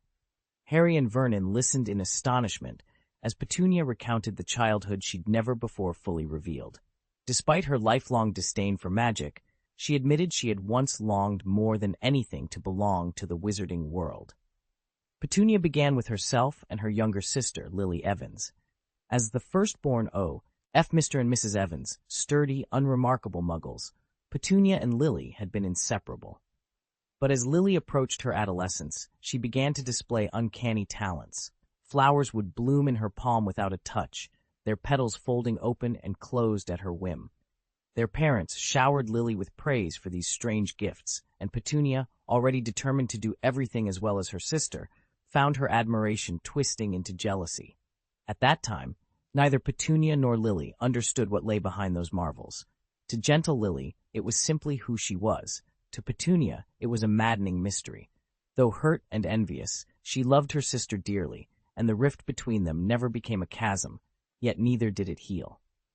Now, as she spoke, Harry and Vernon realized how much Petunia had endured. The quiet longing in her chest every time she watched Lily disappear into the backyard, scribbled between lines of textbooks Lily never needed. They saw, too, how that longing had curdled into bitterness. Bitter not at Lily, but at her own sense of inadequacy. Petunia paused, her eyes softening. "I never told you this," she said, "because I was ashamed of envying the magic I'd never have, ashamed of the distance I let grow between Lily and me. But seeing you two, Harry and Sherlock, together, happy and accepted, I've finally found the courage to let go of that sadness. I want you both to know where it started, so we can move forward as a family." Silence fell, heavy and tender. Vernon placed a hand on his wife's shoulder, then exchanged a look of gratitude with Harry. The walls that had kept Petunia's fears and regrets sealed for decades felt at last as though they might crumble. In that hush, Harry reached out and squeezed her hand. For the first time, aunt and nephew, and the young detective they'd both come to love, stood united by more than blood or duty. They were bound by understanding, forgiveness, and the promise of a future free from old shadows. A few years later, the Evans sisters encountered a curious boy named Severus Snape. He lived in Cokeworth, just down the road from their house, and he shared a secret with Lily. He, too, had magical abilities. From the moment they met, Petunia looked upon Severus with thinly veiled contempt. He was shy and brooding, his eyes always shadowed by suspicion, and in Petunia's eyes that made him bad news. Lily, however, sensed a kindred spirit. She saw his gifts the way he saw hers, and that was enough to forge an immediate friendship. As the three children grew together, Lily became the bridge between her resentful sister and her quiet companion. Petunia and Severus clashed constantly, over toys, over manners, even over the smallest things, while Lily flitted between them, smoothing ruffled feathers and breaking up squabbles. Life continued in this uneasy balance until the summer Lily turned 11, when everything shifted. One sunny afternoon, identical letters arrived for Lily and Severus, each sealed with emerald green wax. They had been accepted to Hogwarts School of Witchcraft and Wizardry. For the Evans family, this revelation hit like a thunderbolt. Mrs. and Mr. Evans discovered that Lily's strange talents weren't tricks or pranks, but real magic. Rather than recoil in fear or confusion, they found themselves brimming with pride and wonder. To their delight, their youngest daughter was not only special, she was extraordinary. From that moment on, Lily became the apple of her parents' eye. She received careful attention, brand new books on magical theory, and her very own wand case. Petunia, watching her sister prepare to leave for a world she would never join, felt a deep sting of jealousy. She would always remain a muggle, standing at the edge of Lily's new life and longing for the extraordinary world her sister had discovered. And so the summer drew to a close with laughter, arguments, and dreams of Hogwarts in the air, while Petunia's growing resentment began to cast its own shadow over the once harmonious Evans household. With trembling hope, Petunia Evans sat at her little desk and wrote to Professor Albus Dumbledore, headmaster of Hogwarts. Her letter asked a single, earnest question. Could she, too, be allowed to study magic at her sister's famous school, alongside Lily and Severus Snape? To her amazement, Dumbledore replied within days. He began with kindness, acknowledging her eagerness to learn. But he also explained that magical ability in Britain is not something one can earn, it's a gift we're born with. The instant a child with that gift draws their first breath, the enchanted quill of acceptance scrawls their name into Hogwarts' Book of Admittance. Not even the headmaster has the power to override it. In polite, gentle terms, Dumbledore regretted that Petunia, a muggle, simply could not be admitted, no matter how sincere her desire. His letter went on to describe the quill and the book in loving detail, a small mercy that betrayed his genuine compassion. Yet for young Petunia, it stung all the more. She was already used to living in Lily's shadow, and now it seemed as if the world itself had drawn a line between them. Humiliated and hurt, she folded Dumbledore's letter with trembling fingers. From that day on, she vowed to turn her back on magic forever. "My sister's talents could make our parents proud," she whispered to herself, voice cracking. "But I have nothing." As the words left her lips, Petunia felt a lonely chill settle deep in her chest. Vernon immediately swept his wife into a protective embrace, glaring fiercely at Harry over her shoulder. Harry, absolutely innocent, could only lower his gaze and shrink back under Vernon's menacing stare. As Vernon held her close, Petunia's color slowly returned. She cleared her throat, her voice barely above a whisper. "Harry." Harry looked up in stunned surprise. He could hardly recall the last time Aunt Petunia had used his name, in all the years before it had always been you or that boy, or no address at all. "Your eyes," Petunia continued, her voice trembling, "they're just like Lily's." At her words, a flood of memories swept through Petunia's mind. The hot summer day decades ago, the bustle of King's Cross Station, Platform 9-4, and the morning Lily left for Hogwarts. She saw again how Lily had gripped her wrist, her fingers shaking. "Please, Petunia," Lily had begged, voice cracking, "listen to me. I'm so sorry. Truly, I am." Lily tightened her grip on her sister's hand, tears brimming in her voice. "Please, Petunia, listen to me. Maybe when I get to Hogwarts, I can find Professor Dumbledore and persuade him to change his mind." Petunia yanked her hand away and turned her face to the wall, her tone flat and cold. "I don't want to go." She paused, struggling for the right words. "Do you think I want to be shipped off to some ridiculous castle to learn how to be a— Ah!" She stopped herself, then let the words tumble out in a single cutting breath. "Do you think I want to be a freak?" Lily's eyes flashed green with hurt. She dug her nails into her palms to stop her hands from shaking. "I'm not a freak," she whispered, voice trembling. "That's a horrible thing to say." Petunia's lips curved in a bitter smile. "You and that boy Snape, monsters both of you. It's better you're kept far away from ordinary people, for their own safety." Lily recoiled as if struck. In the cold light of Petunia's betrayal, her sister's face blurred. and for a heartbeat, Lily saw not Petunia at all, but Harry's wide, startled eyes staring back at her. Petunia closed her eyes, and for a moment, time seemed to stretch on forever. Ever since Lily left for Hogwarts, the distance between the two sisters had only grown. Holidays that once felt warm and familial were now tinged with a strange tension. Lily would arrive home with her pockets bulging with toad eggs, or on a whim, she'd transform the family teacups into squeaking mice. Their parents, Mr. and Mrs. Evans, were so captivated by Lily's magical talents that they couldn't stop talking about her. Day after day, non-stop. Their excitement felt like salt in Petunia's wounds. She exhaled slowly, letting the memory settle. After that, she said, I left Cokeworth and moved to London to train as a typist. Learning that skill landed me a job in a small office, and it was there I first met you, Vernon. She turned her gaze to her husband.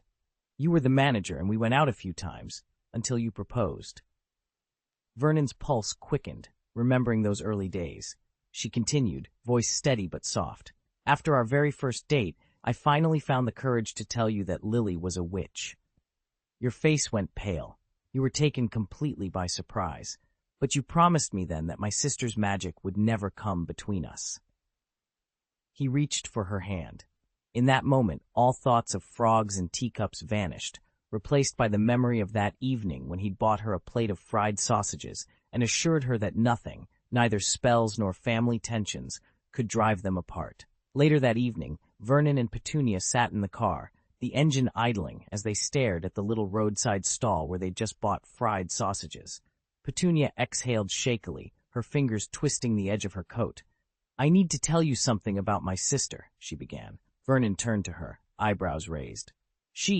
Lily's a witch, Petunia said, voice barely above a whisper. The words hung between them. Vernon's jaw dropped. For a moment, he could only stare. A witch, his wife's own sister. He swallowed, mind racing. Finally, love won out over shock. Vernon reached across the console and took Petunia's hand petunially. I love you. Nothing, not even this, will change that. Relief flooded Petunia's face. She flung herself into his arms and clung to him, trembling with gratitude. In her embrace, Vernon dropped the paper bag of fried sausages. They tumbled to the floor. He blinked, coming back to the present. Petunia was still in his arms, warm and trusting. Vernon's chest tightened as memories of his momentary doubt washed over him. How could he have questioned her loyalty? How could he have been so small-minded? I deserve to die, he thought, heart pounding. He squeezed her more tightly, as if he could never let her go again. In the back seat, Harry watched them both. He didn't know quite what to make of this display. His uncle and aunt had never been affectionate in front of him before. And though Harry still winced at the thought of Petunia calling his mother a freak, he could see the sorrow in her eyes, the genuine regret for how she'd treated Lily. For the first time, he caught a glimmer of the sister he'd never known. After 2 years in the wizarding world, Harry had come to understand exactly why Muggles viewed magic with suspicion. So when Aunt Petunia described how his grandparents had lavished all their affection on Lily while virtually ignoring Petunia, Harry found the whole thing sadly familiar. It was the same pattern he'd seen in Gilderoy Lockhart's life. Only there, the favored child had a witch for a mother, whereas his own mother and Aunt Petunia had been born and raised among Muggles. Hearing Aunt Petunia lay it out so plainly made the comparison impossible to ignore. Chapter 259. A woman's heart is like a needle at the bottom of the sea. Lily had vowed to cut every tie with the magical world, yet fate had other plans. When Uncle Vernon and Aunt Petunia announced their upcoming wedding, the two sisters were forced into an awkward reunion. To Lily's surprise and chagrin, she wasn't the only one with a partner in tow. James Potter, ever gallant, insisted on accompanying her. From the moment they met, the atmosphere crackled with tension.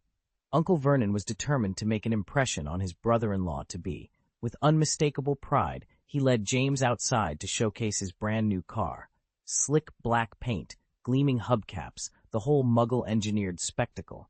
Vernon's ego swelled as he awaited James's reaction, but James merely smiled and nodded. Then, with a casual shrug, he explained that he got around on a good old-fashioned flying broomstick. Vernon's jaw dropped. The roaring engine, the polished chrome, it suddenly felt as impressive as a tricycle next to a jet. Desperate to regain the upper hand, Vernon steered the conversation toward James's employment. When he learned that James didn't hold a muggle job, he assumed the worst, that his future brother-in-law was living off government handouts. In true Vernon fashion, he immediately offered to find James a proper position, completely blind to the fact that James and Lily weren't struggling for money. They simply had no need for 9-to-5 work in the ordinary world. Thus, a day meant for celebration became a minefield of misconceptions, each side more bewildered than the last. And through it all, Lily watched helplessly as the rift between her two worlds yawned a little wider. That evening's dinner ended in disaster. James sat back from the table, chest puffed with pride, and announced to Uncle Vernon that he'd inherited his parents' entire fortune, a vault overflowing with gold at Gringotts Wizarding Bank, more than enough to keep the Potter name comfortably provided for generations. But the claim only widened the chasm between the wizarding world and Privet Drive sensibilities. Misunderstandings piled up, Uncle Vernon's face reddened, and with a huff of outrage, he stormed out of the restaurant. Aunt Petunia hurried after him, tugging on his sleeve as Lily sat frozen, tears sliding down her cheeks. Harry rose, heart pounding, and called out, "Uncle Vernon, please, you've got the wrong idea. Yes, wizards do travel by broomstick, and the gold at Gringotts is genuine, but it's magical currency. You can't spend it in the muggle world." His voice was earnest, but the damage was done. As he watched the Dursleys melt into the night, a strange unease pricked at Harry's mind. He'd always believed his father's story of flawless heroism, yet after years working alongside Sherlock, he'd learned to spot half-truths. Now staring at Petunia's genuine distress, he wondered, had James's proud declarations obscured something less than perfect about his father's past? Petunia had already decided to tell Harry the truth about those long-buried family tensions, so there was no point in lying now. If she wanted, she could have steered the conversation away from the past, as she'd always done before. But Vernon had been the first to look down on her. Harry could sense it in his aunt's weary expression. In the back of his mind, Harry quietly defended his father, recalling how Vernon had sneered at James as nothing more than a penniless welfare recipient. He supposed that was what had provoked James's sharp reply, but even so, Harry wondered if he would have chosen such a spiteful retort himself. After all, why wound a brother-in-law by boasting, "I have more gold than you can spend"? Not long after that strained meeting between Lily and her fiancé, Petunia married Vernon Dursley. Now Harry pressed on. "You said Lily offered to be your bridesmaid," he asked softly. "Why did you refuse her?" Petunia's eyes grew distant, her voice barely above a whisper. "I was afraid everyone would compare me to her. I knew in my heart that I'd come off second best." Before Harry could reply, Vernon's voice boomed from across the room. "Mind your manners, boy." Harry flinched under his uncle's glare, but he couldn't let it rest. He reached out, gently taking Petunia's hand. "You didn't deserve to feel inferior. You were always important to her, important to all of us." Petunia looked at him then, tears glistening but unshed, and for the first time in years, something close to peace passed over her face. "Nobody in this world compares to you," Uncle Vernon declared in the sitting room, his voice fussily warm. He turned to his son with a smug grin. "Honestly, Dudley, you're a sight more pleasant to look at than your old man ever was." Dudley puffed out his chest at the compliment. Aunt Petunia shifted uncomfortably, her eyes flicking from Vernon to her nephew. Suddenly, Vernon leaned forward as if enjoying the moment a little too much. "At Lily's wedding banquet, I never spoke to James," he announced, as though daring anyone to disagree.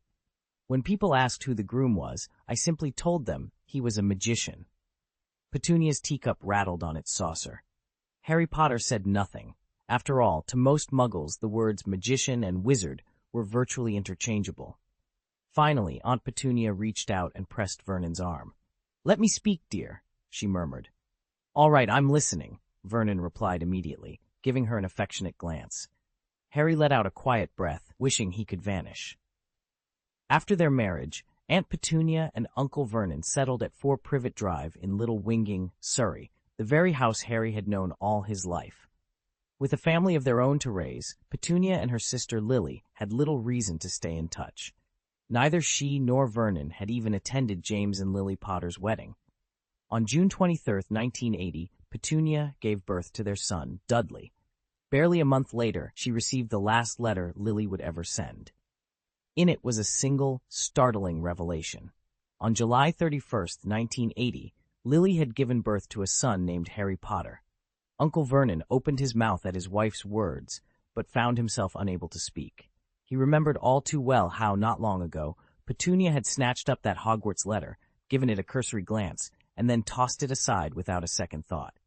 Now, listening to her hesitation, he realized she still cared for Lily, more than she would ever admit. After all, you never truly know what's hidden in someone's heart. From the day she married Vernon, Petunia Dursley had taken pride in living a perfectly ordinary life. No magic, no mysteries, no complications. Together, they boasted of their respectability and warned everyone to stay clear of anything strange. Petunia had worked tirelessly to erase any trace of her sister's world from their home. Yet beneath her staunch refusal to acknowledge Lily lay a quiet guilt. She knew that her sister had loved her and that she had cruelly turned her back.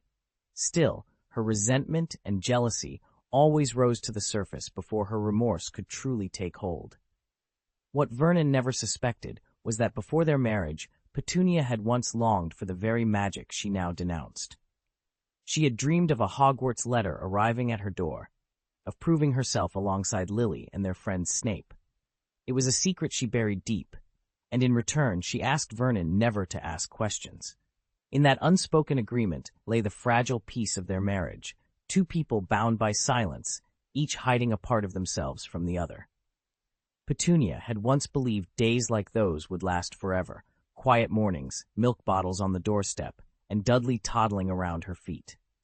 But everything changed in 1981, when both Dudley and the baby they named Harry were barely a year old. On the morning of November 1st, Petunia opened the front door to set out the empty milk bottles and let out a strangled scream. There, swaddled in an old blanket, lay a newborn boy. Tucked into the folds of the fabric was a letter, written in emerald green ink. Picking it up with trembling fingers, Petunia recognized the elegant handwriting at once. It belonged to Professor Albus Dumbledore. In that letter, he explained that the child's parents, Lily and James Potter, had been murdered the night before by the dark wizard Lord Voldemort. The infant had survived only because his mother had sacrificed herself to save him. Dumbledore went on to plead with the Dursleys to take the boy in.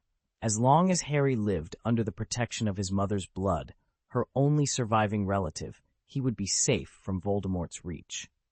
Since Lily's parents had died years earlier, Petunia was indeed her sole blood relative. By the time she finished reading, it was clear that number 4, Privet Drive, had become both Harry's refuge and the place where the ancient magic of Lily's love would shield him. Petunia closed the letter and handed it to Vernon, her voice tight with resentment. "I never wanted to bring him into our home," she admitted, her eyes flashing. "Every time I looked at him, I'd see Lily's face staring back at me." But despite her misgivings, the promise of blood protection left them no choice. And so, on that cold autumn morning, Harry Potter joined the Dursleys under their reluctant roof and began a life that would change the wizarding world forever. Harry's heart pounded as Aunt Petunia fixed him with a steady, tearful gaze. "You're always reminding me that I have a sister who was somehow better than me, someone who got to join the magical world I once dreamed of," Harry said, bitterness lacing his words. Petunia swallowed hard, then spoke slowly, each word weighted with regret. "But I had no choice, Harry. I couldn't just stand by and watch Voldemort or any of his followers kill you. All these years, I never treated you like my own son, and I never told you the truth about your parents' deaths. I forced you into that cupboard under the stairs for 10 years, made you do all the chores, didn't celebrate your birthdays. It was all punishment, all rooted in jealousy." Harry's fists clenched at his sides. The shock and anger roared inside him, but he stayed silent, listening. Petunia blinked back tears. "And yet, I never imagined it would be Dudley who accepted you first." She gave a bitter laugh. "All I ever wanted was for you to be safe, even if it meant I was the villain in your story." She took a trembling breath. "I don't expect you to forgive me, but I need you to know this. I'm sorry, Harry. I truly am." With that, she turned away, tears spilling down her cheeks, and fled down the corridor toward her bedroom. Uncle Vernon shot Harry a furious glare, then stomped off after her. Harry stood alone in the silent hallway, the weight of her confession settling heavily over him. Uncle Vernon, for his part, didn't think he'd done anything wrong. So long as his wife was willing to accept Harry, he was perfectly happy to go along. Harry stood there, emotions churning. This heart-to-heart had brought to mind something Sherlock once said. Most misunderstandings are nothing more than failures to communicate. Once you talk things through, so much becomes clearer. At their core, the Dursleys had always been selfish, preying on anyone weaker than themselves. Aunt Petunia especially was consumed by envy toward those more talented than she was, even her own sister. Yet, she wasn't entirely without mercy. When Dumbledore's letter explained that Harry needed the protection of a blood relative to survive, she'd grudgingly agreed to take him in. As she herself admitted, her harsh treatment of him sprang from jealousy of Lily rather than malice toward Harry. Perhaps, Harry thought with a wry smile, she just wanted to keep me alive. He let out a self-deprecating laugh. After all these years, he had never expected to hear Aunt Petunia say, "I'm sorry." And yet, hearing those words now, he felt an unexpected swell of relief. If he could forgive Snape on his parents' behalf, forgiving Aunt Petunia should be even easier. Harry muttered to himself, "I'm a kind person." In the days that followed, life on Privet Drive took on a surprising new rhythm. As ID from his schoolwork, Harry continued pitching in around the house of his own accord, but instead of the usual cold shoulder, neither Aunt Petunia nor Uncle Vernon ignored him anymore. He could sense them both making a real effort to adjust to this changed relationship. After 10 years of ingrained habits, however, Aunt Petunia's polite stiffness still shone through in every strained greeting. Dudley, by comparison, seemed completely at ease. He marched Harry over to his gang of friends and casually announced that his cousin was now under his protection. Anyone who dared mistreat Harry, he declared, would answer to him. Harry couldn't help but smile inwardly. With Dudley's new reputation, those boys wouldn't dream of bullying him anymore. Still, he appreciated the gesture all the same. Ever since Aunt Petunia sat everyone down for a heart-to-heart, she'd unknowingly cleared up Vernon's misunderstanding about Professor Snape and his wife. That didn't stop Uncle Vernon from flat-out admitting, "I don't like that man." "He's always scowling," Vernon went on. "Looks like our family owes him a fortune." He was, of course, referring to Snape's unexpected visit to Privet Drive last summer to sort out Dobby the house elf. That episode had sparked Vernon's dark suspicions about Snape's true identity, suspicions Petunia, Harry, and the professor's wife had since dispelled. But Vernon never mentioned it again to his wife, satisfied the matter was closed. Harry, now speaking to his uncle with far less caution, grinned.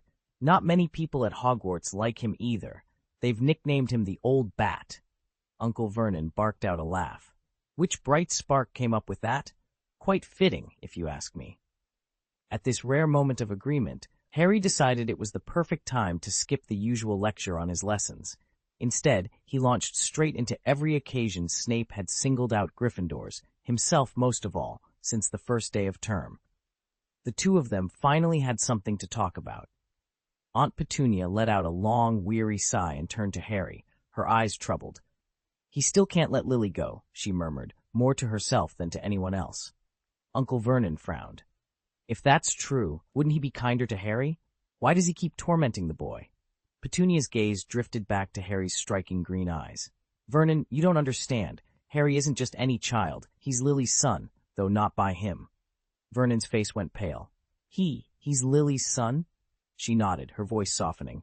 "Yes, every time he looks into Harry's eyes, he sees Lily's. I think he's haunted by it, regrets everything, the way I do." Chapter 2. "Holmes, kid, listen to me," Uncle Vernon said, fixing Harry with a stern look. He hesitated for a moment, then continued, "If Hogwarts ever decides it doesn't want you, you can always go to Smelting's Academy with Dudley. Understand?" Harry frowned. "I don't." Uncle Vernon sighed. "You helped us land that big order from Mr. Mason last time. If, for some reason, you can't stay at Hogwarts, I'll have you and Dudley enrolled at the same school. Smelting's Academy. But trust me, it's no place for someone like you." He leaned closer. Dudley told me the older boys there dunked the new kids' heads in the toilet on their first day. Harry couldn't help it. He burst out laughing. Uncle Vernon's face went red. What's so funny? If you'd rather go to Smeltings, fine. You're welcome there. Wiping tears of mirth from his eyes, Harry shook his head. Thanks, Uncle Vernon, but I have every intention of graduating from Hogwarts. He paused, then added, and don't think I'm doing it to please you. I just don't want to be the school's joke. By the time Uncle Vernon and Aunt Petunia stomped off, Harry was grinning from ear to ear. 13 years had passed since Harry last felt truly at home on Privet Drive. Given how the Dursleys had always treated him, he never would have imagined that their house could feel comfortable, almost welcoming. Yet here he was, leaning against the hallway banister, with a sense of belonging he hadn't known since infancy. He recalled something Ernie Macmillan from Hufflepuff had said last semester, that he hated the Dursleys so much he'd take out his anger on unsuspecting muggles. Harry shook his head at the memory. He'd always been too hard on himself, and no matter how strained his past relationship with the Dursleys had been, he'd never harm innocent people. He supposed he was simply too decent. In truth, the single biggest reason his life at Privet Drive felt bearable again was Sherlock Holmes. Without Sherlock's intervention, without the detective to smooth things over, Harry shivered to think where he'd be right now. He pushed the thought away. Just recalling the old days on Privet Drive, counting the endless hours until term at Hogwarts, was enough to make him feel suffocated. Now, though, he was ready to reconnect. He ought to send Sherlock a message by Hedwig, or perhaps call him directly. Then again, knowing Sherlock, the detective would never be the one to reach out first unless it was truly urgent. Harry was still weighing his options when Dudley's voice came drifting down the stairs. "Harry, there's a phone call for you." Speak of the devil, Harry thought, springing to his feet. Harry had only one plausible caller in mind, Sherlock Holmes. Hermione was out of the question. She'd flown off to France the minute the holidays began. As Holmes himself would say, once you've eliminated the impossible, whatever remains, however improbable, must be the truth. With that in mind, Harry bounded into the living room, only to stop dead in his tracks. Dudley was there, reclined on the couch, holding the phone receiver as if it were a hot coal, dangling it a foot or two from his ear. Harry blinked. What on earth was he doing? At that moment, Dudley caught sight of him and broke into a smug grin. Harry's stomach twisted at the sight of it. During their rough patch, that smile had always meant Dudley was up to no good. True, they'd patched things up lately, but this grin was still every bit as arrogant and malicious as ever. "Just in time," Dudley announced, raising his voice so dramatically that Harry cringed. He shouted into the receiver, "Harry's here!" Before Harry could protest, Dudley leaned forward and pressed the handset against Harry's ear. Reflexively, Harry took the receiver and watched Dudley sidestep like he was defusing a bomb. Harry's eyes widened in bewilderment. It was just a phone, not an explosive. Then he heard the familiar drawl on the other end. "Harry!" Sherlock's voice crackled through the line. Relief and curiosity washed over Harry. Finally, the conversation he'd been waiting for was about to begin. Harry's phone buzzed, and when he put it to his ear, a roar thundered through the speaker, as if Ron were standing at one end of a football stadium shouting to someone at the other. "Harry, can you hear me okay?" Harry jumped. He understood now why Dudley had been holding the handset either pressed against his ear or shoved out at arm's length. Ron's voice was like a blast of air from a hurricane. "Ron," Harry panted, "you don't have to shout. I can hear you just fine." There was a pause on the other end. "Really? Wow. Well, if you say so, but I'm not lowering my voice another decibel." Ron," Harry cut him off. "Please, just speak normally. You're not in the stands at a Quidditch final." At that moment, Dudley burst into laughter, rolling on the floor. Harry shot him a helpless look. His cousin knew as little about the wizarding world as he did about Muggle combustion engines. Clearly Dudley found Ron's booming Muggle telephone technique hilarious. Behind him, the echoes of Dudley's giggles reminded Harry to turn back to the call. "All right," Ron said, sounding sheepish, but finally quieter. "Better? Much. So, good news, mate." Ron's tone regained its usual excited pitch. "Dad's done it. Arthur Weasley actually hit the jackpot." Harry frowned. "Hit the jackpot? What are you talking about?" Ron practically jabbered with excitement. He entered that Muggle lottery on a whim last month, that national one, and he won. A huge prize, Harry. We're talking millions of Muggle pounds. Harry sat down heavily. Millions? Yep. Dad's over the moon. He's still on cloud 9. Phone calls from the Board of Trustees of the Magical Congress and every Muggle bank in Britain. Mum's not sure what to do first. Buy a new house? Take a proper holiday? Dad wants to fund some Muggle studies at Hogwarts. He's buzzing with ideas. Harry couldn't help smiling. In his life, good news from the Weasleys was always a treat, but that's brilliant, Ron. Really brilliant. I knew you'd be pleased. We'll celebrate as soon as term's over. I can't wait to tell Ginny. She'll freak out. Congrats to your family, Harry said warmly. Thanks, Harry. And hey, next time I call, I'll keep my voice at normal human volume. Ron laughed. I'll hold you to that. Harry hung up, grinning at Dudley, who was still trying and miserably failing to muffle his laughter. Magic or Muggle, it seemed the Weasleys had just landed the luck of the Irish, and Harry couldn't think of a better way to end a rather noisy afternoon. Ron had just won the Daily Prophet's annual prize, 700 galleons to be precise. It was more money than any of the Weasleys had ever seen at once, and they quickly decided to turn it into an adventure. Their plan? A month in Egypt, visiting Bill, the eldest sibling, who was working as a curse-breaker for Gringotts in Cairo. With Bill as their personal guide, they could explore the ruins, ride camels through the desert, and, or so Ron promised, eat far too many sticky sweets. Harry listened to Ron pacing excitedly on the other end of the line. Honestly, Harry, I've never handled so many galleons in my life. Those gleaming coins nearly blinded my dog's eyes. Ron laughed. Your metaphors are always delightfully original. How's your summer been? Any trouble from Muggles? Harry grinned. Not at all. It's been the most peaceful summer I can remember. They caught up for several more minutes, swapping stories of harmless mischief and everyday magic, before Ron finally tugged himself away to help feed the chickens. Harry put down the receiver and turned to his cousin. Sorry about that, he said, a little embarrassed. Ron was kind of loud. Dudley waved him off, sounding almost magnanimous. No worries, he seems like a good sort, funny kid. He folded his newspaper and smiled.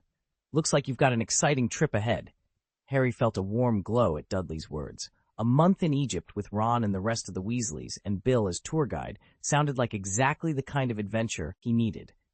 Dudley stared at the smartphone in Harry's hand, blinking in disbelief. Wait, he's never used one of these before? Harry nodded.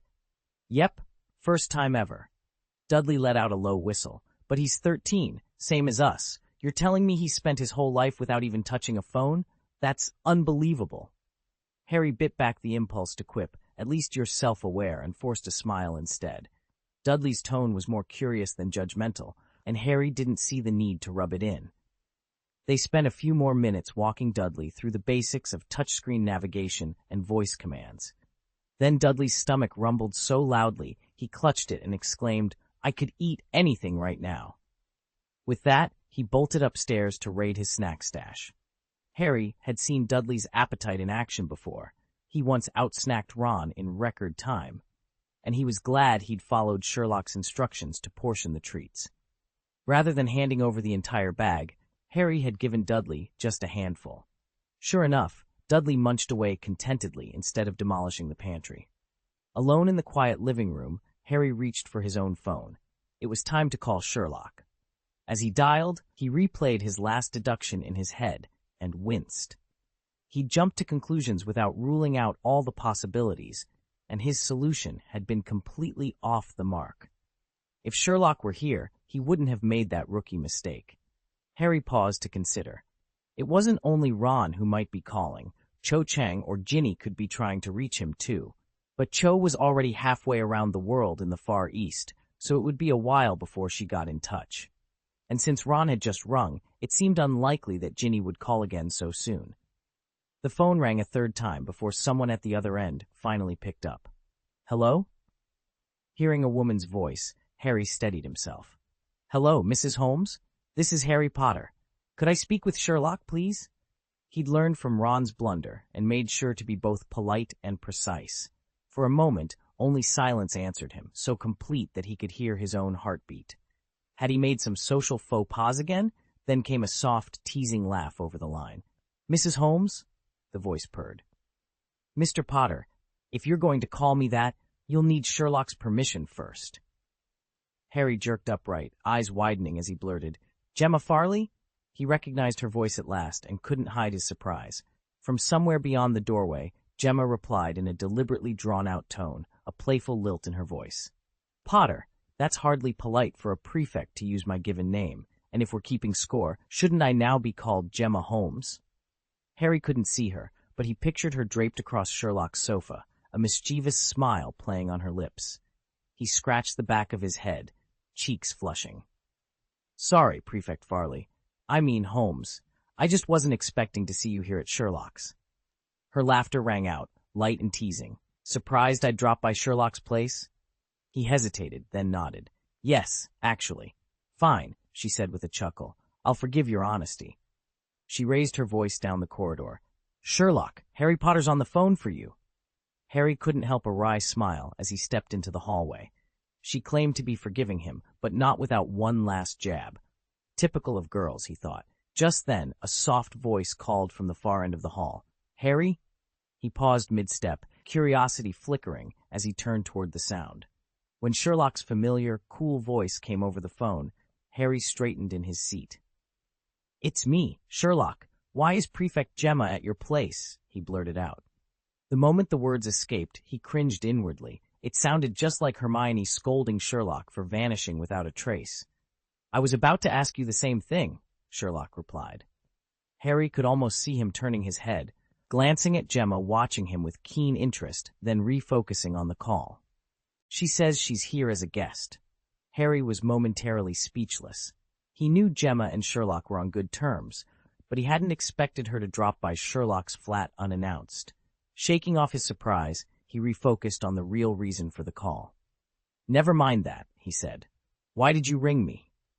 Sherlock's voice remained as composed as ever. "I can tell you've got something important to share."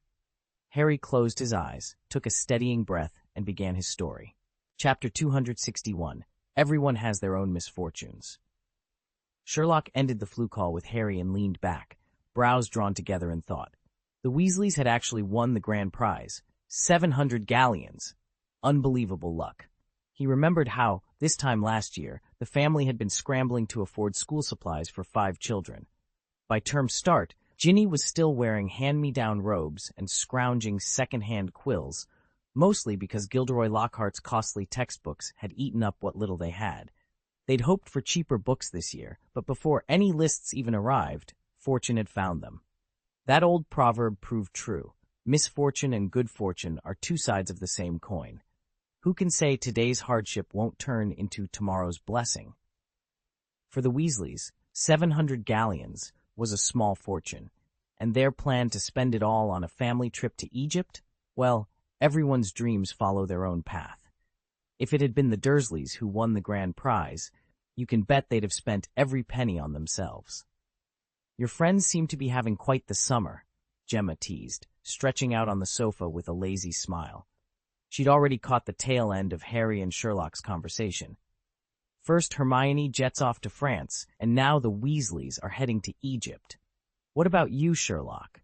Any travel plans? Half the holidays are already gone. Sherlock set his phone aside and regarded her for a moment. Sunlight filtered through the sheer curtains, turning her golden hair into a resplendent halo. She toyed delicately with a silver fork, nudging a lemon tart on her plate, her posture as poised and dignified as if she were seated in the Great Hall at Hogwarts. Chapter 7. Sherlock Holmes glanced up, an amused brow arching as his unexpected visitor hovered by the tea trolley. "Travel?" Gemma Fletcher settled into the armchair opposite him, lifting her fork to taste another spoonful of dessert before letting it tap lightly against the porcelain plate.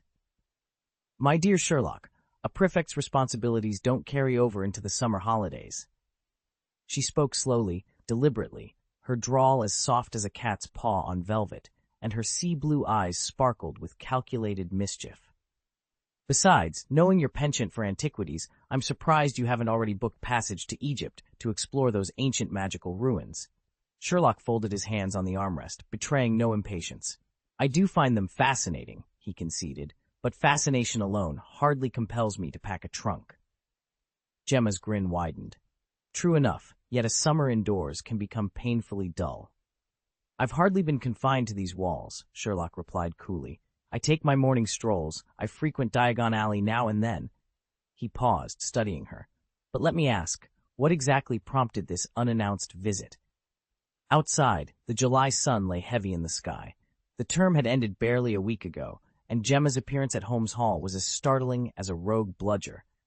With a playful tilt of her head, she laid her fork on the saucer. Must there always be a reason to call on an old friend? Sherlock regarded her for a moment, then allowed a faint smile to curl at the corner of his lips. I suppose not. Gemma's eyes gleamed. Excellent. In that case, I shall accept tea and your company for the foreseeable future. He raised his cup in mock salute. Very well, then. Summer, or intrigue, it matters little so long as the company is entertaining. With that, the two companions settled into easy conversation, the afternoon stretching before them full of promise, secrets, and the faintest hint of adventure. Sherlock sat in his armchair, his face as impassive as ever, even when Gemma greeted him with that infuriatingly amused smile of hers. For every action, he said flatly, there must be a purpose. There's no such thing as a truly purposeless act. Gemma cocked her head and gave him a teasing look. Can't I just have been bored and decided to drop by a friend's house? That's passing the time, Sherlock countered. And passing the time is a purpose in itself. Gemma sighed, a playful note of exasperation in her voice. She was 3 years older than him, but honestly, his maturity and the sheer force of his logic always made her feel like the younger one in their friendship. Fine. Let's say I came because I was killing time. Now tell me about this chamber of secrets you mentioned. Sherlock's expression softened almost imperceptibly. Finally, she was ready to listen. He'd known Gemma wouldn't go to all the trouble of trekking halfway across England without a real reason. She was curious, just like he was. Before the holidays, at that lopsided feast, he'd promised both her and Luna he would explain everything. Now, with nothing left to hide, he leaned forward. All right, he said. And then, in precise, deliberate detail, he laid out everything he had discovered, the hidden entrance, the ancient wards, the creatures said to dwell within, and the dire consequences of disturbing its slumber. Gemma listened, wide-eyed, as Sherlock wove together fact and inference, pulling at every thread until the whole tapestry of secrets lay before them. When he finally fell silent, the room felt charged with possibilities, and with the quiet thrill of a mystery newly revealed. Sherlock noticed the flicker of resentment in Gemma's eyes, but dismissed it, assuming she was only annoyed that he'd kept her in the dark for so long. He didn't consider any other explanation. As he continued, however, the sharp edge in her gaze softened and was replaced by a gravity that made him pause. When he'd finished his account, Sherlock let out a laugh. My dear Gemma, compared to Harry, Hermione, or Ron, my version must sound almost antiseptic. Their stories, though occasionally loose with the facts, are compelling in a way mine simply isn't.